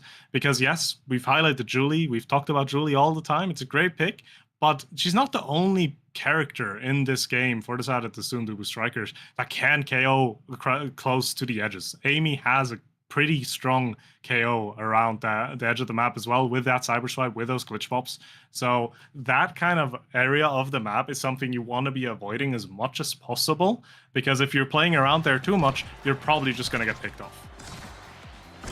It is Bloom on the eject button Kai here rather than the Now. So potentially looking to get more involved on the front lines here, or more easily more involved, especially on the speed map of Night Market with the blazing pace. We'll see whether or not that ends up, of course, panning out, as a lot of the historic, right, really solid Speed Awakenings for a eject button Kai clearly aren't picked up that often anymore, so it feels. So we'll see how this one comes about, but at least early on, Bloom has popped that eject button a couple times, and it has gotten a little bit more pressure towards the Sundubu side of the pitch. Cardbox has the energy burst for the second gold barrier, and now 3Z awaits the core, but doesn't matter. The Giga Blast comes out, and that's a hot shot Giga Blast. Core goes flying into the net. Yeah, Bloom doing a good job getting involved a bit up front early already, and those Giga Blasts is not something you should be underestimating, because that hitbox is rather massive, meaning if you are not careful around it, stuff like that can happen. And Shape had to find out the difficult way now, but obviously first goal, nothing's over yet, and we're again back to a pretty even state on the map. Here's 3Z again, does have the energy burst, doesn't pop it right away. Going to be looking for it on the dribble here, potentially denied by Average Alex. And the core will stay on the red side of the pitch for now. He's got Brooks again in the corner. Fiery moving forward. Shapeshifting will have the energy burst to send that one away. And now back up to 3Z. There's the Juliet, folks. There it is. It's the same thing, you know, and love. Yeah. I mean, that dash is just so difficult to deal with. Again, Bloom tried to get the barrage out, tried to get the defense going for it, but if you just misalign it ever so slightly, it's impossible to really do and hold against that Julie dash punch. So, excellent execution there from the side of the Sundubu Strikers, but the attack is not slowing down for the PP Legends as they're taking one barrier pretty swiftly here. One barrier down, 2 energy bursts to their name as well. And there's one used for the KO against 3Z Breezy. Power play opportunity now for them. Barrier, second barrier will fall. And now there is the pendulum swing to put away the core. Well done on the execution and the pace to get that core into the net. Most definitely made the most off of that power play as well. Said, you know, we don't have to waste any time. We're just going to put it in. We're not even going to give you the chance of coming back into the play and do anything about it. And now they are just one goal away from taking his first set, with a flip on Bloom as well if he does need to use it defensively. We'll see if that's needed. Cardbox also has a flip, potentially to use on the offensive side. This Bloom will burn his. Pendulum swing finds one. Whiplash looks to keep the core alive here for PPL, but that one doesn't collect. Energy burst is out here. Cardbox to himself, not quite. Average Alex looks to keep the play, but there's another thought coming from the dash punch out of 3Z. Whiplash is fiery, looks for the play here on the other side of the pitch. Well done, even just to stall out for time. While meanwhile, though, Bloom trying to move forward and capitalize on the play, and the barrier is down. Really advantageous opportunity here for the Sundubu Strikers, especially with the Maelstrom coming through. 3Z can't collect on the Flying Phoenix. Here's the energy burst, and Average Alex drops back. Keep the core out of the net. Energy burst out of Fiery here, sends the core back the other direction, but seems like without much of a plan at all. The core stalls for just a moment. Glitch Pop is out. Cardbox looking for something here, and the Giga Blast is used out of Bloom. Shape has got an energy burst of his own here. Will use it with a pendulum swing coming out of Fiery, and actually 3Z doesn't even need to guide the core in at all, rather just keep Bloom out of the picture. Yeah, was able to body block that barrage to make sure it doesn't interact with the core pretty well there. And that's going to give the Sundubu Strikers an attempt at taking the set. And this first set, again, it's going to be very important, as it always is, because we have an Aero Julie on one team, we have a Now on the other. We are going to, again, look into the scaling aspect of this game. And getting first pick in the first draft can basically hand you the game if the right awakenings show up. Seems as though Average Alex, highest candidate for draft for PPL, and Cardbox likely would be for the Sundubu Strikers. PPL in pursuit of the goal right now, and Average Alex ticks over to level 5. Crazy can't quite find the core that time. Actually, the Firewall Sentry just not quite on the best of angles there. Easy defense for Bloom and Average Alex, and Fiery turns it right around on the other side of the pitch. It's PPL with the first set here, and it'll be Average Alex with the pick of luck. And that can be quite dangerous depending on what Awakenings we're going to be looking at here. You have a fight or flight here. Also, don't go Sparks. There's 3 Sparks out already. So you have a last pick on Fiery, who probably doesn't have that much to choose from anymore, but the fight or flight for Average Alex is going to do so much work. As Explosive Entrance for Amy is going to be a pretty solid pickup as well. You do have a Spark pickup for Bloom here, probably just saying, you know what, at least then Fiery gets something, as Size finds its way onto 3Z there. Again, we've seen what Size on Julie can do beforehand, and you don't want to give that Size down to Erasmus, but Fiery still pretty happy to pick up something like a Reptile Remedy here. Interesting to see Shape go over for the Spark there as well, I guess. The extra cooldowns is really all you want there out of what's left. If you're the Era, don't really want a Reptile Remedy, don't really want Stinger, right? So I guess you're left with a Spark, and you just have to pick up that one. So actually, that Reptile Remedy falling to Fiery, a little bit fortunate, staring that triple Spark draft down the throat, but we'll be able to come away with something. Goal barriers open both sides of the pitch here early. Shapeshifting, looking to just keep this one alive here for the Sunubu Strikers. 3Z does have an energy burst. Here comes the Maelstrom, uses the energy burst, and sends it through with the Flying Phoenix. Yeah, not much you can do defensively there, even if Bloom somehow got a strike on it. Cardbox was right there with the Cyber Swipe as well, just shutting down any kind of potential angle there, so incredibly well played out by the side of the Sunubu Strikers here, as they're immediately kicking off again with a barrier take. Barrier takes on both sides here. Bloom's got the energy burst online, as does Cardbox. There's 3Z taking another barrier. Fiery will take a barrier here as well, and a little angle comes out of the Night Market corner. Shout out to the rounded corners on the map as per usual, and that one will find the net for Average Alex. Yeah, difficult to predict that one, but it is Night Market. You're going to have to deal with it, and the side of the Sunubu Strikers will have a flip available for Cardbox here, as they're dumping damage into Average Alex and Loom here, potentially even forcing a KO. They do get it as well, actually. Huge power play in favor of them now, as they're just trying to translate the Skull into a quick 2-1 lead in the set, but Fiery doing a really good job in that midfield area on the Rasmus, shutting that down completely, and Loom finally back on the map. Loom is back online. Here's 3Z, maybe looking on the triple. Cardbox as an energy burst. Already uses the Flying Phoenix, though. So won't have that to put the core away. And Fiery's been in position here with the Whiplash for some time. Lich Pop is out. Here comes the Maelstrom off the top side of the pitch, but it doesn't reach the enemy side of the map. 3Z almost to an energy burst here, and likely with the Flying Phoenix almost online, they'll be looking for the same kind of play to score the first goal in this set. Here's the energy burst, set up for the pendulum swing, takes down the goal barrier. Average Alex looking to keep the pressure alive. Shifting will get it away from Fiery. Lich Pop comes out to stun Bloom. Average Alex is up. 3Z almost gets KO'd. Has to play a little more careful perhaps here, especially with that energy burst online. Here's the Fiery Flurry. Almost gets it up to him. There's that energy burst. Bloom is there. Narrow angle with that Maelstrom sweeping through, and Average Alex, top of the box, will get it done.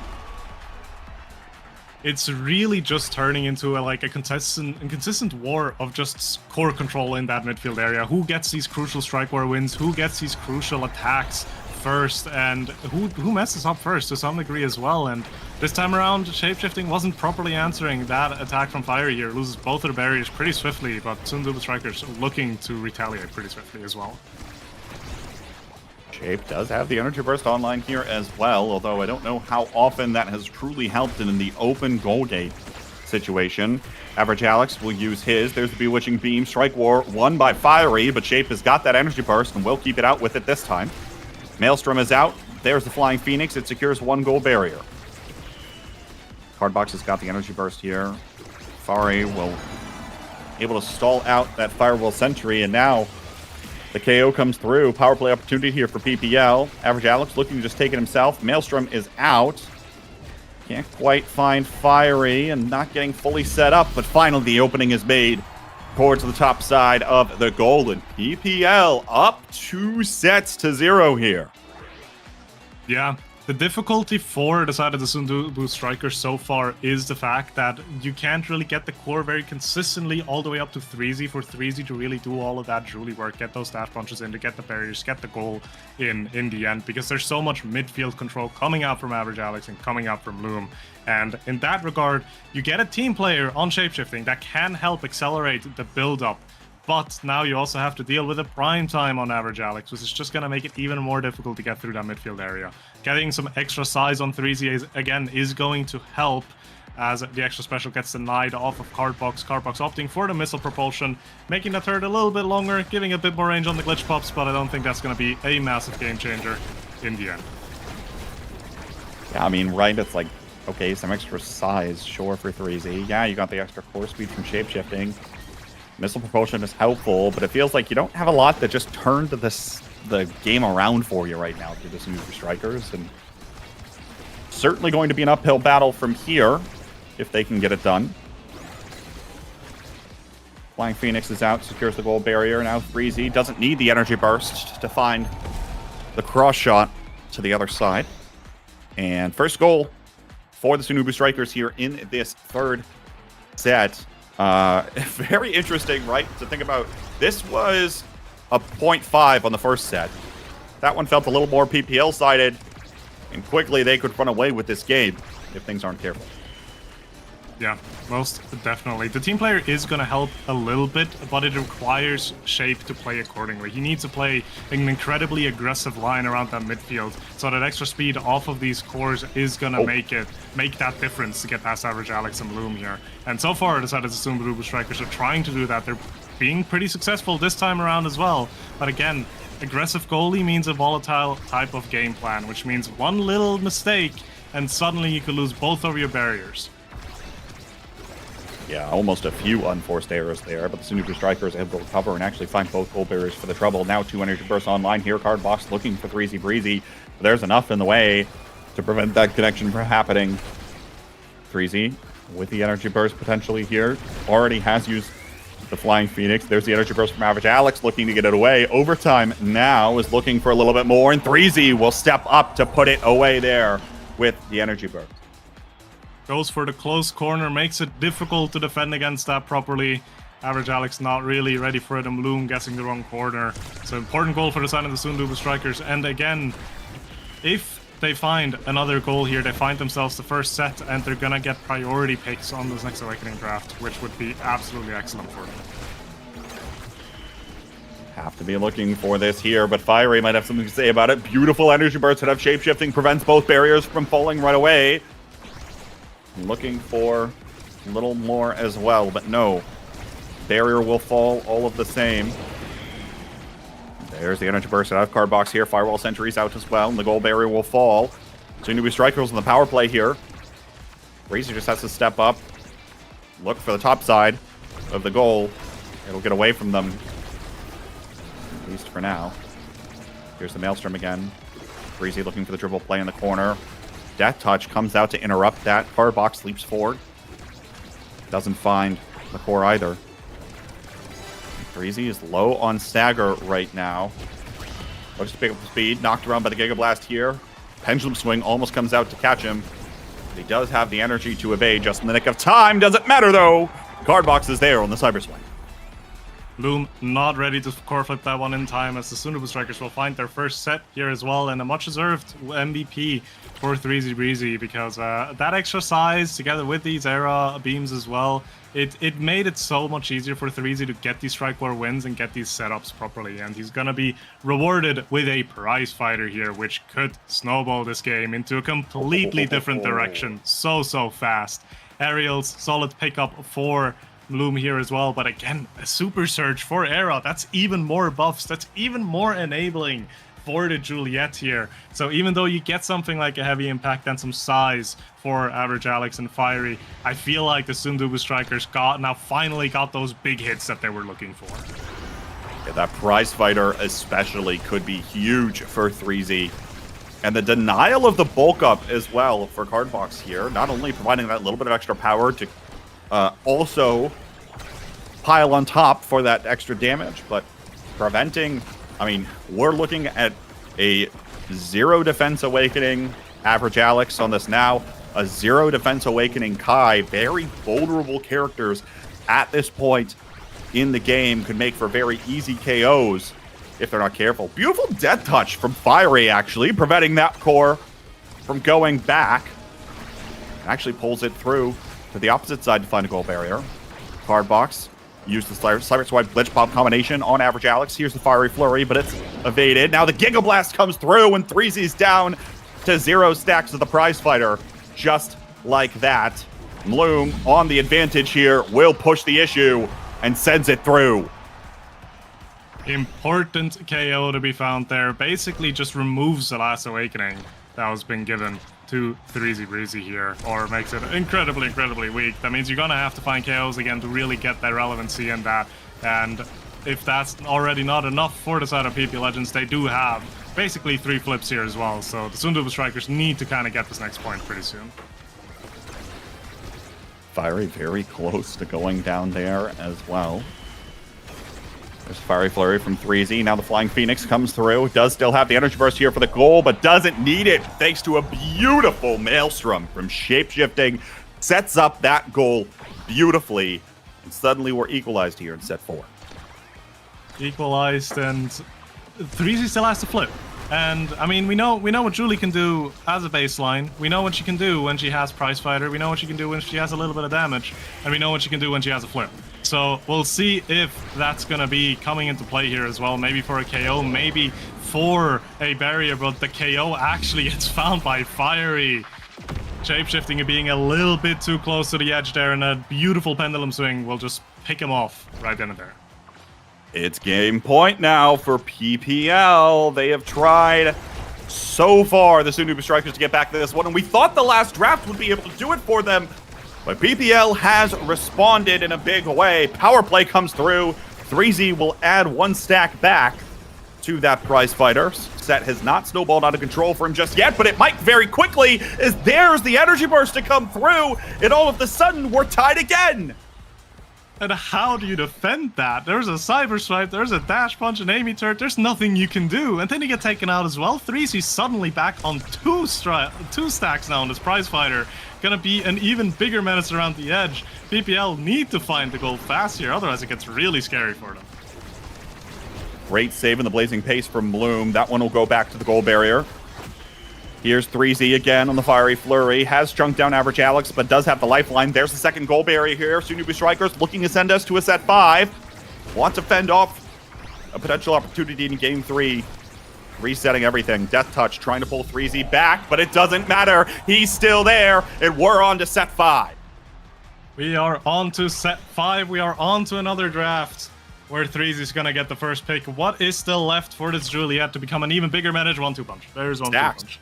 And stacks as well. There's a lot, actually, which is scary still. You have a lot of opportunities to be going for. You can lean heavily into the KOs. That's what he's going to do. He's wanting to stack those prize fighter stacks as much as possible.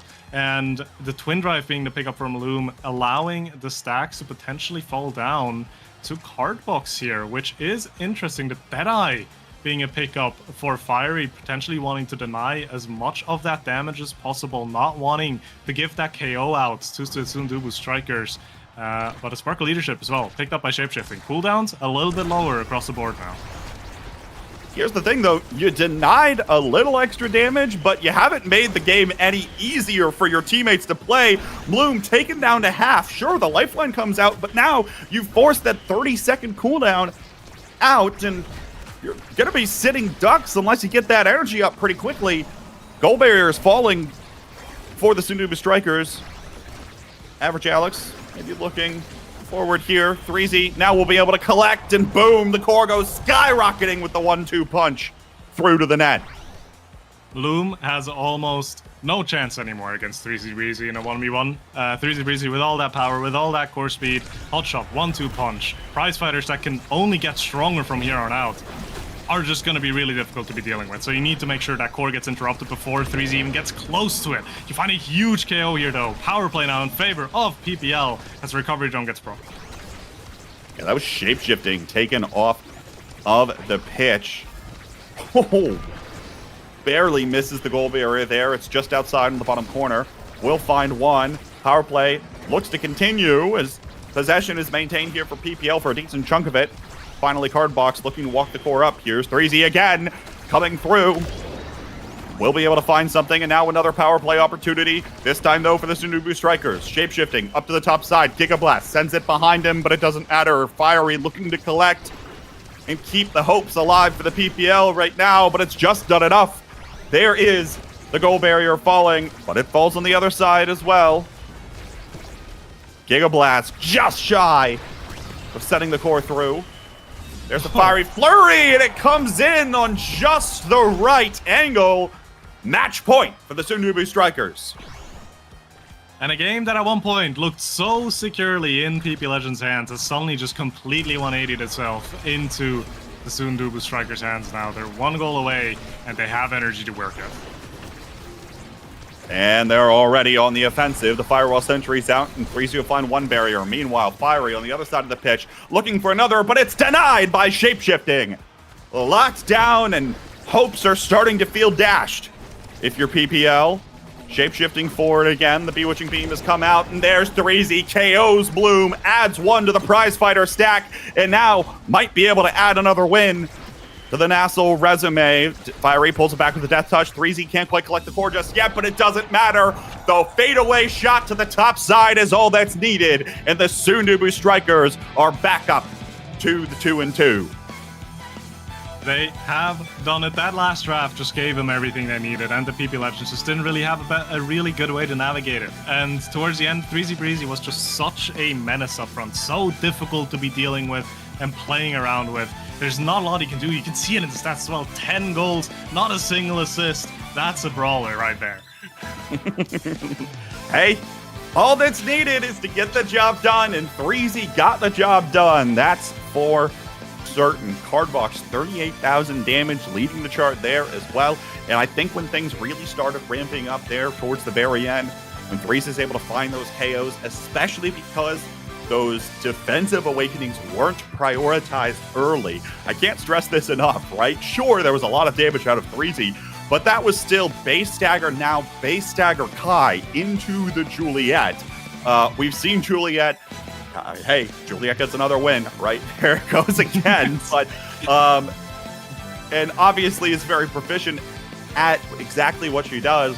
But against those two strikers in particular, with such a low beginning stagger amount, gonna make it incredibly difficult in an uphill battle. Certainly was there for the back half of that game. Yeah, little hints to people that haven't caught on. Julie's kind of strong right now. She's doing quite a bit right now, so maybe a little bit of a prio pick to be considering. But yeah, in the end, the Sundubu Strikers, I think all around PP Legends had a really strong showing still, but the Sundubu Strikers just had a little bit more of that consistency needed, a little bit more of that execution and game plan that made it work for them so well. And obviously great for them that they are now 2-2 into the season and are looking to expand that score even further. To other teams looking to top the leaderboard at the end of the day today. It's the next one for the leader at the end of week 4. Bozo Bunch versus Hungry Like Nephew. You won't want to miss that one coming up next, folks. Don't go anywhere.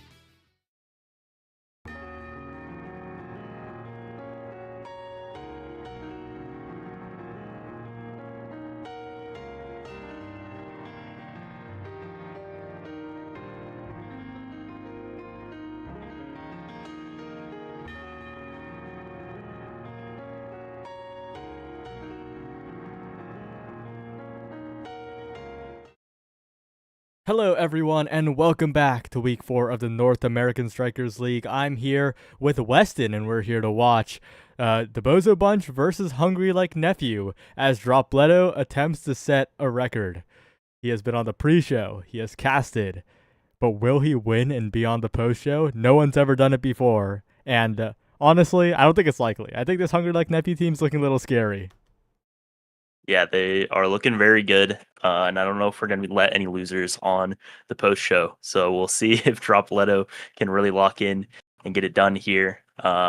Looking at this first game, I believe we have no character draft yet. I haven't been able to see it, but I think I heard that Julie was locked in. We have Bells on the X here and Vaughn going on the Juno on Night Market. I think having both Juno and Rune on the side of Hungry Like Nephew here could be really, really oppressive for the side of Bozo Bunch. Just so much range, so much control over the map with those characters, assuming that these hovers are correct. And we do see, okay, it's actually an Era, not a Rune.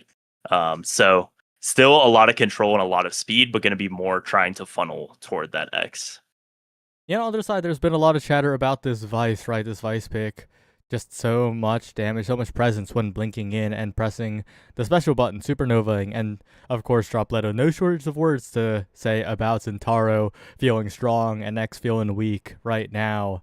And we're seeing polar opposites here today with Bells on that pick. Heading into this one, which comp do you think you're going to favor? I think they're both similar a little bit in what they want to do, in that the goalies really want to enable the forwards. But I think early on, I'm probably going to like the side of Hungry Like Nephew a little bit more, because Vaughn's going to be able to push up, get the speed gates, get the offense some assistance like he is trying to do right now. As you already lose, taking a lot of damage, but they're able to get that first barrier in the corner and try to control Dropletto. This Era pick, I think, we've seen it all day be pretty strong, both in the goalie role and a little bit in the midfield. But I think Dropletto being on the Zen, that's one of the picks that gets affected the least by being shrunk. So it means that I think he'll have the tools to deal with, even if he already loses, able to get some cooldowns, shrink him all the time. He'll be able to survive, but we see right there a KO coming out early and all the speed from that Vice ultimate getting the core into the corner. Dropletto trying to find it, but Vaughn able to save. Yeah, those slimes doing work. Bell's doing work, but doesn't have the strike in time to save the shot by Streak. The name off Vice getting credit for the goal. 1-0 in the favor of the Bozo Bunch here. Yeah, and we see a lot of back and forth there. I think both teams kind of running the offense that they want to at different times, but we'll see who can have more control, as Vaughn just no tools to get down, save that first barrier, the jump leaving the slime, and just really strong piloting of this pick. You know, Vaughn hasn't been in that role for long, but has been on the Juno for a long time. He clearly knows how to operate as he pushes ahead, not finding any value out of these NATOs quite yet, but we'll see if he can, as Vaughn, you see, just consistently able to push up and try to get the core to Bells. And Bells is staying up, looking for these strike war wins, and that beam from Yuri Lose, a bit of a timing mix up against Obscure Breads. And speaking of, right, no Merchant, it's Breads here as the former Bozo Bunch goalie. But a slime by Vaughn across, mixes up the angle once again, mixes up the timing, and sends it right in the goal to even it up in the first set. Yeah, the NATO may be serving as a little bit of a distraction right there, as it was coming through the goal, and it's the slime that ends up getting it. And Hungry Like Nephew, like you said, going into this game, they've just looked so strong all season, and I think they're looking really strong early in this game. I think they have a lot of scaling potential. Both teams do really, with, you know, an Era, or with an X rather, and a Now on each side. The Juno as well can do a lot of scaling Zen. I think both teams have the opportunity to get really strong builds, but early on, it's all Hungry Like Nephew. Oh, but Bells goes down. Obscure Breads, perfect survival with the Now secondary and the lifeline as well. And Strike Wars by Streak across the map. That's one barrier taken at the very least as the respawn comes in. Vaughn does have a flip, but needs to be careful because Drop is looking for that final barrier and maybe for a cheeky KO, but Bells is the one who gets it done on the other side. And, well, that's a little awkward. Obscure Breads walks up a little bit too quickly at the wall, and Bells will capitalize to make it a pretty big lead for Hungry Like Nephew. Yeah, that spec training putting in work right there, you know, showing how strong that pick can be, and the fact that they have it so early on, you know, no scaling necessary. That one just right in the starting awakenings. And yeah, like you talked about in this draft, it's super interesting seeing Bells on the X, Dropletto on the Zen. And so far, the Awakenings, that Glass Cannon for Dropletto, I think, against an Era and a Juno who can just have so many hits onto you, not really giving any value, whereas the Spec Training is. So we'll see if that means that maybe the Zen is the one that really needs to scale in this game, because early on it looks that way. Dropletto is looking for a KO on Vaughn, barely doesn't find it, but on the other side, Bells is able to get the goal open. And not just get the goal open, but get the strike reset for the goal. Doesn't even need the flip, just holds on to it as the set concludes. Amazing evasion by Vaughn, and Bells with the follow-up. Make sure that Hungry Like Nephew are on top in this first set. And bulk up has landed. That is multiplicative scaling here coming in for the X. Yeah, that's going to be a really scary build, and one that can build even more. If Reptile Remedy shows up, that could be more stagger to do the same. Era getting prime time as well is going to be really strong.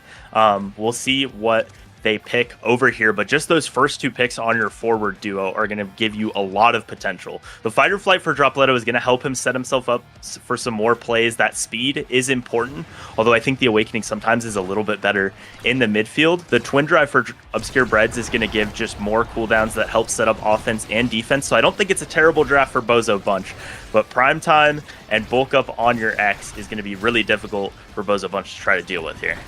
Yeah, they do have one big win condition in the Vice, right? They do have that special very powered up, but right now they got to worry about their health bars dropping breads. Under attack, Bell's going in, the bewitching beam from Yuri Luz, and these barriers are dropping so rapidly here. A great save by Breads, but taken out. Not even a necessary flip, but might as well. Hungry Like Nephew keeping the train rolling right now. I was also thinking exactly, not a necessary flip, but they just wanted to make sure, and they just have all the momentum in the world here. A lot of KOs found in these last few points. The Spec Training just such a threat at all times, and I think you already lose with that prime time. It has such an easy job of controlling the midfield here, making sure that Bells is set up with Vaughn jumping in as well. And I think they're really going to have to switch up the offense that they're playing to try to not let life be so easy for Vaughn, because it seems like he's just at the midfield line, pushing ahead, taking the speed gates all the time here. He's also using the secondary quite well. He's using both the jump and the follow-up slime to make it more difficult for the offense of the Bozo Bunch to even get started here. Dropletto with a lot of meter, but the health bar is looking as low as ever. The one weakness of the Zentaro is that lack of stagger after all, and Bell's looking for a flick to the top side, not quite, but drop is perma shrunk, perma damaged, can't really do anything here. Tries to get in on the play to Specialized Training. Supernova comes out as well, but it just feels like so little. Yuri Luz and Bells are so consistent in keeping the core forward. Yeah, and it just feels like Dropletto can never get the core. He has Fight or Flight and he has Mag Souls, so really like Mag Souls and Slicks in a way, and it still feels like he's just not able to control the core as much as he wants to. He was able to get the barrier there off the flip once again, but you already lose, shrinking him down, and now Bells with that Specialized Training, finding the KO as well, pushing in, trying to score. There's a flip on each side here, so we'll see who uses it first, as Vice with the ultimate is able to force that out of him, but still just nothing able to be returned so far by Bozo Bunch. No pressure really put on Vaughn. Yeah, and Bell's taken low, but not taken out. Importantly, a few missed abilities by the Bozo Bunch. Drop with a chance to score, but another slime by Vaughn, perfectly played, and now the core speed in overtime is getting insane. Bells in position with the dribbles, not quite enough, and Drop trying to return the favor, but Vaughn is so fast. Finally, Bells goes down, but the Bozo Bunch, they still got to be careful. Vaughn has so many ways to defend here, but finally punishing the dribble is Dropletto. The slice and dice is enough, but it's only going to tie the set up. And that's the win condition you talked about, that Specialized Training and extra special for Streak there, whose name off right here, was able to find a huge KO there to convert the power play. So we'll see if he can continue to try to punish some of those mistakes, but there's really not a lot of them that are coming out from Hungry Like Nephew. Bells at the start of the point taking a little bit of damage there, but it's just all right back, and that bulk up as well means it's really hard to find the stagger kills. Really, he has to catch them on the edge, and Hungry Like Nephew are just such experienced, smart players that they're not going to let that happen, it seems like. Good individual play by Dropletto in the midfield, but again, right, Yuri Luz just drops back to help defend. Finally, a barrier take here, but the Bozo Bunch have to work for every last inch, every tiny advantage here, and of course, Yuri Luz and Bells, they're so consistent with it. Dropletto brought low, no meter available, could be the target of the next KO. Same could be said about Bells, but he at least has that evade available, and you gotta watch out because he has that explosive damage potential. The NATO setting up Bells well here, gonna force out the flip, and the flip is a little bit too late, so Breads is not able to keep the goal open. Vaughn pushing all the way in, but does miss a strike, and it is just gonna get to the end. Bells goes down as well, so we'll see if Vaughn and You Already Lose have a miracle defense in them here as they try to set Streak up. The pass down, double flip, so all the energy is out, but still nothing found yet. Bells spawning back, but Dropletto with a perfect strike just in time to the top of the goal. And as much momentum as Hungry Like Nephew had, Bozo Bunch is 1 point away from tying it up here. Yeah, the Bozo Bunch maybe have a chance meter low on absolutely everybody except for Dropletto. The flips seeming so far away, but I feel like if the flips are far away, Bells is the scariest player on the field. Low evades on absolutely everybody, and Bells is just walking in knowing that the X Maximus strike reset could be the difference maker here.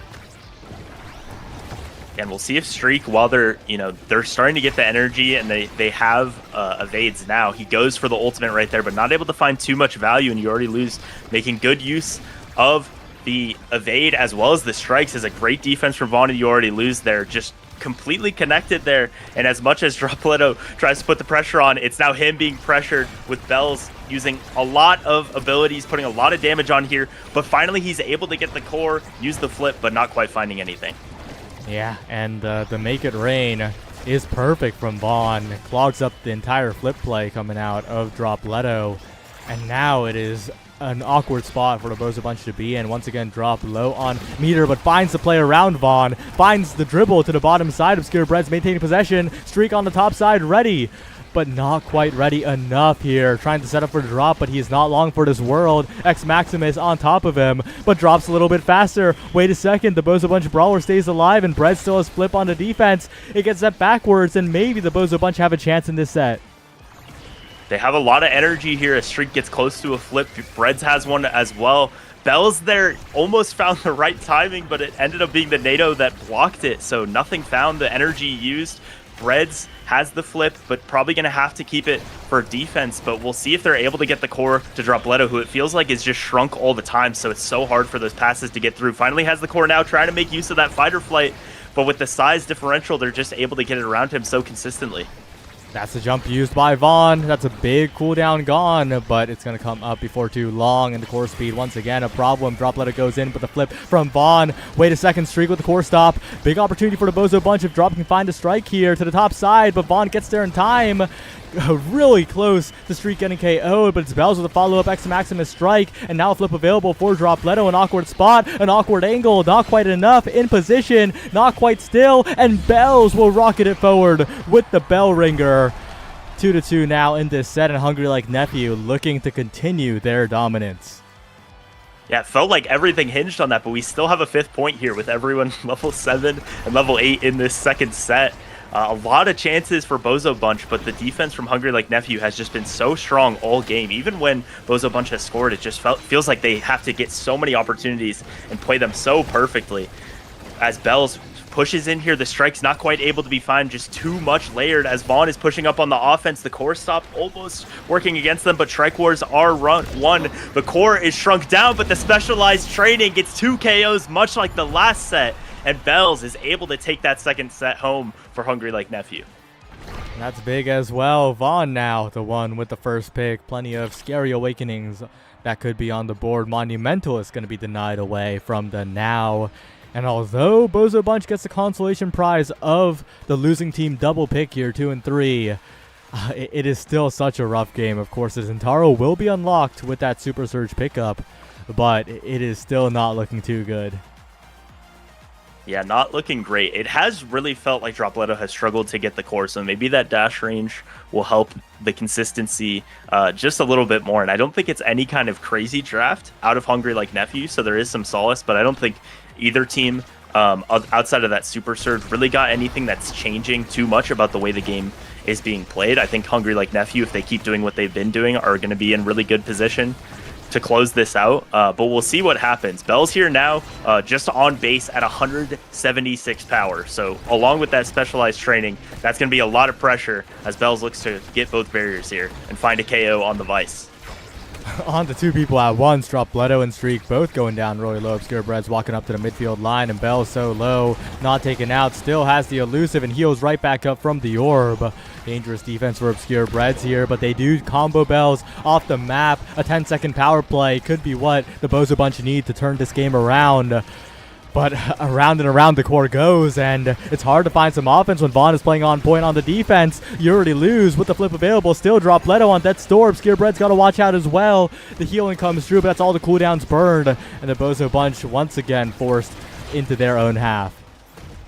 And Dropletto uses the flip trying to find a KO on You Already Lose, but not able to do it. Although he is going to take a lot of damage, and it's going to push him just out of the way for Dropletto to put it in the top side. The slime just went a little bit too far, so the first point is found for Bozo Bunch. I noticed on that power play there, the glass cannon and aerials for You Already Lose was able to give him so much speed to just neutralize the advantage that Bozo Bunch had. I think that Era can do such a good job at neutralizing the power plays. So it feels like, you know, maybe like in that last point, they need to focus the damage on him here. And right there, they do force out a flip just to get away from that Vice ultimate. Gotta be careful though. Bells is working on a flip here. Dropletto gets past, but not quite enough. Even if the core gets past, Vaughn has a jump back.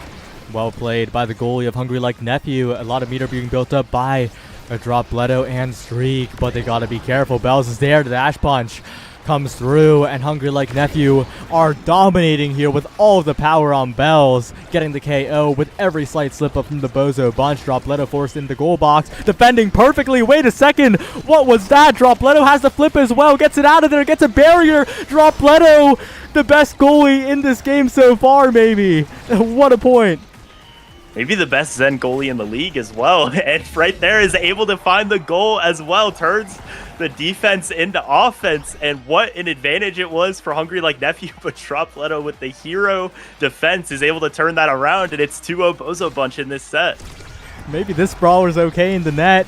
And of course, don't show this to Soren's teammates, because that's what could have been in their game.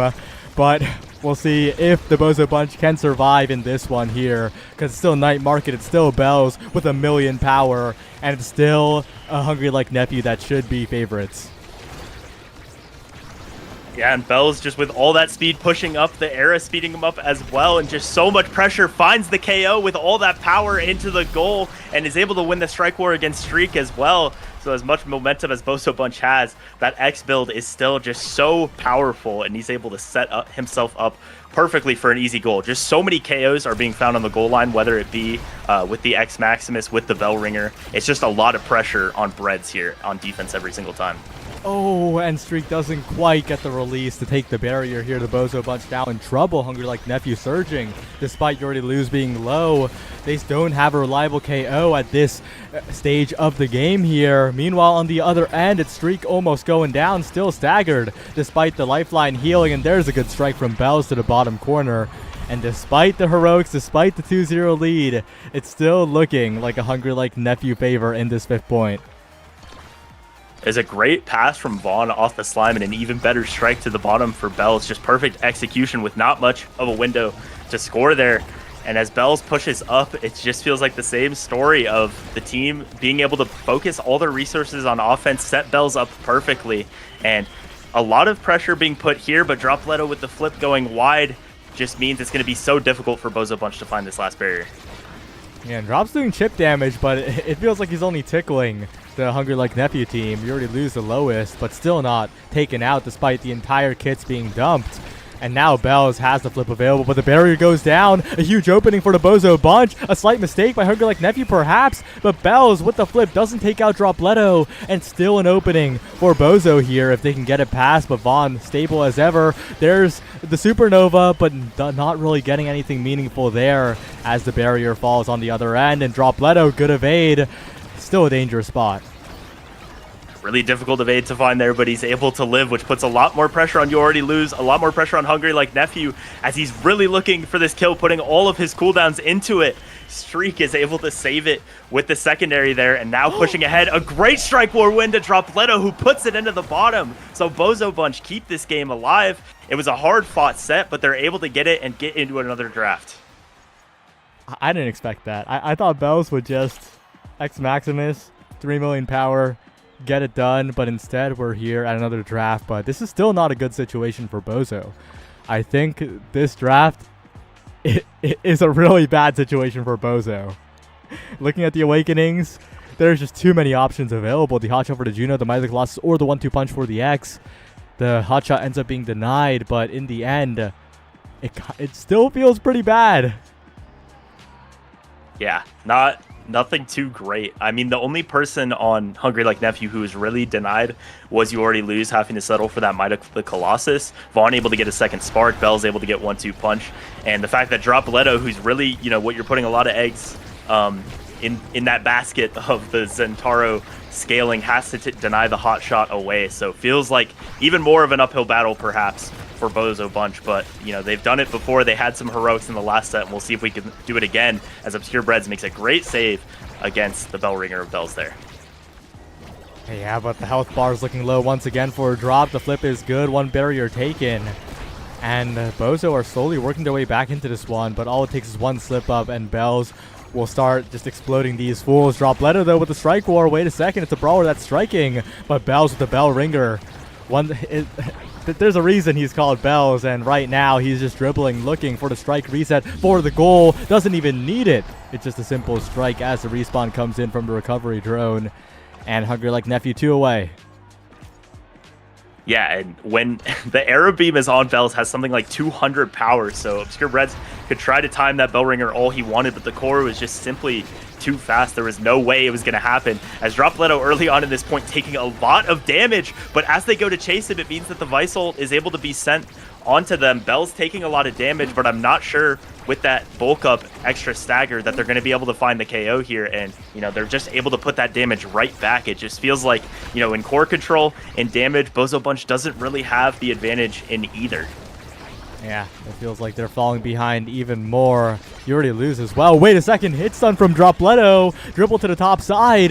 The Bozo Bunch, they don't have the control. They don't have as much damage, it feels like, but they have the moments. And with the Supernova to the top side, they will secure a goal, and they keep themselves in the running here.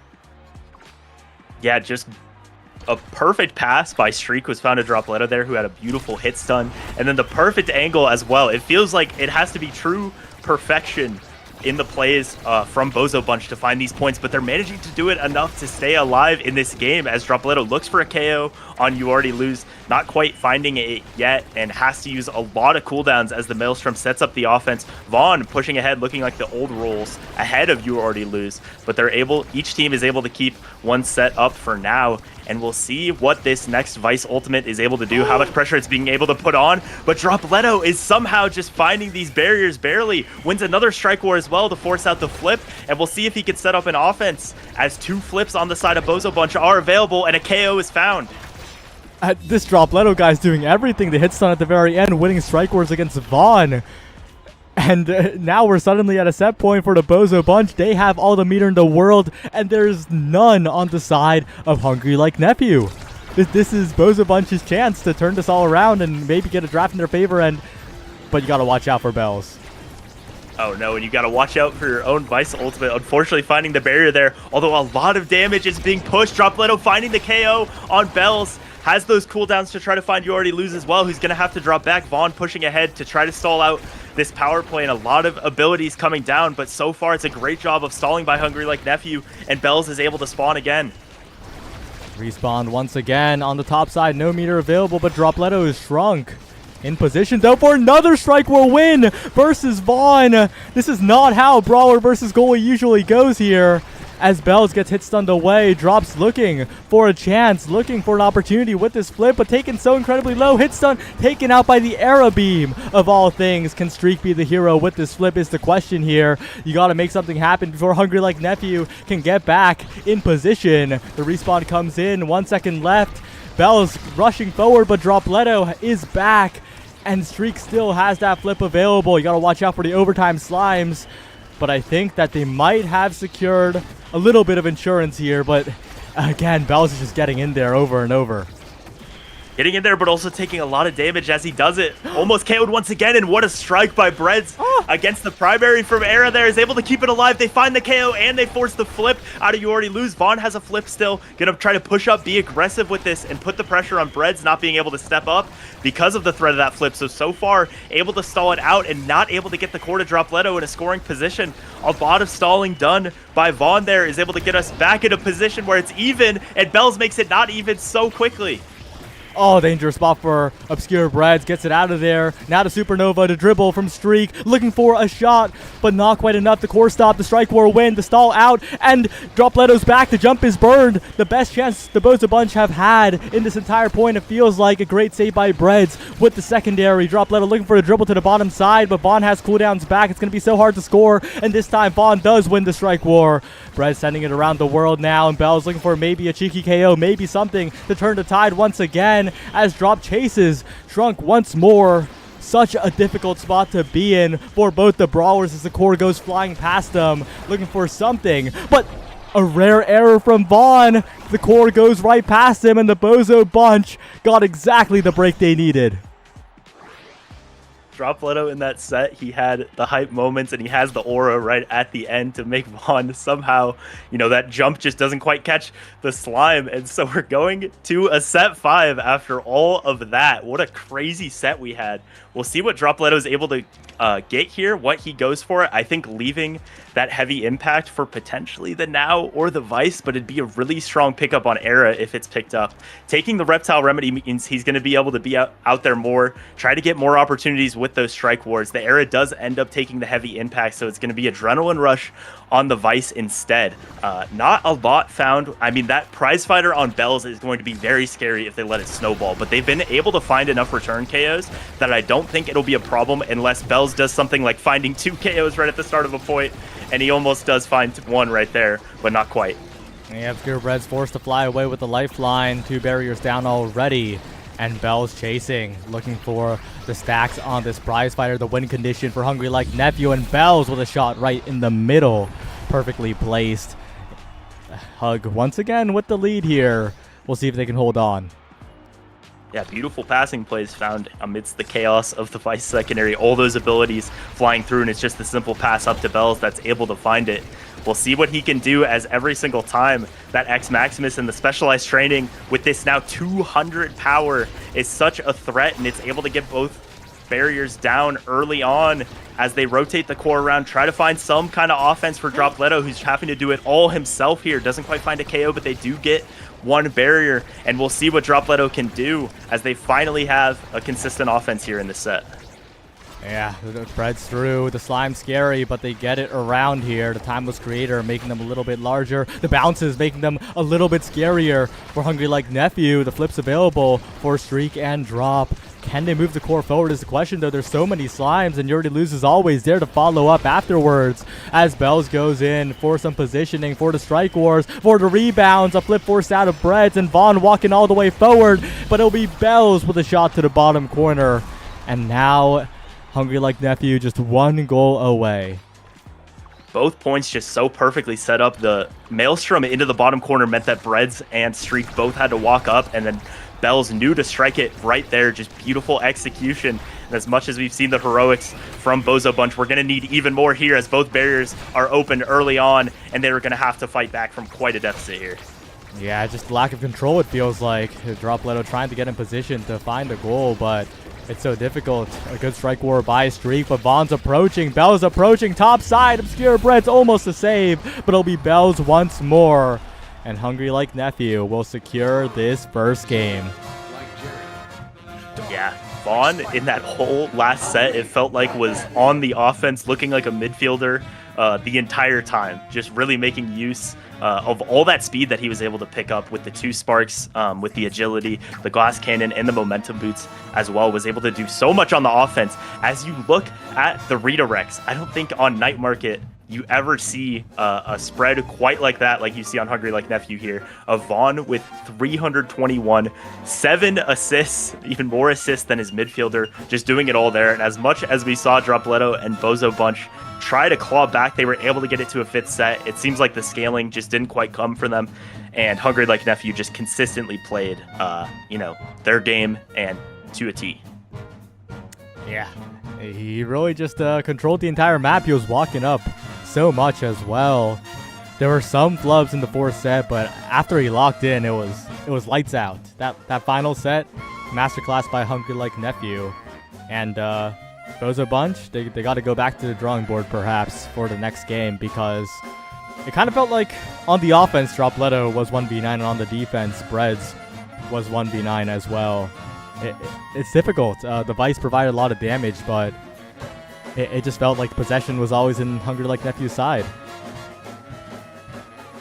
Yeah, way more damage for the side of Bozo Bunch and that Vice leading the charge in that damage, but just still so many more KOs able to be found by Hungry Like Nephew. I think in the draft, the fact that they had that spec training from the very start was just so much pressure. We saw in those first couple sets, the first 2 being able to be closed out by the KOs on the goal line by Bells. So yeah, we'll see in the next draft what they're able to do differently as far as if the brawler switches up. We're going to be on Demon Deus, I believe, which is a very comfortable map for Hungry Like Nephew. And I know Vaughn in particular just has so many picks that I think will scare you here. Like that Vice that we've seen throughout the season, obviously a really good pick on here. The Finny, going to be a lot of pressure as well. So we'll see what the Awakenings dictate as far as that. But if I'm Bozo Bunch, I'm a little bit scared of what Hungry Like Nephew can do on this Demon Deus map. Yeah, and of course, there's always a looming threat of Juliet, right? That pick, the sample size is growing ever larger. The win rate is rising. It's not even falling, it's rising as the sample size rises. It is getting a little ridiculous here, and we're probably going to see a first pick from the Bozo Bunch, because I do not think that they're going to allow Hungry Like Nephew Bells, the Juliet guy, to get that one. Yeah, we'll see. That pressure pick, the Finny, the Vice that I already mentioned, it makes for a really interesting one. And I think the era as well, which we've kind of seen all game in every series, it feels like, also a really strong pick in the goal box or the midfield on this map. So I'm really interested to see what our Awakenings are and what kind of pressure that puts on the bands and the first pick, obviously, here. Yeah, we had a visit for a moment from I saw that from a certain Dubu, but looks like we're heading on to our next map, Demon Deus. The draft should be here shortly. I don't know, Weston. You already talked about some of the picks. Finny, of course, priority for sure. But the question is, where do these picks line up in terms of priority, right? Obscure Breads excels on the Finny, but the Juliet is such a threat, and I think Dropletto is going to be like, whoa, we need to do something about the Juliet. And on the other side, Hungry Like Nephew, of course, they're very flexible in that manner as well. But of course, I think they're a little less stressed with that win on the board. Yeah, and it's their map pick, so I'm sure they've been planning a lot and thinking a lot. I mean, maybe they hadn't been hearing the Julie win rate discourse all day, so they weren't, prioritizing it quite as much as maybe we're starting to see. How much of it is just data noise, or the sample size is getting up there. So it's something to really consider now. But once we have the Awakenings, we'll be able to see if that Julie is really, it's a strong start where you have to ban it or pick it. But once it is banned, if you're the fact that blue side bans first, obviously, means that they put the pressure onto the other team to ban that. And then you have, the Vice, the Finny, that are both, really strong picks for both teams. Yep. Bozo, of course, on blue side for game 2 here. And, Weston, I'm running out of things to talk about. Do you have any ideas? I also am running out.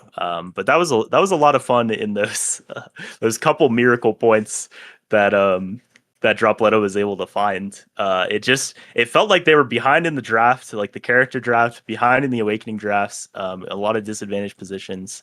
But he was able to find some, and so we'll see if he keeps that momentum. If they were feeling it in that game enough that that helps them in the second one. And I'm sure it put a little bit of fear into Hungry Like Nephew how he was playing. But with new characters, we'll see how that goes, because the Zentaro, also a really strong pick right now. The fact that Dropletto has been playing it like all season is a testament to that. But we've been talking about for like 5 minutes now the Juliet as well. Yeah, and just random chatter. I saw Zioshi in chat, so I'm like, if we end up doing an anime opening for playoffs, I'm definitely getting that 1v3 Zentaro goalie defense in there. Yeah. Yeah. That would be a great inclusion. Will you include the part of me saying that he would look like the best Zentaro goalie in the league? Will that be part of the clip? Well, it would be the anime opening, so it wouldn't have words. Oh, okay. I see. Unless you're the one singing the lyrics, and that's part of it somehow. I'm good on that. Yeah. Yeah. But it looks like draft should be getting started here. Yep. Starting Awakenings are here. And taking a look at Missile Prop Super Surge. What do you think about this one here? Missile Prop Super Surge, Starting Awakenings.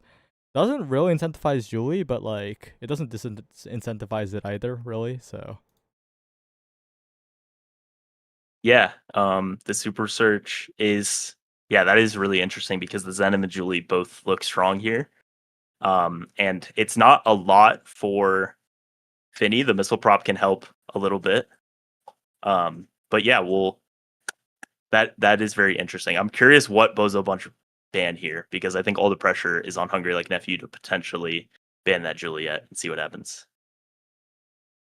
Yep.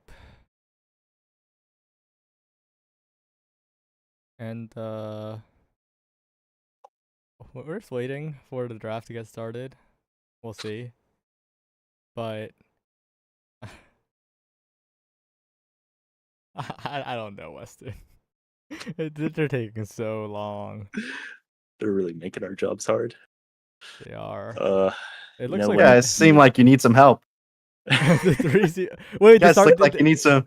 They started draft. They started draft. All good. Ah, shucks. All good. Oh, did they lose their ban for Streak being name off? Is that what happened here? It appears so. And that means that they'll probably... Oh, they don't first pick the Juliet. They just lock in the Zentaro at Super Surge start. Dropletto loves to pick, sure. And that makes sense, but we're probably going to see an instant Juliet lock-in coming in from Hungry Like Nephew, and also their choice of goalie. No, it's the Vice Drakkar. They're overloading onto damage, and honestly, that makes a decent chunk of sense here, given that it's Missile Prop start, enabling that Drakkar. But now here's the question. What are the Bozo Bunch thinking after this? I mean, you didn't really have to pick the Juliet there, because the Zentaro has been picked, unless we were going to see Julie or Zen in the goal box in some capacity. So you've really, now the threat of the Juliet is in that third pick, and I think it really means it becomes like kind of a damage arms race here of how much can Bozo Bunch do to match the Vice Drakkar Julie. What if they pick the Julie? What if they pick the Julie here? What if they steal it away? They don't. They pick the Era instead. But like you mentioned, that probably means the Julie is locked in here. Or it just could be a midfielder. It could be the Bells Drakkar. But the Julie is a okay, it's the Estelle. It is the Bells Drakkar. The Julie goes unpicked. And which would probably be the case in like a different meta where we weren't expecting Julie. This is not the crazy Julie map. This is not a crazy Julie start. Maybe return to expectations after expecting Juliet to appear once again. But taking a look at these two drafts, how do you think this one will play out here? I'm a little bit worried for Bozo's survivability. Yeah, I'm worried as well. The size against, the Era being able to reduce the size, I don't think does a lot against Hungry Like Nephew's comp. I'm curious. I'm assuming this is an Era goalie. So it's going to be Amy in the midfield. And I think Aragoli is really strong on this map. Regardless of, the size isn't even the most important part.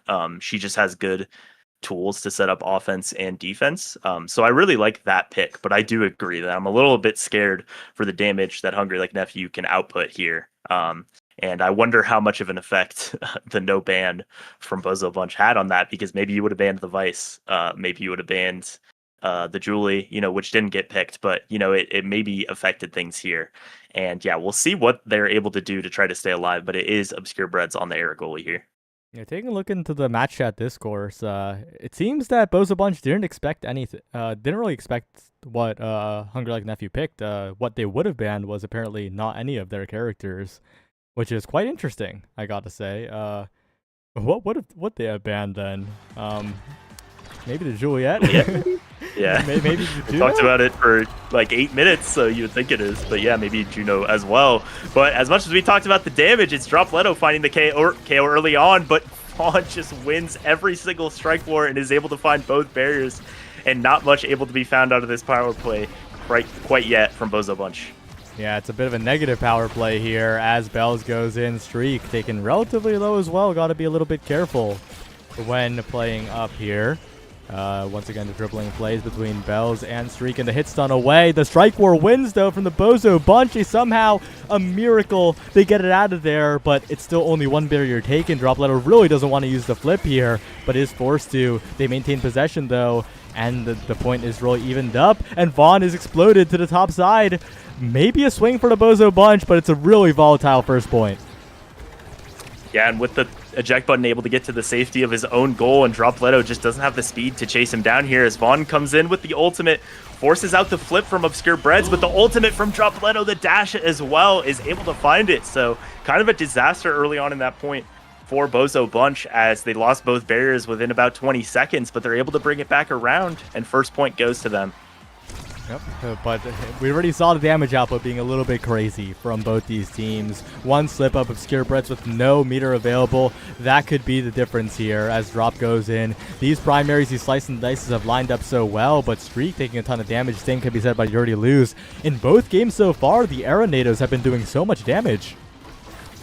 Yeah, a lot of damage there, and Yuri Lose kind of being forced out of the play, just barely finds the save as he dies right there, is able to keep the point alive, and Bells with a good dribble is able to keep it away from the pressure of Bozo Bunch, wins a strike war as well, so they're able to survive in this power play, but it just feels like the damage is adding up here on Bells. Same can be said about onto Dropletto, barely avoids getting KO'd by the Rose Thorns, and a strike war, a casual strike war against the Supernova. Perfectly played once again by Dropletto, 2 for 2 in this game so far. And if the Bozo Bunch can win this one, I think they'll be pretty confident heading into game 3, but that is speaking way too soon. Vaughn is on the Vice, where he has performed so well so far this season, and Dropletto is dead, and Bells has flip, and Hungry Like Nephew, they're looking to close this one out. Yeah, damage found on Obscure Breads as well, and might be worth just saving the flip from Streak here, but instead uses it and just barely misses the goal, being able to open up from You Already Lose, the primary from Vaughn trying to set things up, but nothing yet. Streak just being able to control this corner, win strike war after strike war, and keep the pressure on, but there's no tools to be able to find this last barrier quite yet. Oh, Bells goes for a crazy dribbling play, but the side effect is that he gets a ton of chip damage. Dropletto, though, looking for some solo magic here, but the bounce isn't quite favorable enough. It's favorable enough to get the barrier, and Streak keeps the core alive, but Yuri Lose gets in there, while Streak doesn't have it controlled. Well interrupted by Yuri Lose. That was almost a disaster for Hungry Like Nephew, but they get it done in the end. Yeah, and the damage is keeping them in a power play. Keeping one team in a power play for forever, it feels like. Just so much pressure and no tools for survivability for either team. The energy forced out of Streak there is going to make his life very difficult here if they put some pressure on, and Vaughn looking for the abilities but not quite finding it. Streak looking to get it in the corner and keep it on offense where you can really push that damage in the corner like they are on Dropletto right here. But well-timed strikes, they're able to get it out and keep it alive, but the damage from Hungry Like Nephew is starting to build up, and Dropletto is at risk of being KO'd, and there he goes. Dropletto down, Vaughn blinking in. The collapse from Hungry Like Nephew looking effortless right now. And the follow-ups come in. Obscure Breads with the Strike Wars and Streak right through the gap. And getting the strike out. Pass up to Dropletto, who dashes in with the EI rush. And once again, the Bozo Bunch, they recover, but they got to be careful. Whichever team takes control of the early damage really just starts snowballing, and Bells will catch Streak a little bit off guard there. And the Bozo Bunch are just watching the core go in. Another passing play. Hungry Like Nephew looking solid here as they just look like the better KO team. Yeah, like we said in the draft, it looks like it was going to be difficult for Bozo Bunch. They were able to execute enough to get those first 2 points, but now you're really starting to see it as a misstrike from Obscure Breads there. Gets an early barrier. A lot of energy on Bells, and Vaughn is going to put the pressure on Bozo Bunch, and Dropletto getting that flip is maybe not a good thing, as he's going to have to use it here. Is able to get the interception, find one barrier. We'll see if Streak can find the second with the Firewall Sentry, but well cleared by Vaughn. The strike from Obscure Breads, though, is able to get it, and it could be anyone's game here as the Maelstrom goes into the corner, not quite timed right, so it goes back to an even state where either team can find it here. Dangerous for Dropletto. Bells collapsing, Vaughn in the corner, and there's the lock and load from Bells. It was really dangerous for Hungry Like Nephew, but Vaughn played it so patiently, got in the corner, and Bells found the final shot. Really well played here from Hug, and they're going to start scaling even harder, but there are quite a few very impactful awakenings in this particular draft. Yeah, you see the heavy impact that really every single person in this game really wants heavy impact. So the fact that it showed up here when your Drakkar won is going to be really helpful. Dropletto taking that Reptile Remedy is going to help him stay alive. But, more cooldowns for the Vice, more damage for the Estelle is just going to, keep that damage on along with the heavy impact. Dropletto was able to get some survivability, but he's not the only one being KO'd here. One thing I didn't notice when we loaded in, Obscure Bread's going for the momentum boots, which I think is usually the go-to pick on Era, but on this map and against that team comp, I'm a little surprised he didn't go for the Powerhouse Pauldrons, which would be helping him stay alive. But so far early on in this point, he's not needing to, as it's a power play for Bozo Bunch.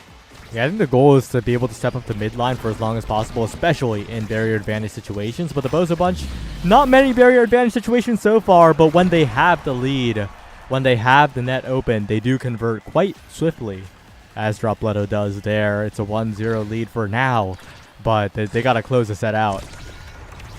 Yeah, it feels like they really have to win the kickoffs hard and get the goal open because, like you said, they've been able to convert that pretty consistently.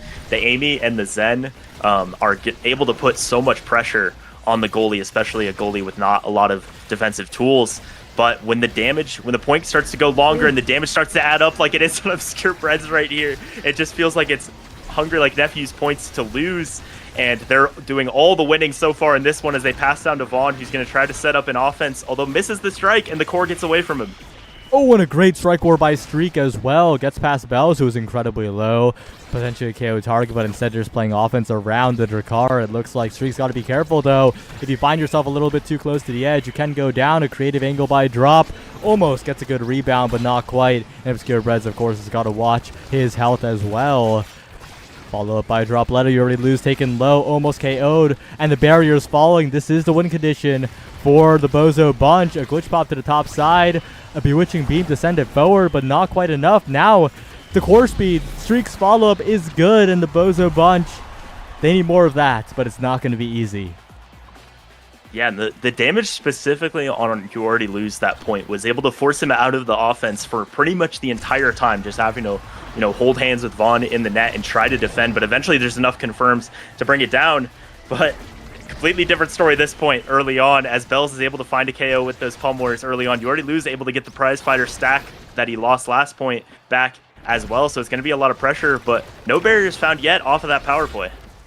Not yet. Bells with the dribble, looking for the barrier. Good strikes by the Bozo Bunch, as Vaughn as well looking for a dribble. Good evade against the Oni's Blade, but a glitch pop from Streak is perfect coverage. The passing play right through Bells and Vaughn, and Streak goes in for the shot. It's a set win. It's clean from the Bozo Bunch.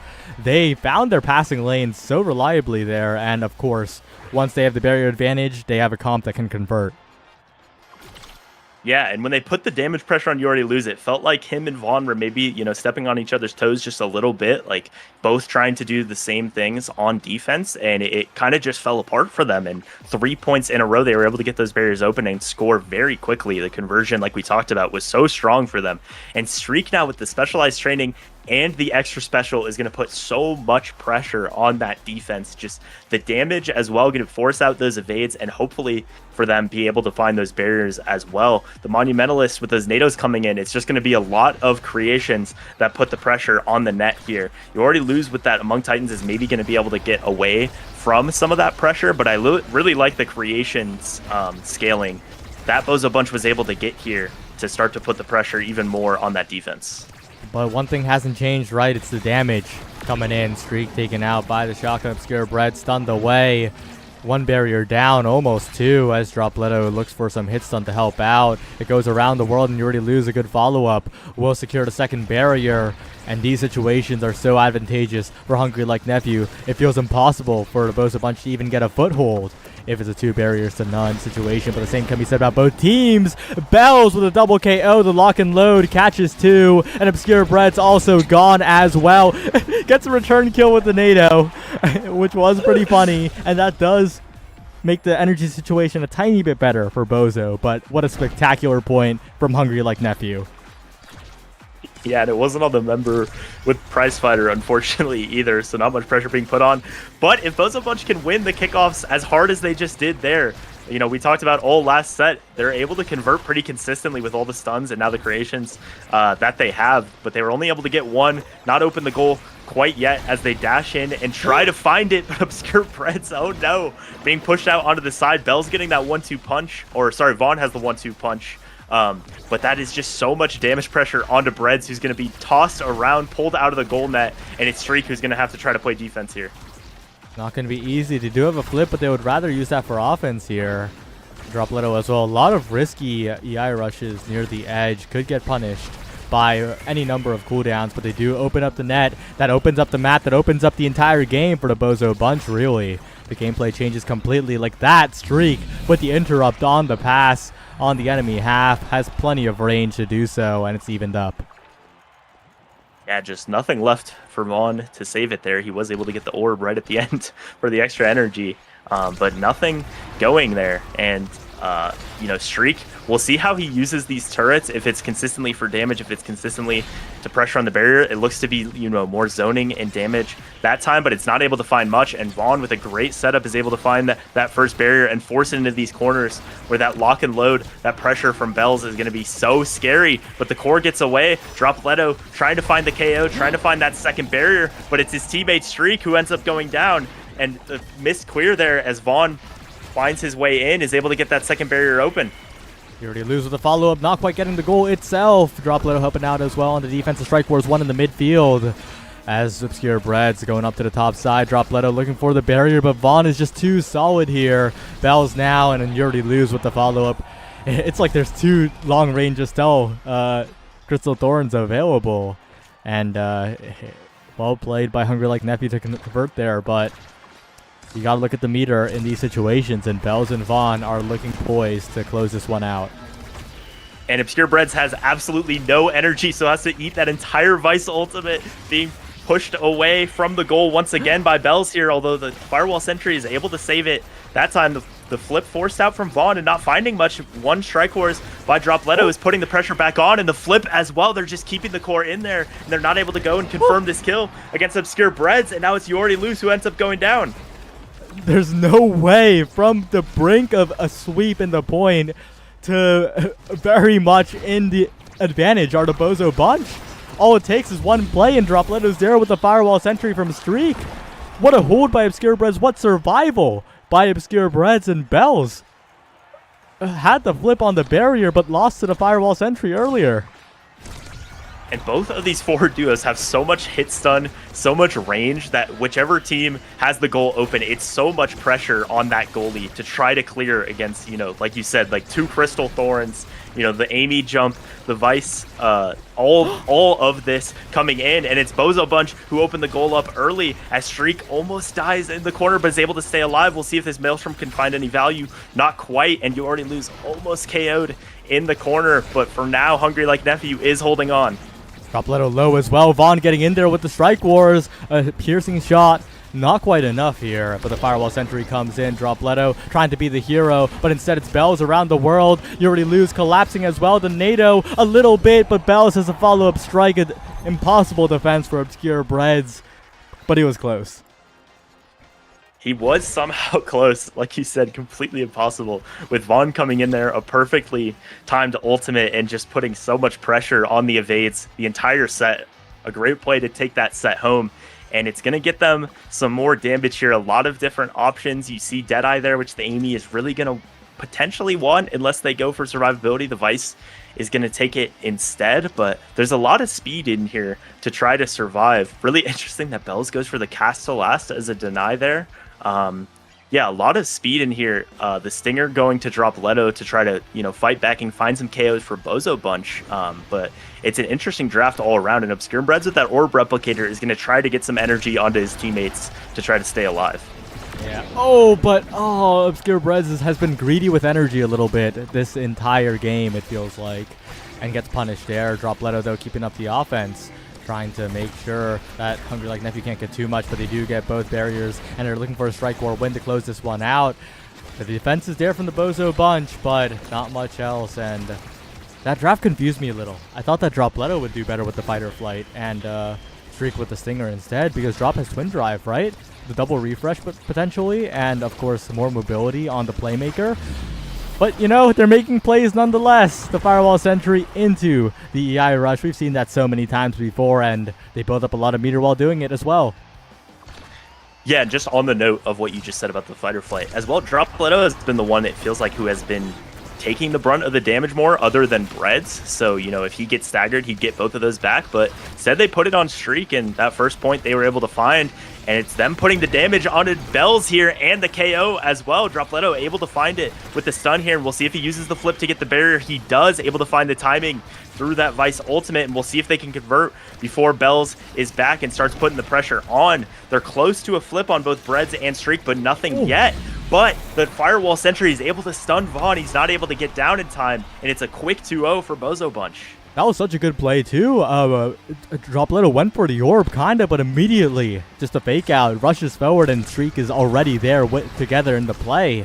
Very well coordinated, and kind of baited Bells a little bit. One tick that goes down, though. They got to flip it away, but Bells perfectly stuffed out, and it's a dominant opening to the point from Hungry Like Nephew here. It's going to be hard to fall behind once you're this up, but Vaughn going down might just be the one thing that the Bozo Bunch could have needed, really. Teleported right into the path of the Maelstrom, and now Streak's trying to set up the confirm, trying to maybe find the KO on You Already Lose. If they can get it in this Firewall Sentry, that could be a confirm, but they're not able to do it as You Already Lose dashes ahead. Vaughn back online as well to play defense, but he clears into the path of Dropletto, and that Twin Drive, that Super Surge puts so much pressure on, and that's a quick 3-0 for Bozo Bunch. It's all off the back of that NATO KO onto Vaughn, just opening up a road for them. And heading into this draft, there are some scary awakenings staring us right in the face. My eyes are on that bulk up, but the explosive entrance also has so much presence. I don't like that bulk up was given over like that. I'm scared. Vaughn is going to do so much damage. Yeah, and Vaughn was ready to pick that one as quickly as possible. Instead, the Spark denies going over to the side of Bozo Bunch here. A little bit of value for yourself. I guess didn't want that explosive entrance and Super Surge, the double dash range, but that would have been a lot of damage for Streak. But yeah, I agree that the bulk up not going to them and instead going to Vaughn is going to be really scary here. Dropletto has the adrenaline rush, which really, in a KO game like this, can be that trump card against everything else. But so far, not able to find anything yet, although Bells does get staggered, but drops back to find the orb. And Dropletto in a very difficult spot here with a lot of damage being found on him. Doesn't get KO'd, though. Somehow stays alive despite all the pressure. Somehow gets unstaggered, and now if they could find a KO, they're the ones in control here. The Bozo Bunch are playing such a risky game, but Hungry Like Nephew are the ones in risky situations as well. Bell's low, but the barrier one tick taken. But that's Obscure Breads going down. That could be disaster for the Bozo Bunch. Their defense looking shaky. The strike war is being won for the moment. To the top side it goes, and the barrier still stands. The respawn's going to come in now, and Dropletto finds a dribble around. Yuri Luz wins the strike war, and what a shot by Yuri Luz, despite the KO coming through. He gets it done, and Hungry Like Nephew once again are up in the final set. Yeah, even though they couldn't exactly confirm that barrier, the fact that they were able to make Dropletto play defense and not confirm the kill on Bells for so long there, as he couldn't get that adrenaline rush, would have been his, first of the point, first of the set, and can really snowball things, but wasn't able to find it. A lot of damage being found out of Bells and Vaughn here, so we'll see if Dropletto can confirm those kills, but every time he has to drop back and play defense, it's more time that they get to try to stay alive, and unfortunately try to find it. They find the last barrier, but he does get it. He has that adrenaline rush up now. A great clear from Obscure Breads is able to keep the point alive. But they need to get this barrier right now. Yuri Luz has the flip. That's such a huge threat for the Bozo Bunch. They don't get the set piece. The setup is not quite there. The barrier taken. Streak needs to find something now. An awkward flip. Dropletto tries to read the play, and Obscure Bread so fast trying to run forward. There's the KO. Dropletto's in there with the Oni's blade, but this defense is so scary. Vaughn has the passing play, so much power, so much core speed, and Bell's in position. But they clear it right through Bells. Dropletto finds a dribbling play. They get it away for now. And all it takes is one cyber swipe, one big play here. But the Supernova says no to all of that. And Bells with the core speed. Vaughn getting in there. Has the flip available. Staying up forever. Vaughn's all in. He's all in. He didn't eject back, and it pays off. Yuri Luz gets the goal, and Vaughn keeps the flip. The core speed, the hot shot, and the 2 stacks of prize fighter from Yuri Luz, getting it around everyone. Just a barely an angle that sent it into the goal behind everyone. It's like you said, Vaughn was completely in. They just needed to get the core past, and they have a lot of energy here to try to fight back, but some of it used there when the barrier was already taken. Gonna be a problem, and now Streak getting taken down is also gonna be a problem on the back foot for Bozo Bunch. The core just goes all the way around, just like last point. And the same story as last game, Bozo Bunch with some heroics are able to take it to a set 5, but it's Hungry Like Nephew who end up taking it home in dominant fashion in this last set. It's so close. Bozo Bunch, they're so good in that set 4. They get it done till set 5 arrives, but Hungry Like Nephew, the veterans, they look so solid in those set 5 situations. They do not waver. They might get randomly KO'd throughout the game, but the moment set 5 hits, it's over.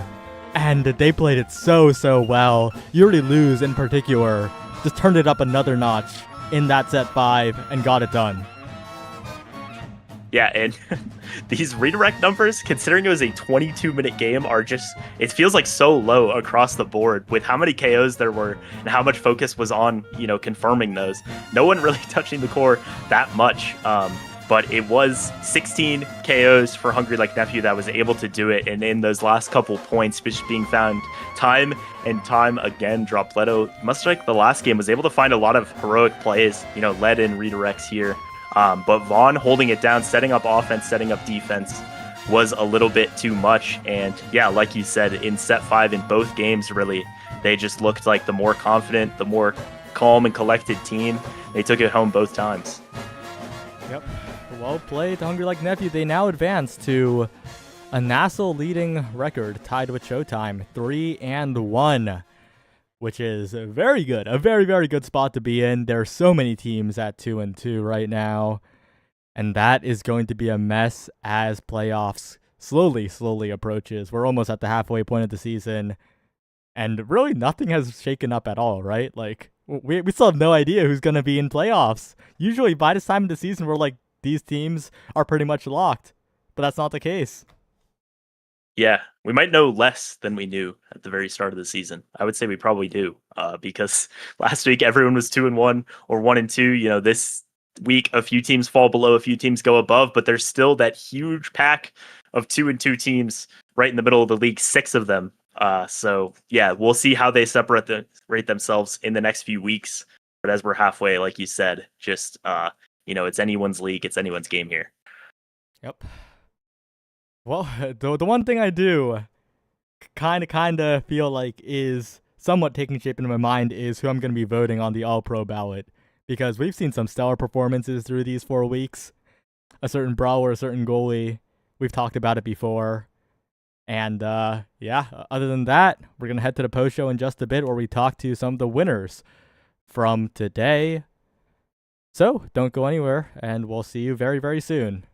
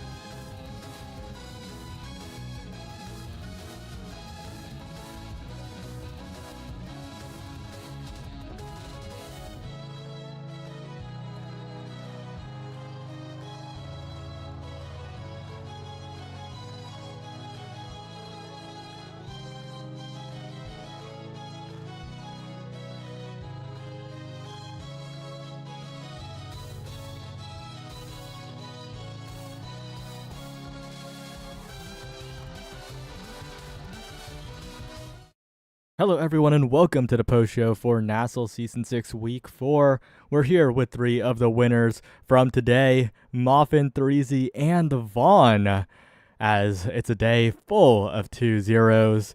Return to form 2-0 over Demons Raw, and 2-0 Dubu PPL, 2-0 Hug Bozo. So, starting with you, Moffin. Well, number one, how do you do it? How do you win the wheel spin? I spun it twice. I lost both times. Well, So sad. it happens. But speaking of, it was 2-0 over Demons Raw. Return to form, looking very solid. I guess. What are your thoughts on how the season has gone so far? Because you face like a pretty wide variety of teams. Before the season started, I thought it was gonna go a little bit better than how it's been going. But overall, I think it's actually been getting better, way better over time. Especially with the weeks full of scrims and the teams we've been going against. Been very fun and unique in different ways. Mm-hmm. And I guess taking a look at your match against Demons Raw, I guess how'd you go into it thinking of that matchup? I didn't think it was gonna be too bad. I think we were just with the map pool, we were just kind of hoping it wouldn't go too terribly. And seeing Amy's app, it was like, eh. It seemed to have went by. All right. Well, 3Z, Indubu Strikers versus PPL. It was close in the second game, but you managed to get it done. 10+0 score line on the Brawler. I guess how did it feel after that win? Something. Juliet is weak. Something. Not all brawlers. Juliet. No, I mean this week we were locked in. Josh couldn't make it. So Box Guard stepped up. W Calm Dubu Strikers, getting it done. Yeah, we just had really sufficient prep this week. It felt nice. Felt like we had a game plan. We executed it. Game 2, we had to be resilient like Jerry. That happens. PBO had a good adaptation to us in the draft. And they played better in the second game, which made it harder for us. But we had to adapt again mid-game, and we did so, and that's why we won. Yeah, and expanding on some Juliet thoughts, I guess. It might be a low sample size, but it is getting ever larger, and the win rate is staying stable. Any words on the pick? Yeah, it's pretty simple. I told my Dubu compadre, my EU fellow sloth earlier today, I said, character's good with core control, it's good with damage, therefore it's the best brawler. It has 110 power, it scales insanely with like every awakening besides creation. Yeah, I think Juliet's just incredibly strong right now, and I think she's not pick ban, but the team should definitely have a priority on the character. All right, and Vaughn, a bit of a action-packed final series here against the Bozo bunch. But as back and forth as it was, in those set 5s, it was all hungry like nephew. How do you keep your composure? I think the biggest struggle that we've been learning since doing this role swap is trying to reshape how the three of us interact in game with one another. I think we have we're the longest standing team that's never split. Like, we've been doing this since like May 2023, right? Give or take. So there's certain sets where you see us look like absolute dogs. Like, let's keep it a buck. Like, there's about one set, sometimes every game, sometimes a series, but like there's a set or a point where we just look terrible. So there's a lot of times, like I would say like set 3, I think every time we went up 2-0 and then we lost set 3 and then we lost set 4 and then we won set 5. I felt like that every time, even if it wasn't the case. And every time around like set 3 or 4 when we started to lose, we would just say like, hey, let's make this adjustment. Like game 1, we were doing great and then we were on the back foot and then Bells just went yeah, well, let's just not play any more defense. And so then we just played like extremely giga aggro, or like game 2. It felt like we were dying early. And then, I mean, most helpful calm, by the way. I just said, "Hey, Caleb, if you can figure out how to live, we're golden." And then he smurfed. And let's be clear, like set 5 of that last game, that was the Caleb show on Estelle. Like he got it done. So I think it's just the fact that,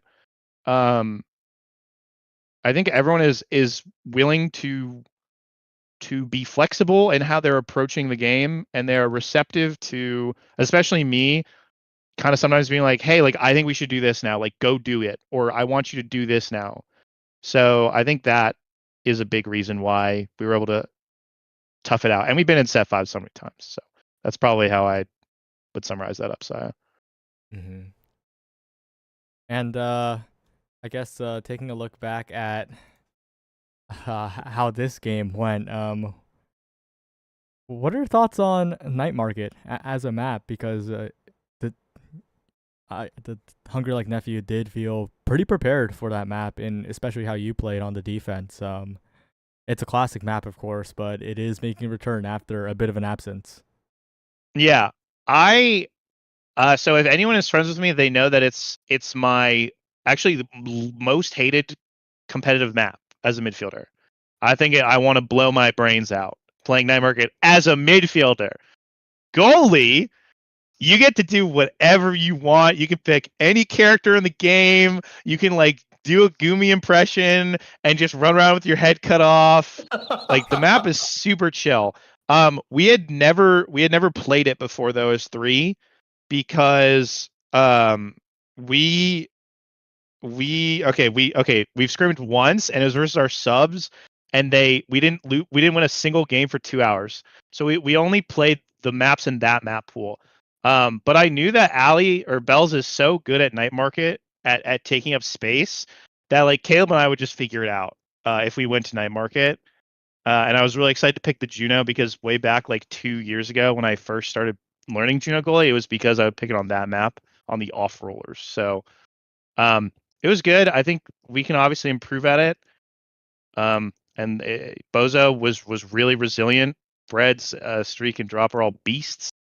But obviously we got it done, and I think Juno goalie is really good. I think she's really OP. Zax Mac was on to something week 1, so I'm going to keep picking that character.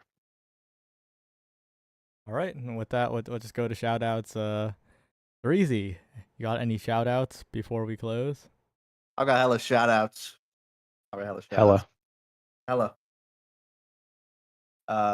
First, shout out to the warm-uppers. The Fool, the Fool, Samuel Zoro Zychinsky, Eternal Arctic, and Jeffrey. W fellas. Shout out to my teammates. Fox stepped in this week. Shape shifting as well. We had some good scrims this week. We don't talk about our Monday scrim, but we do talk about our Tuesday scrim. Jesus. Thanks to all the team. Yeah, Vaughn knows the lore. Shout out to all the teams that scrimmed us. Bozo, RTF, and we don't talk about the Monday scrim, so I forget who we scrimmed. Let's see. Oh yeah, shout out to the Bells and Gumi, Breezy, Juliet. Shout out to everybody that picked Ricard today, even though Snake lost. Shout out to the Texas Blast.